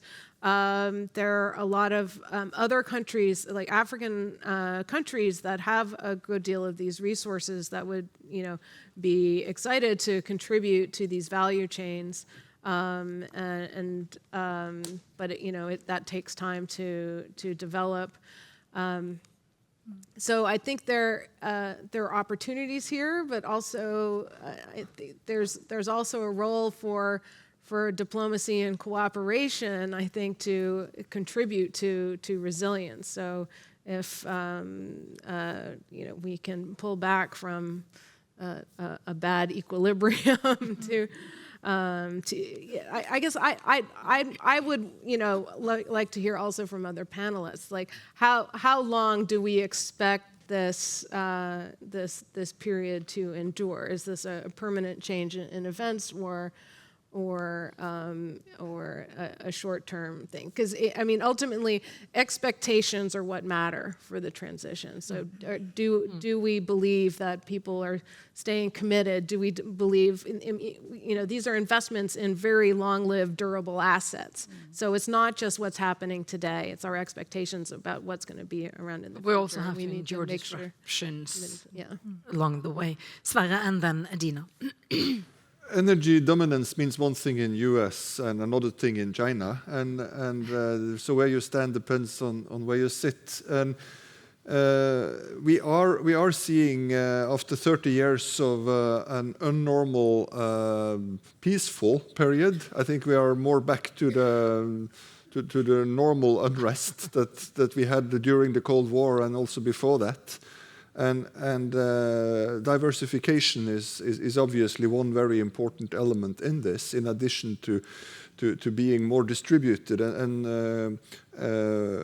rooftop solar, for example, is an example of how things grow even closer to home in order to be more resilient. And we will probably see that in a more complex or conflict-driven world, we are driving home closer to ourselves, and that then the overall pace is suffering as a consequence of that. And it's not good for cooperation either. No, and the lack of cooperation is not good for the overall pace. Adina? Yeah, it's a dilemma that when you face a challenge that has really only one solution, and then that solution is cooperation on a global scale. And at the same time, you're in a time where that trust and that cooperation is being ripped apart every day. It's difficult.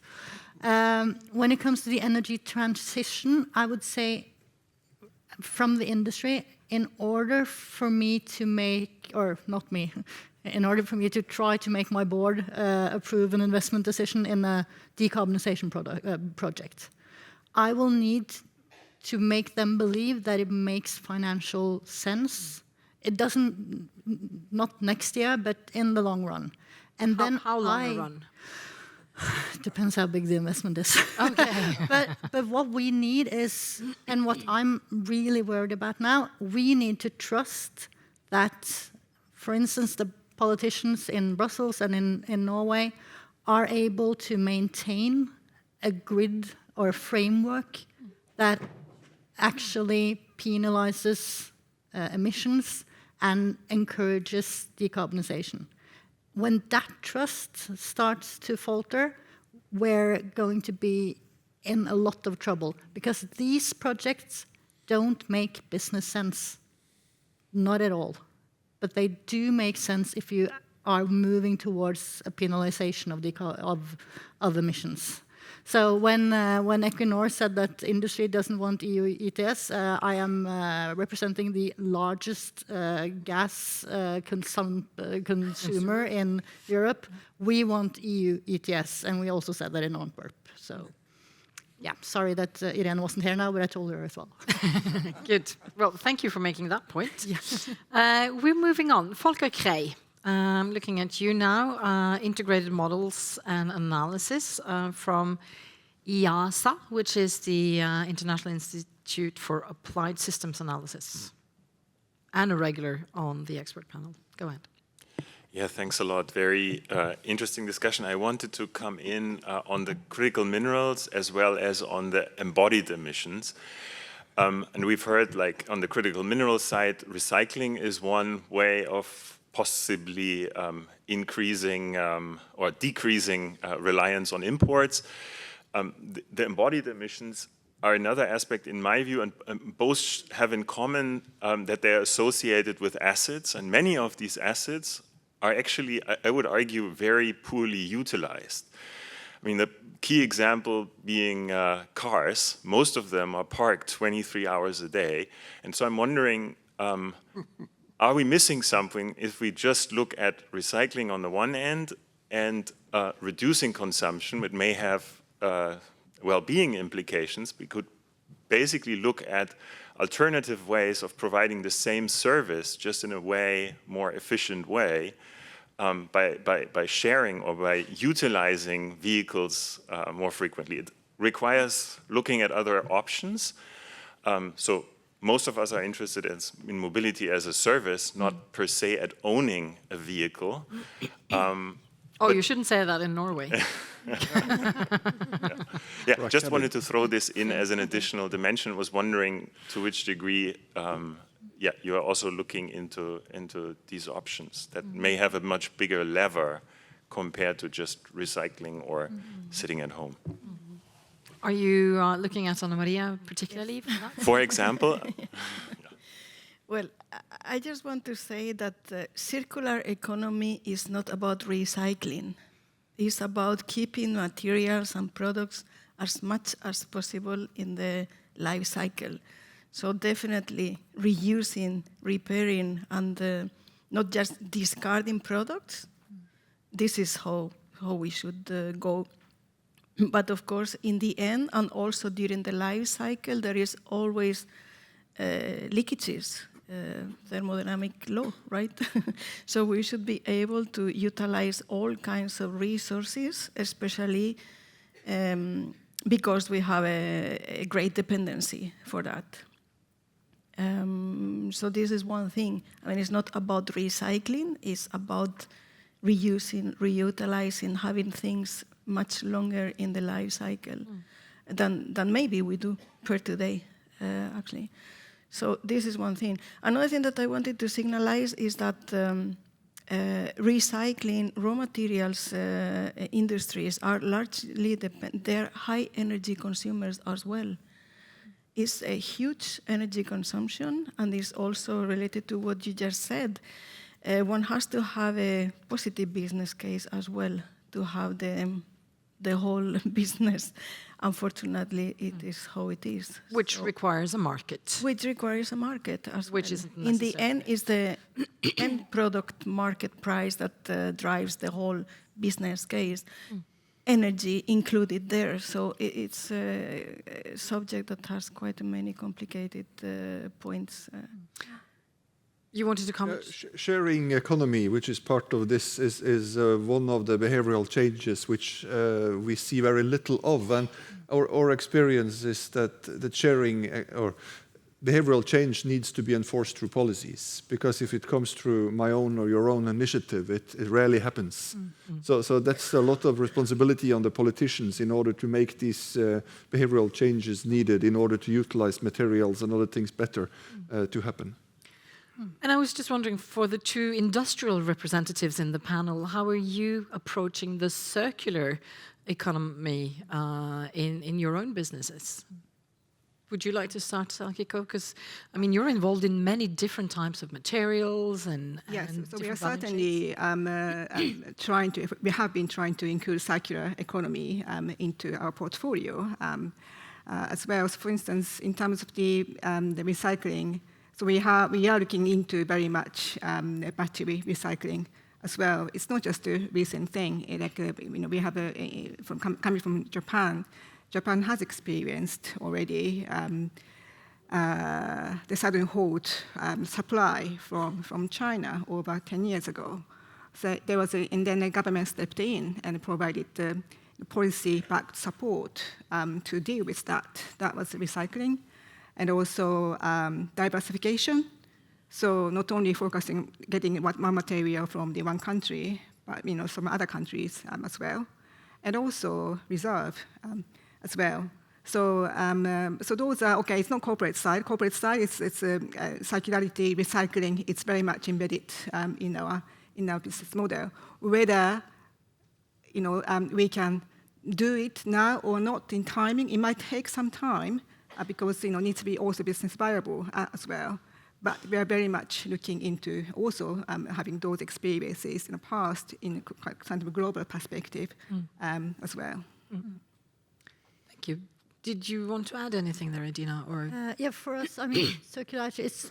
We have something we call the nitrogen use efficiency. So how that's really the golden goose when it comes to fertilizer. Actually, you want to use everything. It's a bit different there because you don't want to have a lot that is not absorbed in the soil and used in the plant. So it's more about getting that efficiency just right. Yeah. Not too much, not too little. Thank you. I'm going to move further on into the expert panel. And since we were talking about behavioral change, I thought it was logical to turn to you, Christian Klöckner, who you are a professor in environmental psychology. So psychology is your field, and you are affiliated with NTNU. So what did you want to ask the panel about? Well, what did I want to ask? First of all, I want to say that I've been following this conference now for a couple of years, and I have to say there have been editions where I was more optimistic, hearing to what has been presented than this year. But that leads to my question, and the question is, when we see all the big decisions we have to make as societies, whatever we do, it has trade-offs. So there will be economic consequences. Some will benefit, some will pay. There will be social benefits and losses in whatever we decide. There will be ecological consequences for whatever we do. We've been discussing a lot about resilience this morning, but making the energy system resilient will have these ecological consequences. If we do a lot of surveillance in the oceans, it interferes with marine biosystems. So how do we make these decisions? And who's making these decisions? How do we make sure that what we decide is actually reliable for more than a 5 years cycle until the next election? How do we do this within democratic systems? And I don't really have an answer, so I would like And you expect these to have an answer? Yes. Okay. No, I would like to hear your reflections, because I think that we have so many different crises, and for me, like, a democracy crisis is part of the whole thing. And like these crises that we talked about today, they put the way our societies work under pressure as well. So how do we deal with it without losing also the trust that we've talked about earlier, which is something that the Nordic countries still have, and so on. Yeah, and maybe also avoiding doing it at the cost of other nations, other parts of the world. Yes, and not discussing in 30 years, not with me, obviously, but with other people, why we ended up in a similar bad situation as we are now, just in a different sector. And now we're actually entering the social dimensions in many ways that I know that some of the audience have been asking, where are the social dimensions in this particular session and this panel? And I'm kind of looking at you, Caroline, with your experience from the World Bank and also working with economies that are developing. What do you think about Christian's question? How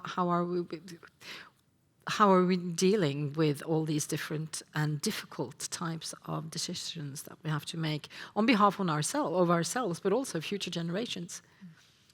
I think for a lot of developing economies, they're on the receiving end of these global fluctuations and are having to navigate that, but it's on top of sort of like fundamental development challenges. I think a lot of the world still hasn't fully recovered from COVID. Maybe from the virus, but not from the economic shocks of COVID, and so we're in a slower growth period. Now there's added uncertainty. In terms of decision making, though, I don't know how much that changes sort of the trade-offs in terms of looking ahead. It may slow down the growth and development and investment, but I don't think it changes the trade-offs and the need to invest in clean energy. A lot of developing countries have really terrible, like, air pollution burdens. There's a lot of reasons why they want to transition to cleaner energy sources.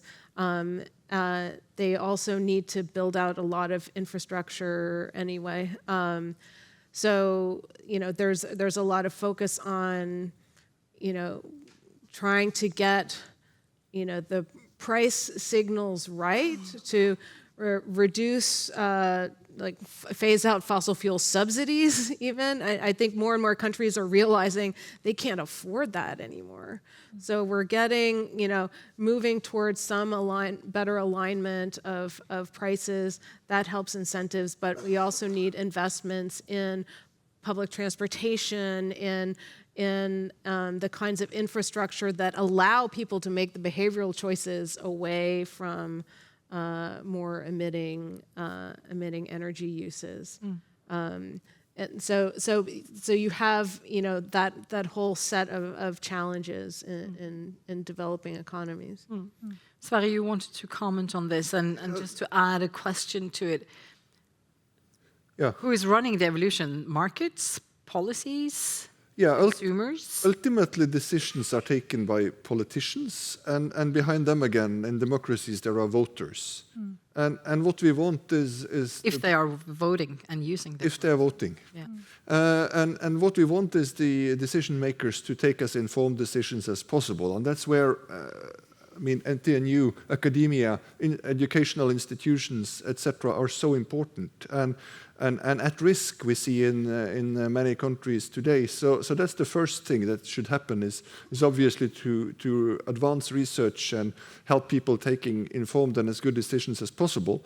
And then if you are to compare sort of nature with climate, with poverty and other things, you need to try to put up metrics on this, and the SDGs themselves are a good example of how difficult that is. And even behind that was sort of a notion of growth, which is impossible if you want to at the same time preserve. So there are dilemmas here, but at least you should let the decision makers be as informed as possible on this. And we as voters has a tendency to vote with our wallets, and then we might probably have brave politicians that remove some of that bias into some more long-term, and we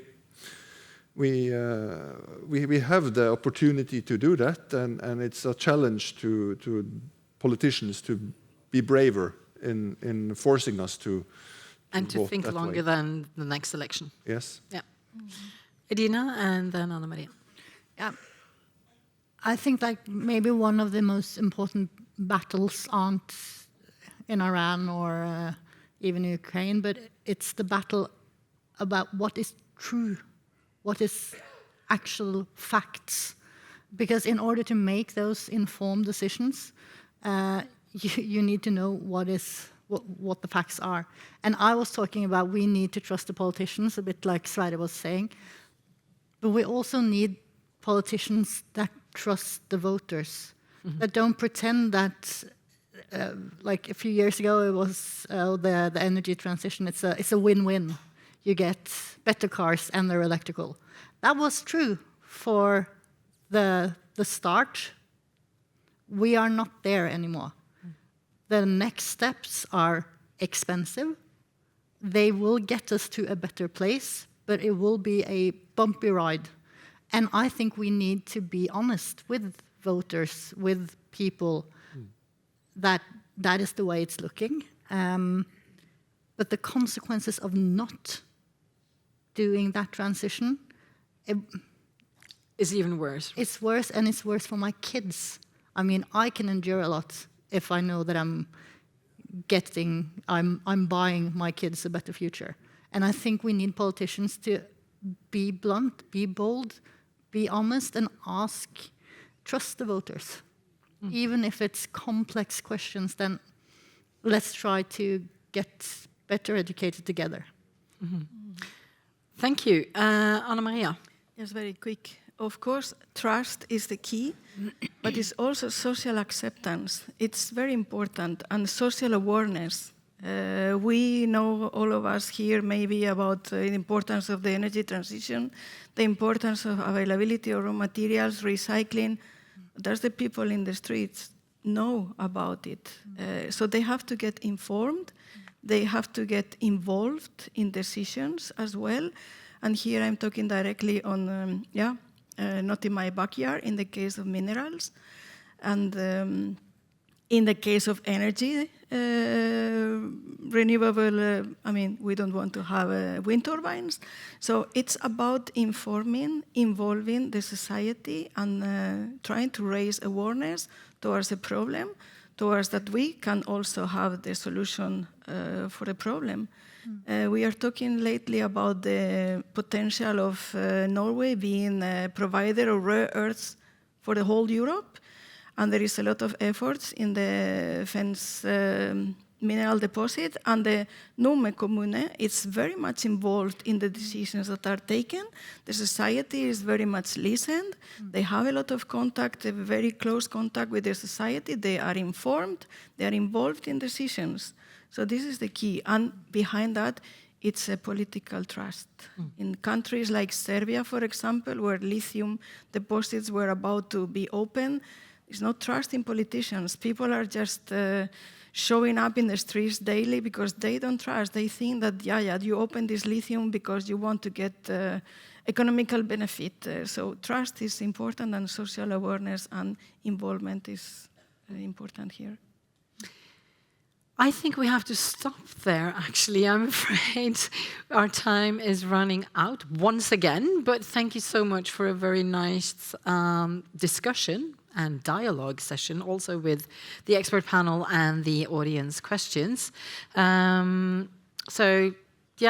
had so many more questions I would like to ask you, and I know that you would have been more than capable of replying to them as well, but let's give the nice panel a good round of applause. Now, you could just be seated for a couple of seconds, because we are getting close to a conclusion, or maybe many conclusions, as we are about to sum it all up in half an hour. So now it is time to please the sweet tooth that I guess a couple of us do have, at least I have, at least for those who are present here at Samfunnet. Coffee and some sweet snacks are served, so please exit through the back door and just make sure to be back by 3:15 for the final session of the Energy Transition Conference. So enjoy the break. See you later.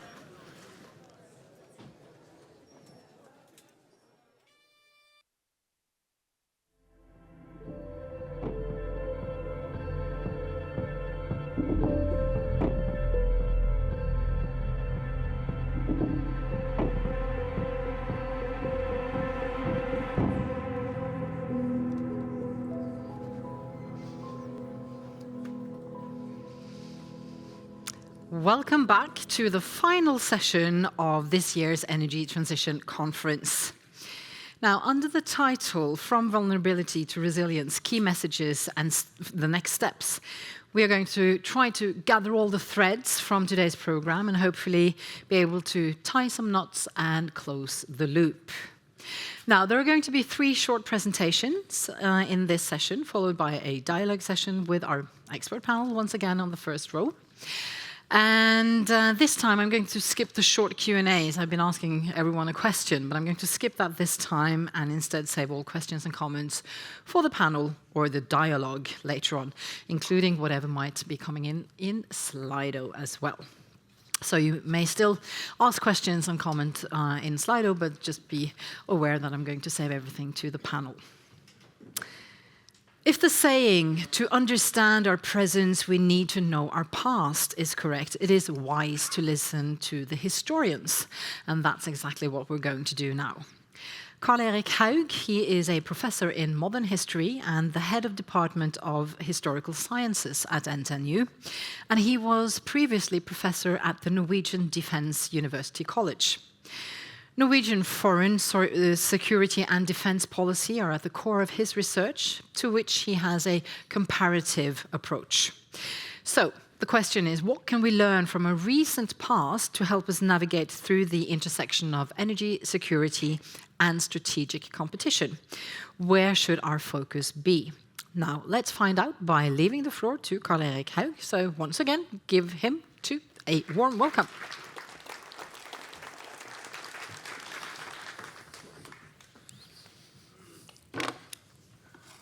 Thanks for having me, and not the least giving me the opportunity to give you a brief history lecture.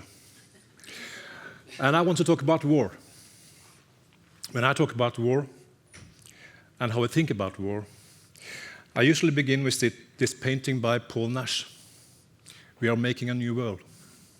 A landscape, no man's land, seen from the trenches of the First World War.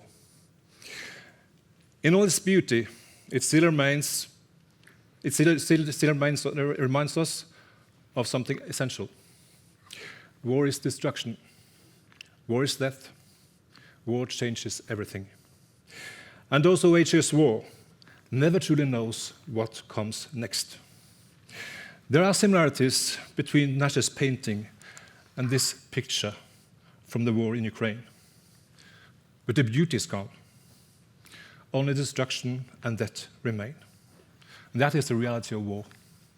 That is what war is all about. Yet somehow, we forgot this. How come? For the past 2 centuries, war has increasingly been seen as something abnormal. The Industrial Revolution and the emergence of liberal ideas and democracy created the belief that free trade and economic ties would secure peace. The beginning of globalization reinforced this idea. Countries that depended on one another would have little, if any, reason to fight. But wars still came. The First World War, the Second. After each, the international community built institutions meant to prevent the next war. The League of Nations, the United Nations.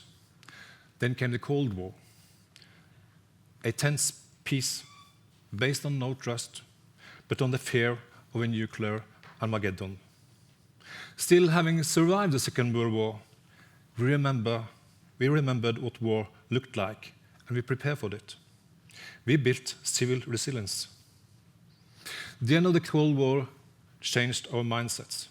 It was the end of history, as Francis Fukuyama wrote. The future belonged to peace, democracy, and free trade. So when the US-led coalition pushed Iraq out of Kuwait in 1991, it strengthened the belief that military power would now serve good purposes. The same year, the Soviet Union collapsed, and NATO began searching for a new role, first in the former Yugoslavia, and after 9/11 in Afghanistan. We got used to fighting wars in out-of-area operations, and humanitarian interventions became a part of our vocabulary. This could be seen as a part of this new globalized world, where, if we were to fight a war, we would do so as a part of a coalition led by the United States. War again became an instrument for politics, but these wars were wars of choice. We could go home, just as we did from Afghanistan, without having achieved any of our goals, if there was any. And here's the point. Even while we were fighting wars abroad, we convinced ourselves that peace at home was permanent. Russia was viewed as a friend and a potential partner, perhaps even a future NATO member. This belief shaped how we understood war.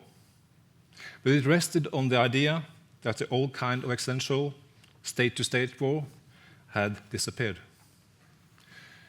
This was a deeply naive view.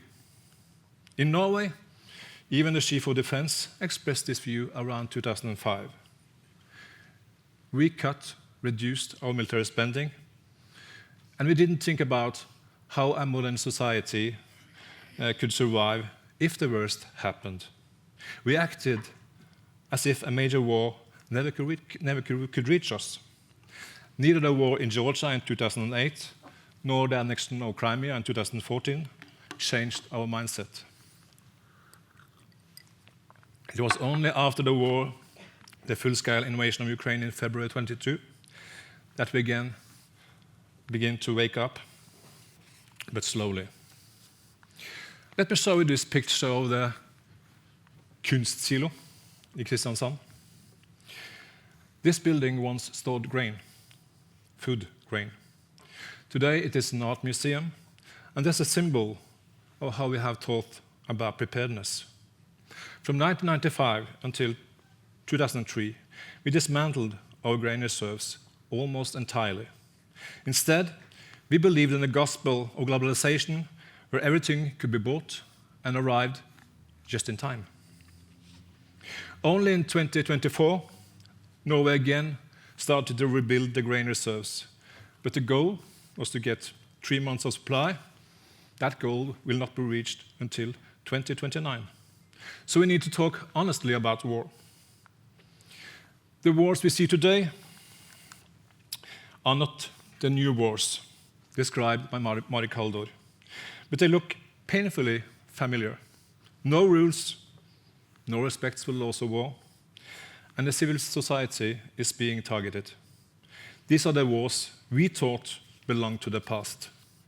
And this brings me to my final point, because I need to say some few words about war and energy. Russia's invasion of Ukraine has placed energy at the center of warfare. Power plants, substations, transmission lines. Ukraine's energy system has been systematically attacked to break resilience and morale. This strategy raises fundamental questions about the future of warfare in energy-dependent societies like ours. Russia is not only targeting the energy system because it is considered a military objective. The real target is often the civil population. The energy system is simply the means used to hit the Ukrainian people. And we haven't seen this in Europe since the Second World War. It could become the new normal. That's what concerns me, and we must address it. Thank you.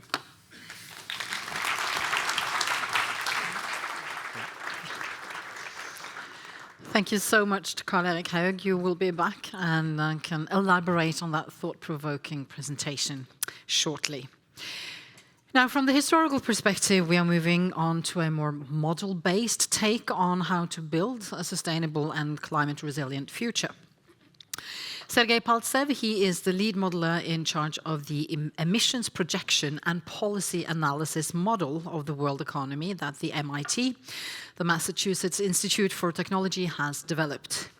He is also a deputy director of the MIT Center for Sustainable Science and Strategy and a senior research scientist at the MIT Energy Initiative. And he has actually been sitting on the first row all day as part of the expert panel. Now it's time for him to step onto the podium and into the spotlight to enlighten us. So please welcome Sergei Paltsev.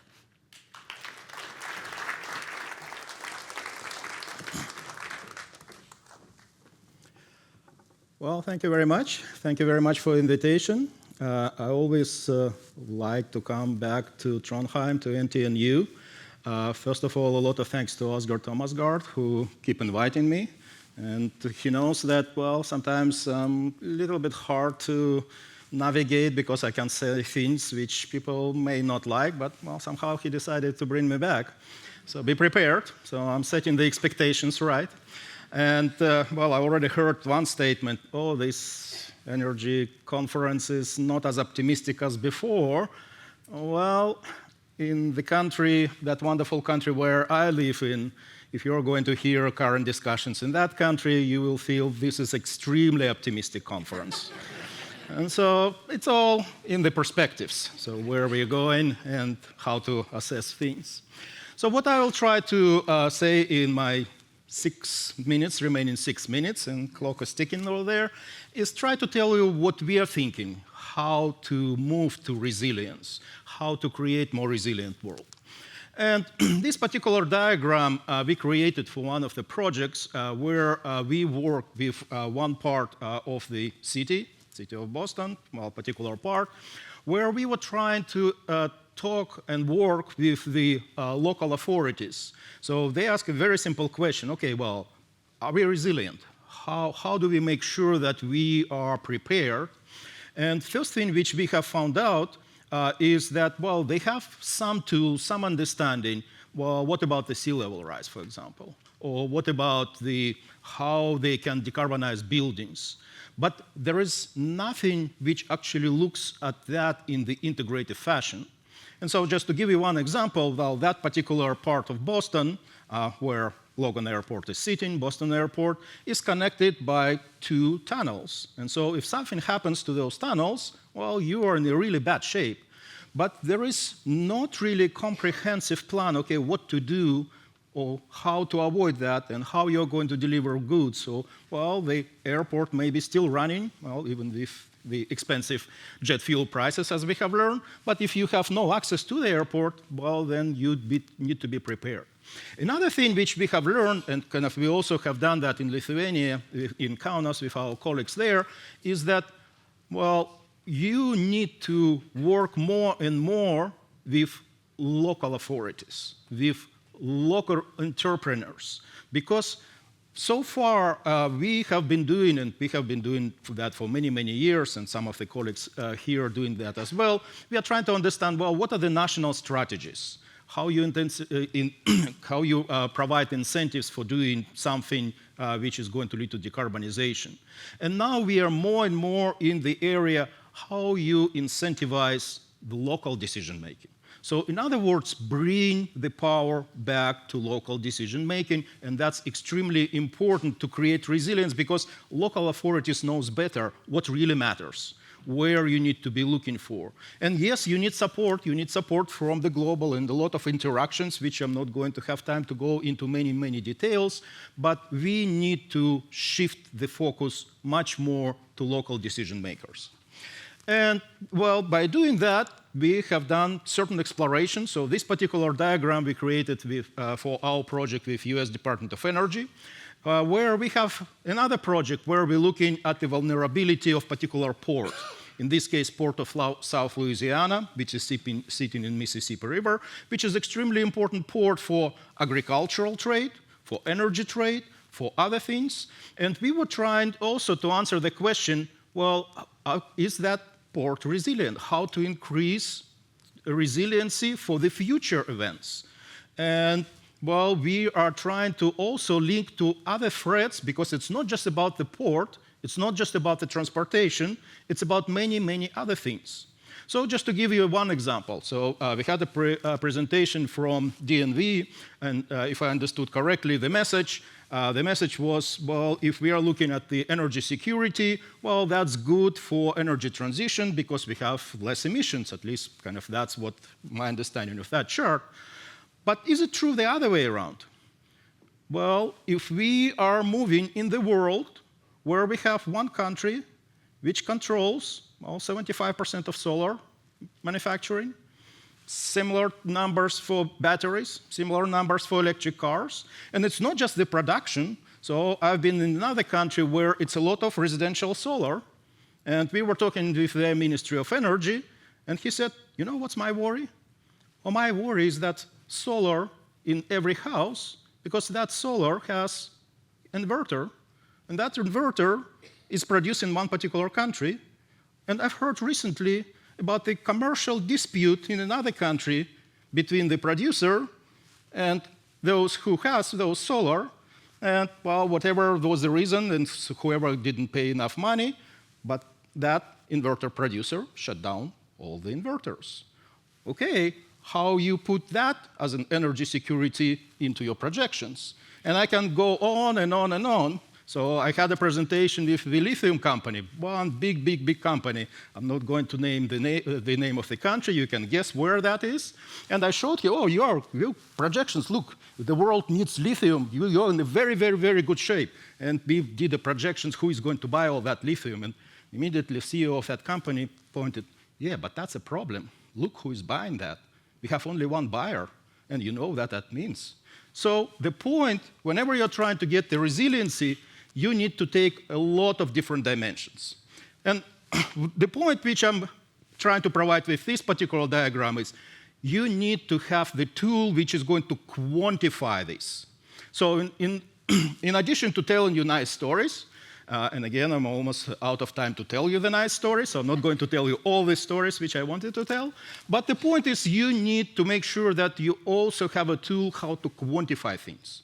And that's exactly how we work with many, many companies, and a lot of energy companies, and well, you know all the names, well, name the big company, and kind of we are working with them, try to understand what are the implications, how to measure. In fact, I've spent the last 2 days in Oslo with your Ministry of Energy, who have asked me a very simple question. Well, we've heard that renewables are the cheapest way how to produce energy. Is it true? If we are going to take a look at the system-wide look, what are you going to do about projections of electricity prices in the future? Are they going to up or down if we have more renewables? Well, if I would hear your fantastic, optimistic questions, it looks like we will have cheap renewables into the future, and that is going to lower electricity prices.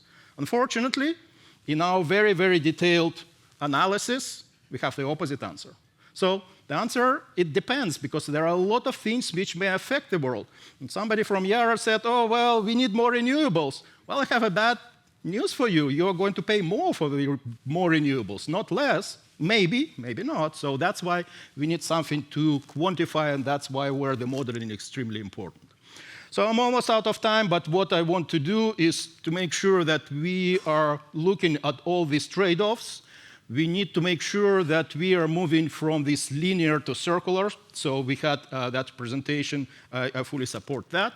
But I want to finish not on this. I want to finish on some optimism. And why is that? It's we need to have more places like NTNU.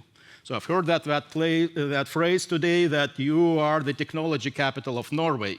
Great. So that's exactly what I would like to hear, because we need more technologies. Despite the statement that we already have all the technologies for energy transition, we need more technologies. We need to get clever. We need to make sure that we are bringing all these technologies, which we are currently working at AI. I like especially this one. We haven't mentioned AI too much in this conference. Well, if it would be in the US, that's the only thing which we will be talking about. But mind the gap, because that's important. Where's that gap between the hype and the reality of the AI, and how much we will be able to capitalize, and what's the impact? Again, there are many, many fantastic inventions, like, well, you know, that our Commonwealth fusion, so fusion power, nuclear batteries, and that top one is, well, my favorite, where you're producing cement. So you're producing cement, you're doing natural gas pyrolysis, you have captured all the carbon, so there are no emissions, you're producing cement, which is also a battery. So imagine your wall where you're charging your phone, or parking lot where you're charging your car. Sounds like a fantasy land at this point, but hopefully that's the reality which is coming to us, and we need to work very hard, both at MIT, NTNU, and many, many other places in the world, to bring that reality, because we really need those solutions. Thank you very much.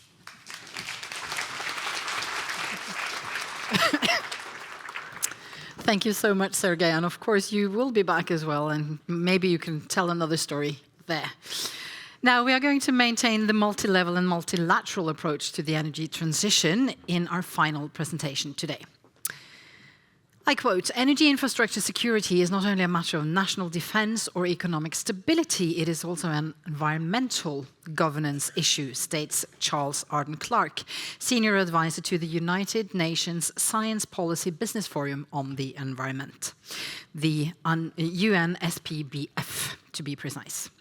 Mr. Arden Clarke, he is an international expert on environmental sustainability, international environmental governance, and sustainable consumption and production, with more than 3 decades of leadership in multilateral environmental policy and United Nations negotiations. Today, he is here to speak on behalf of the Executive Secretary of the UNSPBF, Shireen Zorba, who was unable to travel from Kenya to Norway due to the war in the Middle East. Now, we are pleased to have Charles Arden Clarke here with us today, safe and sound. So please give him a warm welcome.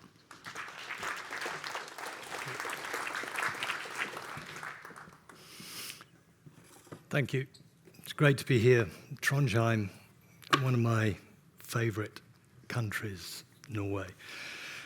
I'm here for Shireen, so forgive me if I don't get this completely right. She's done a lot of the work behind this speech, but I have to say she also gave me the opportunity to come to this extraordinary conference, which has left me deeply impressed by not just the degree of organization, but the people you managed to assemble in the room and the multidisciplinary, multi-stakeholder conversation we've had.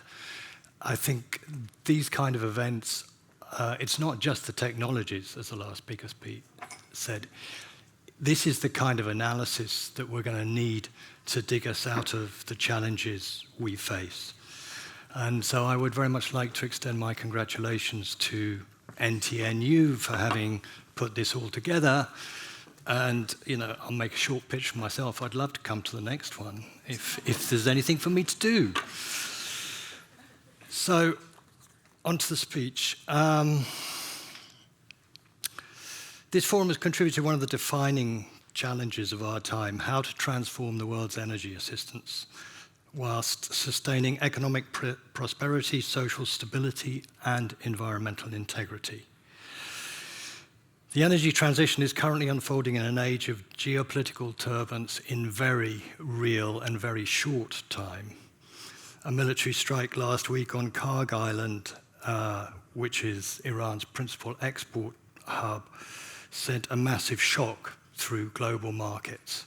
And of course, the Strait of Hormuz is closed, which is only compounding that. This is a very stark reminder that despite the rapid growth in renewables and electrification, for the current time being, the global economy remains structurally exposed to a very limited number of hydrocarbon choke points. The economy transition is increasingly a question of resilience, a word you've heard a lot, and reducing the structural exposure to the energy system, whose vulnerabilities are geopolitical, environmental, as much as economic. Energy underpins our whole economy, industrial production, trade, food systems, fiscal stability, you name it. When it fractures, as we've seen, very much in the past few weeks, the shock propagates through inflation, disrupted supply chains, political risk, and indeed a risk of even more heightened conflict. The transition requires changing energy sources, wasting less of it, and designing systems that require less input to deliver higher productivity and less pollution, and particularly climate pollution that contributes to climate change. This is the essence of energy efficiency, which is frankly a term I haven't heard enough in this conference, and seems to be a seriously forgotten element in the energy transformation we need. The transition also will require a fundamental redesign of energy, industrial, and financial systems, which will require strong political will, coherent, coordinated policies, innovative financing, underpinned by very robust and at times innovative multilateral cooperation, which is at serious risk at present. Excuse me. Structural inequalities have also long constrained progress, particularly in the global south, where, as we've heard, financing costs remain significantly higher and access to infrastructure is much more limited. Those disparities are actually not narrowing, they're deepening. And at the same time, geopolitical instability and fracturing multilateralism are compounding that challenge. War is also redirecting energy systems towards immediate military demand and displacing the vital priority of efficiency. The erosion of trust in multilateral cooperation is weakening coordination and collective action. And the rollback of environmental policies in some jurisdictions and perhaps at the international level is undermining regulatory drivers of efficiency. At the same time, rapidly rising energy demand from AI and data infrastructure is placing additional strain on our energy systems. And there is an accelerating race to control strategic resources, not just oil and gas, but also the critical minerals and rare earths that will be central to the energy transition that we need. And those scarcities, or shall we say those competitions, are also compounding geopolitical tensions and environmental pressures. We also have energy infrastructure located in fragile ecosystems, which when disrupted has consequences that extend way beyond markets, such as, for example, the Nord Stream explosions, which triggered one of the largest recorded methane releases from infrastructure failure. So, the energy transition, which was once framed primarily as the climate mitigation pathway, is increasingly being treated by governments as a strategic systems transformation, and a necessary one. A redesign of energy, industrial, technological, and security infrastructures simultaneously. We need to shift towards more security of sources, supply chain resilience, and industrial competitiveness, but built on lower emissions. The need for critical minerals and rare earths are converting the transition into a strategic dependency question as well. And what were oil choke points in the 20th century energy system, it may be that mineral sources and their refining hubs become those of the 21st century energy system. Rare earths also illustrate the strategic tension because they sit at the intersection of clean energy deployment, industrial policy, and defense capability. The same materials underpin defense system. And this dual use means that the energy transition supply chains are now inseparable from national security calculations.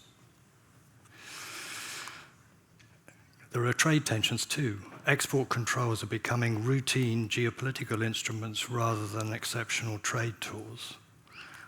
Mining expansion is intensifying pressure on biodiversity, water resources, and indigenous lands as we seek those rare earths and minerals.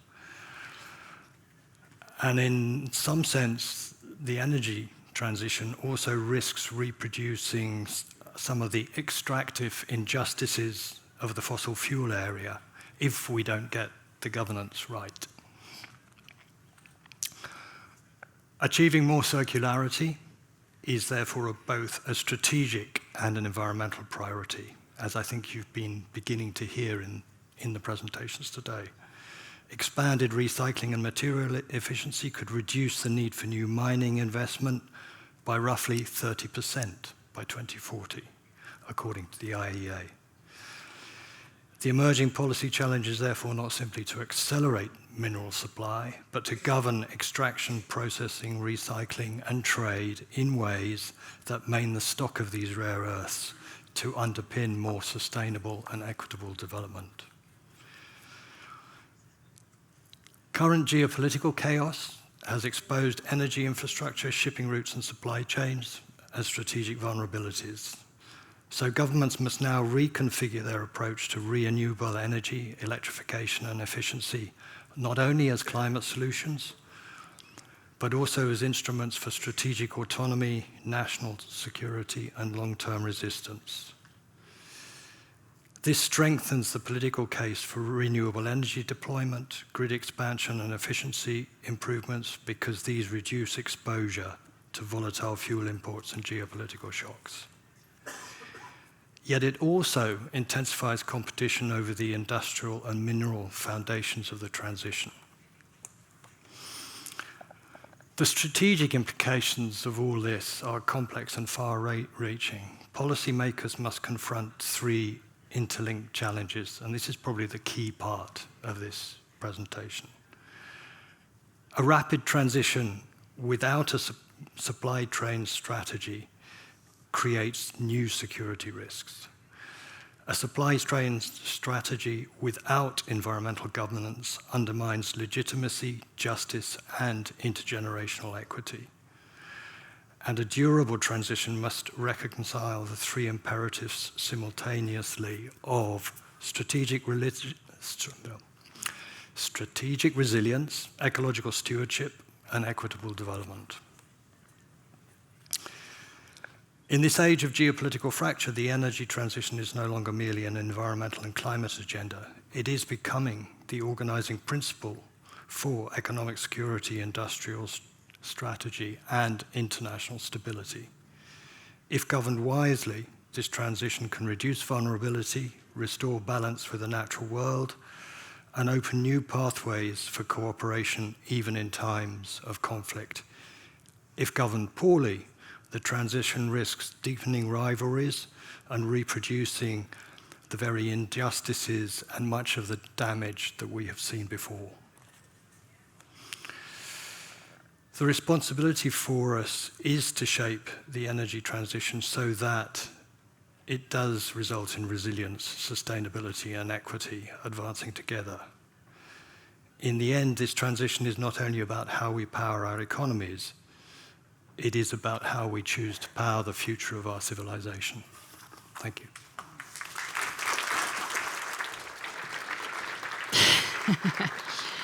Thank you so much, and it's good to hear the perspective of the United Nations, which you are representing, even though you're speaking on behalf of Shireen Sorba.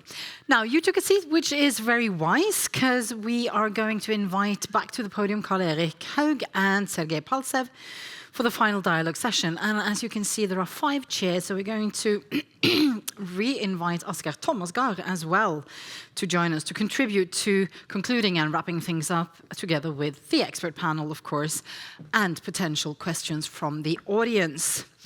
And I would actually like to start. So Asgeir, if you sit at the end, and I can sit here. I'm going to ask a question that has been trending all day, I've been told, in Slido, and that I think we have the perfect place for now. It's about war, so I'm going to look at you, Karl-Erik. And this is the question, this is the background. Norway is today a war profiteer and a climate change profiteer based on fossil fuel exports. What are our moral obligations at this crucial historical moment? Because we've been talking and talking and talking all day, but what are we actually doing at the end of the day? That's a great question. I know that it's also been posed to the Prime Minister and the government. But of course, it's a problem that Norway is a war profiteer. So from my point of view, we should at least spend much of that money on Ukraine, supporting Ukraine. Because, I mean, we have earned about 1,000 billion Norwegian crowns extra each year since 2022. That's a lot of money. That's a lot of money. And I mean, Norway keeps saying that we are actually financing to a good degree. Yeah, I do agree, but I mean, we are in a quite special place when it comes to the rest of Europe and the rest of the world. I mean, we don't need to borrow to support Ukraine. The rest of Europe is basically borrowing money to support Ukraine. So, from my point of view, we have an obligation. Yeah. You're nodding, Sergei. I mean, because we didn't say that, but you're originally from Belarus, living in... Even more complicated. Originally from Kazakhstan. Ooh, from Kazakhstan. But I have relatives both in Belarus, Russia, and Ukraine. And you're living in the States. And I'm living in the States. And I fully support that notion. Yeah. And we have heard from Yulia today kind of how brave the people of Ukraine and trying to handle all this situation. I know that from the first hand because I have relatives there, and I think this type of thinking is going to be extremely appreciated, and they need that. They need that desperately. And I'm looking at you now, Oskar, adding on a question from the audience, which is related. We've been talking about addition versus transition today, that there is an addition of energy, and I think Heite Siemers was the first one who talked about that. So the question is, how can the EU phase out fossil fuel systems and address minimum viable scale issues? And how is Norway planning its oil and gas phase out? You mentioned Norwegian natural gas is an important part of the European energy system now, after the invasion of Ukraine. But we have to think further and into the climate goal achievements as well. So this discussion is popping up from time to time in Norway, but not often enough, probably.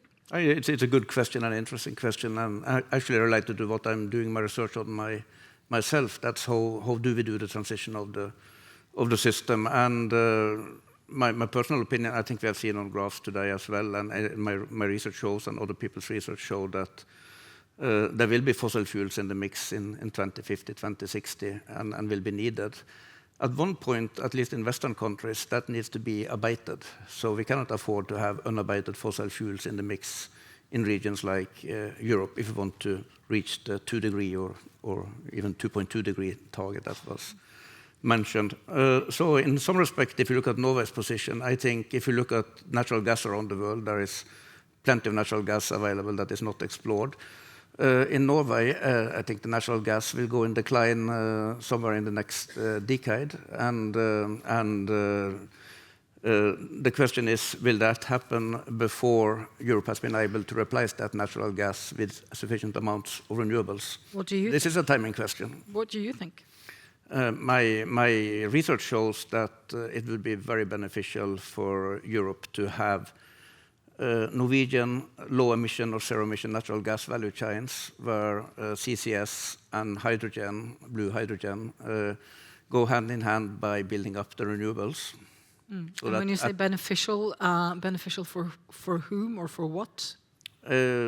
Mostly for the decarbonization of industry. If you want to decarbonize European industry, then you would need to have a carbon capture and storage, again supported by the natural gas industry, but mostly used in industry, I would say. You would need to have hydrogen. The volumes of hydrogen, if you want to keep the industrial structure as it is today, and that's not for sure that this will happen, but if you want to keep it, you would need millions of tons, tens of millions of tons of hydrogen.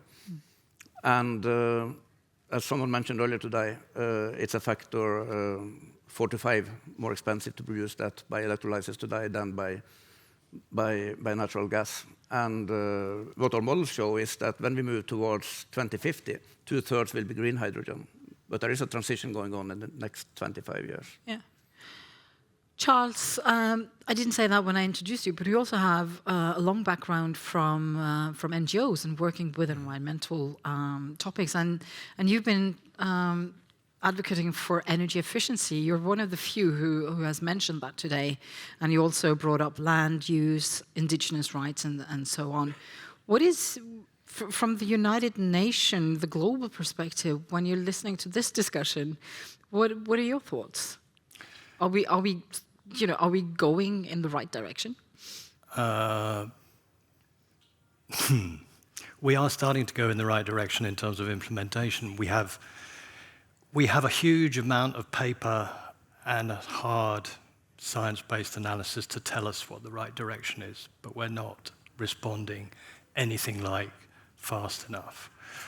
I would mention that, in my view, the SDG text is the best UN text on sustainable development since 1992. We have a game plan, which is 30 pages long. It has goals and targets in it. We now have indicators. We didn't have that with Agenda 21. We had a, 400-page document with X chapters, which was absolutely right, but was totally impenetrable. I think one of the things that governments should be doing at a strategic level is making their selection, not of the SDGs they pick, but the SDG targets, which now have indicators, because I think this gives you a game plan on all the issues. perhaps less so on climate change, because they deferred to the UN, they deferred to the Climate Change Convention, as they should have done. But we know absolutely what we need to do. The issue is not now of ignorance, it's now of implementation. Mm-hmm. It has been for a long time. Yep. And it is of the political will behind that. And I would say that one of the SDGs, the one that my particular part of UNEP had a lot to do with, was sustainable consumption and production. And I'm glad that finally the demand side of the equation has risen, because we're not going to solve this from the supply side. No. We absolutely need to deal with the consumption side. I don't particularly like the word responsible consumption, because I'm not quite sure what it is. It is socially and environmentally sustainable consumption, which is what we need. This is a responsibility of consumers, ultimately, but consumers also include government procurers. They include those who are responsible for, they include retailers, they include a large part of the supply chain. And I think we have to move the responsibility for sustainability up to the retail end of the supply chain. I think I have to stop you there, because I would like for the expert panel as well to get some final reflections. And I see we are, once again, time is running away from us. Reinhard Madlener, I would like to start with you. You're a professor of energy economics and management at the RWTH Aachen University. Economy is your field. What is your reflection or question or challenge to the panel? I want to share a thought that actually fits nicely to the last sentence that was said, responsible consumption, but it relates to what Sergey posted or postulated. He said we should move action to the local level in a way. Maybe it was out of context, maybe you meant this mainly for resilience action, whatever, but I want to put it into the context of today's world with the geopolitical turbulences. The last days we discussed AI, we discussed data centers, large and small ones, and taking action locally or nationally or supranationally. Mm-hmm. So I wonder, in today's times, whether this implies argumentation towards more local action, or quite the opposite, that because of all these crises we are facing, we should think more in centralized decision-making, centralized action, or do we just need both? Is it a non-issue, or does any of the panelists have something to say connecting to this thought? How much local, how much global, national? Global, yeah. I can start and then you can expand. I fully agree. I think if you are going to empower local decision makers and local entrepreneurs, and they will bring the solutions which are closer related to what the constituents mean. And I fully agree with you that if we are not going to make sure that we are changing behavior on the demand side, that it will be very, very difficult to achieve sustainability goals, energy transition goals, and other goals. And historically, well, I've been at MIT for almost 25 years, and historically we thought, okay, well, if we will have right regulations, if we will work on these wonderful programs of global carbon tax, UNFCCC, whatever, well, then the problem is going to be accelerated and kind of, well, the solution of the problem is going to be accelerated. It didn't happen. So we know that we don't have any global carbon tax. We know that the world is getting even more fragmented. So then we thought, okay, if we are going to make sure that we pose that on the industry, on the companies, that they are responsible.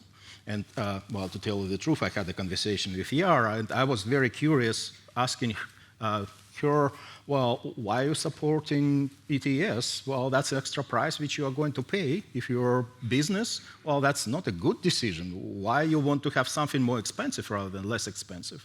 And she gave me an honest answer because, well, that's what we truly believe in. That's where we need to go. And even if it's going to mean that, well, our profit margin is going to be a little bit lower, the benefits from what we are going to get is going to outweigh. Unfortunately, I think you're in a very rare position in a very rare company who are still making those statements. If you're going to take a look at a lot of companies who used to have those net zero targets by 2050 and so on their website, well, in a lot of them, they're gone. They're not there yet anymore. So kind of point number 2, well, we tried government regulation, didn't work very well. Industry, some responsible parties doing well. But if we are not going to make sure that it is fully supported by the consumers, that you understand why you are doing that, you are not going to make a progress. So that's why the local decision-making, local actions are extremely, even more important, and not just for resilience and sustainability, for many other actions. Does anyone want to add on? I mean, you're representing the United Nations. I mean, which has been, how should we put it, been declining in its influential power? Is that a right way to put it? Yeah, no, that's definitely a right way to put it. I mean, the multilateral system and international law are under attack, and they're being degraded. I mean, my personal opinion, and I should say that, is that we urgently need to close the gap between civil society and the UN and international institutions and the body of international law. The UN and those institutions need civil society far more than we did before. Both are being eroded in terms of the number of people who, I mean, the NGO sector, I know NGOs that have lost 20% of their staff. You know, parts of the UN have lost 20% of its staff. Yet what you have in those bodies is you have a community of people who've been working on these issues, and by far the majority of whom are totally committed to them and are very experienced in them. We can plug gaps by coming together, and it's difficult for institutions to come together. We don't have to formally come together. You just have to create effective coalitions for what is known as collective impact. And there's a methodology to do this, and it's been proven, and there are ways to do this around specific issues. So, I mean, that is how, since I left the UN, I've decided I'm going to spend the rest of my time that I'm active is trying to build those kind of collective impact coalitions. And I think that's key. And just to say one other thing, I totally agree that action at the local level is really important, also for innovation. Central governments are not going to come up with all the solutions to the problems we face. You're going to need the innovation that's going to happen from having committed people working on this at local level, and particularly local government people who are actually more in touch with the citizenry than the people who sit in the capital. Karl-Erik, I would like to have your perspective on this. I mean, because we see larger organizations are crumbling in many ways. Have you been naive? Yeah. Yeah. But I mean, I think that we can agree upon the solutions here. But I mean, the question is how to do it. Because right now we don't know. Because the world aren't working the way it did before. I mean, when the US are targeting members of the criminal court because they are saying the wrong things, how should we make national society work? How should we expect it to work? So I mean, the problem now is that we really don't know how to make this cooperation happen. If I should recommend a book, I do read books. Alexander Stubb, the Finnish president, wrote this book about the New World Order. And he's painting this picture about uncertainty and how things is changing, and things changing fast. And he's talking about the power triangle, the West, the East, and the South. I don't know if that it's a correct observation, but anyway, the real thing now is that the world is uncertain, and we don't know how to handle it, because all the institutions, all the things we have believed in is gone. The world is changing. So, I mean, the question is not what we should do, it's how should we do it, and who should do it. Yeah, I was thinking, are we going to end there for the conference today? Read the books. I like that suggestion. Yeah, read the books. Read the books and read books. And people still reading books? Wow. Okay, I'm impressed because my daughters, well, all they do is just looking at the Instagram or other things. Well, sometimes they read. If they will listen, they will be mad at me because they recently got very good books. But that's another thing, that attention span is getting shorter and shorter. Yeah. And so what does that do with our capacity to educate ourselves? You know what? I would have loved to invite the rest of the expert panel to open for the questions, but I actually think we have to stop there. And you've given us a lot of food for thought. The panel, the experts, the audience. And as someone said, we're not as optimistic this time as we used to be. We have to be realistic as well. So we'll have to see. I think keeping on gathering, meeting people, that at least is an important part of what the conference is doing. So yeah, I just think we have to say thank you so much to the panel for coming here. Sorry that I'm not lifting the spirit anymore at this moment, but I know that everyone here is working on the energy transition, and I'm going to have 2 words with Asgeir at the end. So now I would just like everyone to say thank you to the panel, Karl-Erik Haug, Charles Arden Clark, and Sergei Paltsev. Give them a nice warm of applause. You can step down. Thank you. And Asgeir, at the end, because this is the 10th edition of the Energy Transition Conference. And it is fair to say that there are a lot of bad news. I mean, one thing is wars and conflicts, but the emission cuts are not happening at the desired speed, the global temperature is still rising, and the energy transition is moving too slowly. So this is a pretty stupid question maybe, but are you still optimistic about the energy transition? I mean, you've been doing this for 10 years now, this conference and this week. I would have thought 10 years ago that we would have come further now, and the reason for that is that we know quite well how to do it. We have to reduce demand, we have to become more efficient, we have renewables that we could build if society wants them at a price which doesn't need subsidies. And we know most of the technologies we need to decarbonize industry. And I think one would have thought 10 years ago that maybe markets can fix this with a little bit of help from the national states and the European Commission and global cooperation. But this is where I think we have failed a little bit. For me, it's like national security. That's something that governments are responsible for. That's something that European cooperation and national organizations like the UN are responsible for. So now that's very much intertwined with the energy transition, and that means that we also need to take a collective responsibility both in the private sector and in the government sector. And I think we as academics can help by creating places like this to discuss this. But there is a need for a real effort absolutely. At this stage. From all sectors and on all levels. The good news is we know more or less how to do it. Well, we've known that for quite some time, I would argue. But that's the bad news. Yeah, that's the bad news.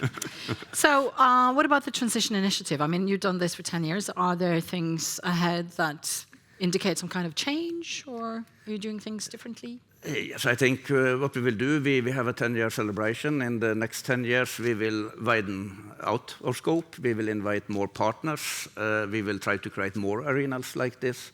So we'll try to continue the work. Keep the continuum up. Keep the continuum. Yeah. And well, you have seen on the screens during the day some of the partners we have today, and we are really looking forward to extend the networks that we have in the Energy Transition Initiative, because we think really this is the type of arenas that we need more of. And this audience, either they've been here physically or digitally, are also invited to evaluate and give inputs and thoughts on the way forward for the Energy Transition Week or even the conference. We start to work with next year's program in 1 month. Yeah, of course you do. So there's going to be an evaluation form which will be sent out on Friday, but there's also the QR codes at the back of the room, and I think it's going to be put on the screens as well. There is a code that you can use. There it is. Your opinion is wanted. So, is there anything else you would like to add before we say good day?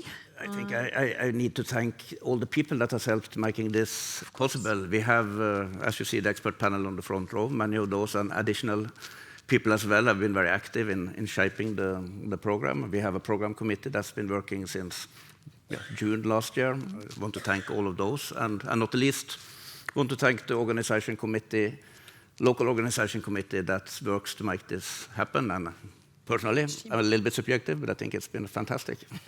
Thank you. You've been doing a great job. I think we should all give them all a round of applause.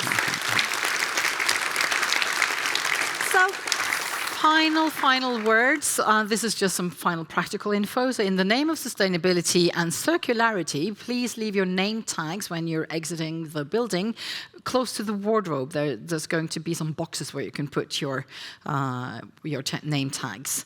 And for those attending the conference dinner, I think you know who you are. There are 2 buses ready to leave at 4:45, which is in approximately half an hour.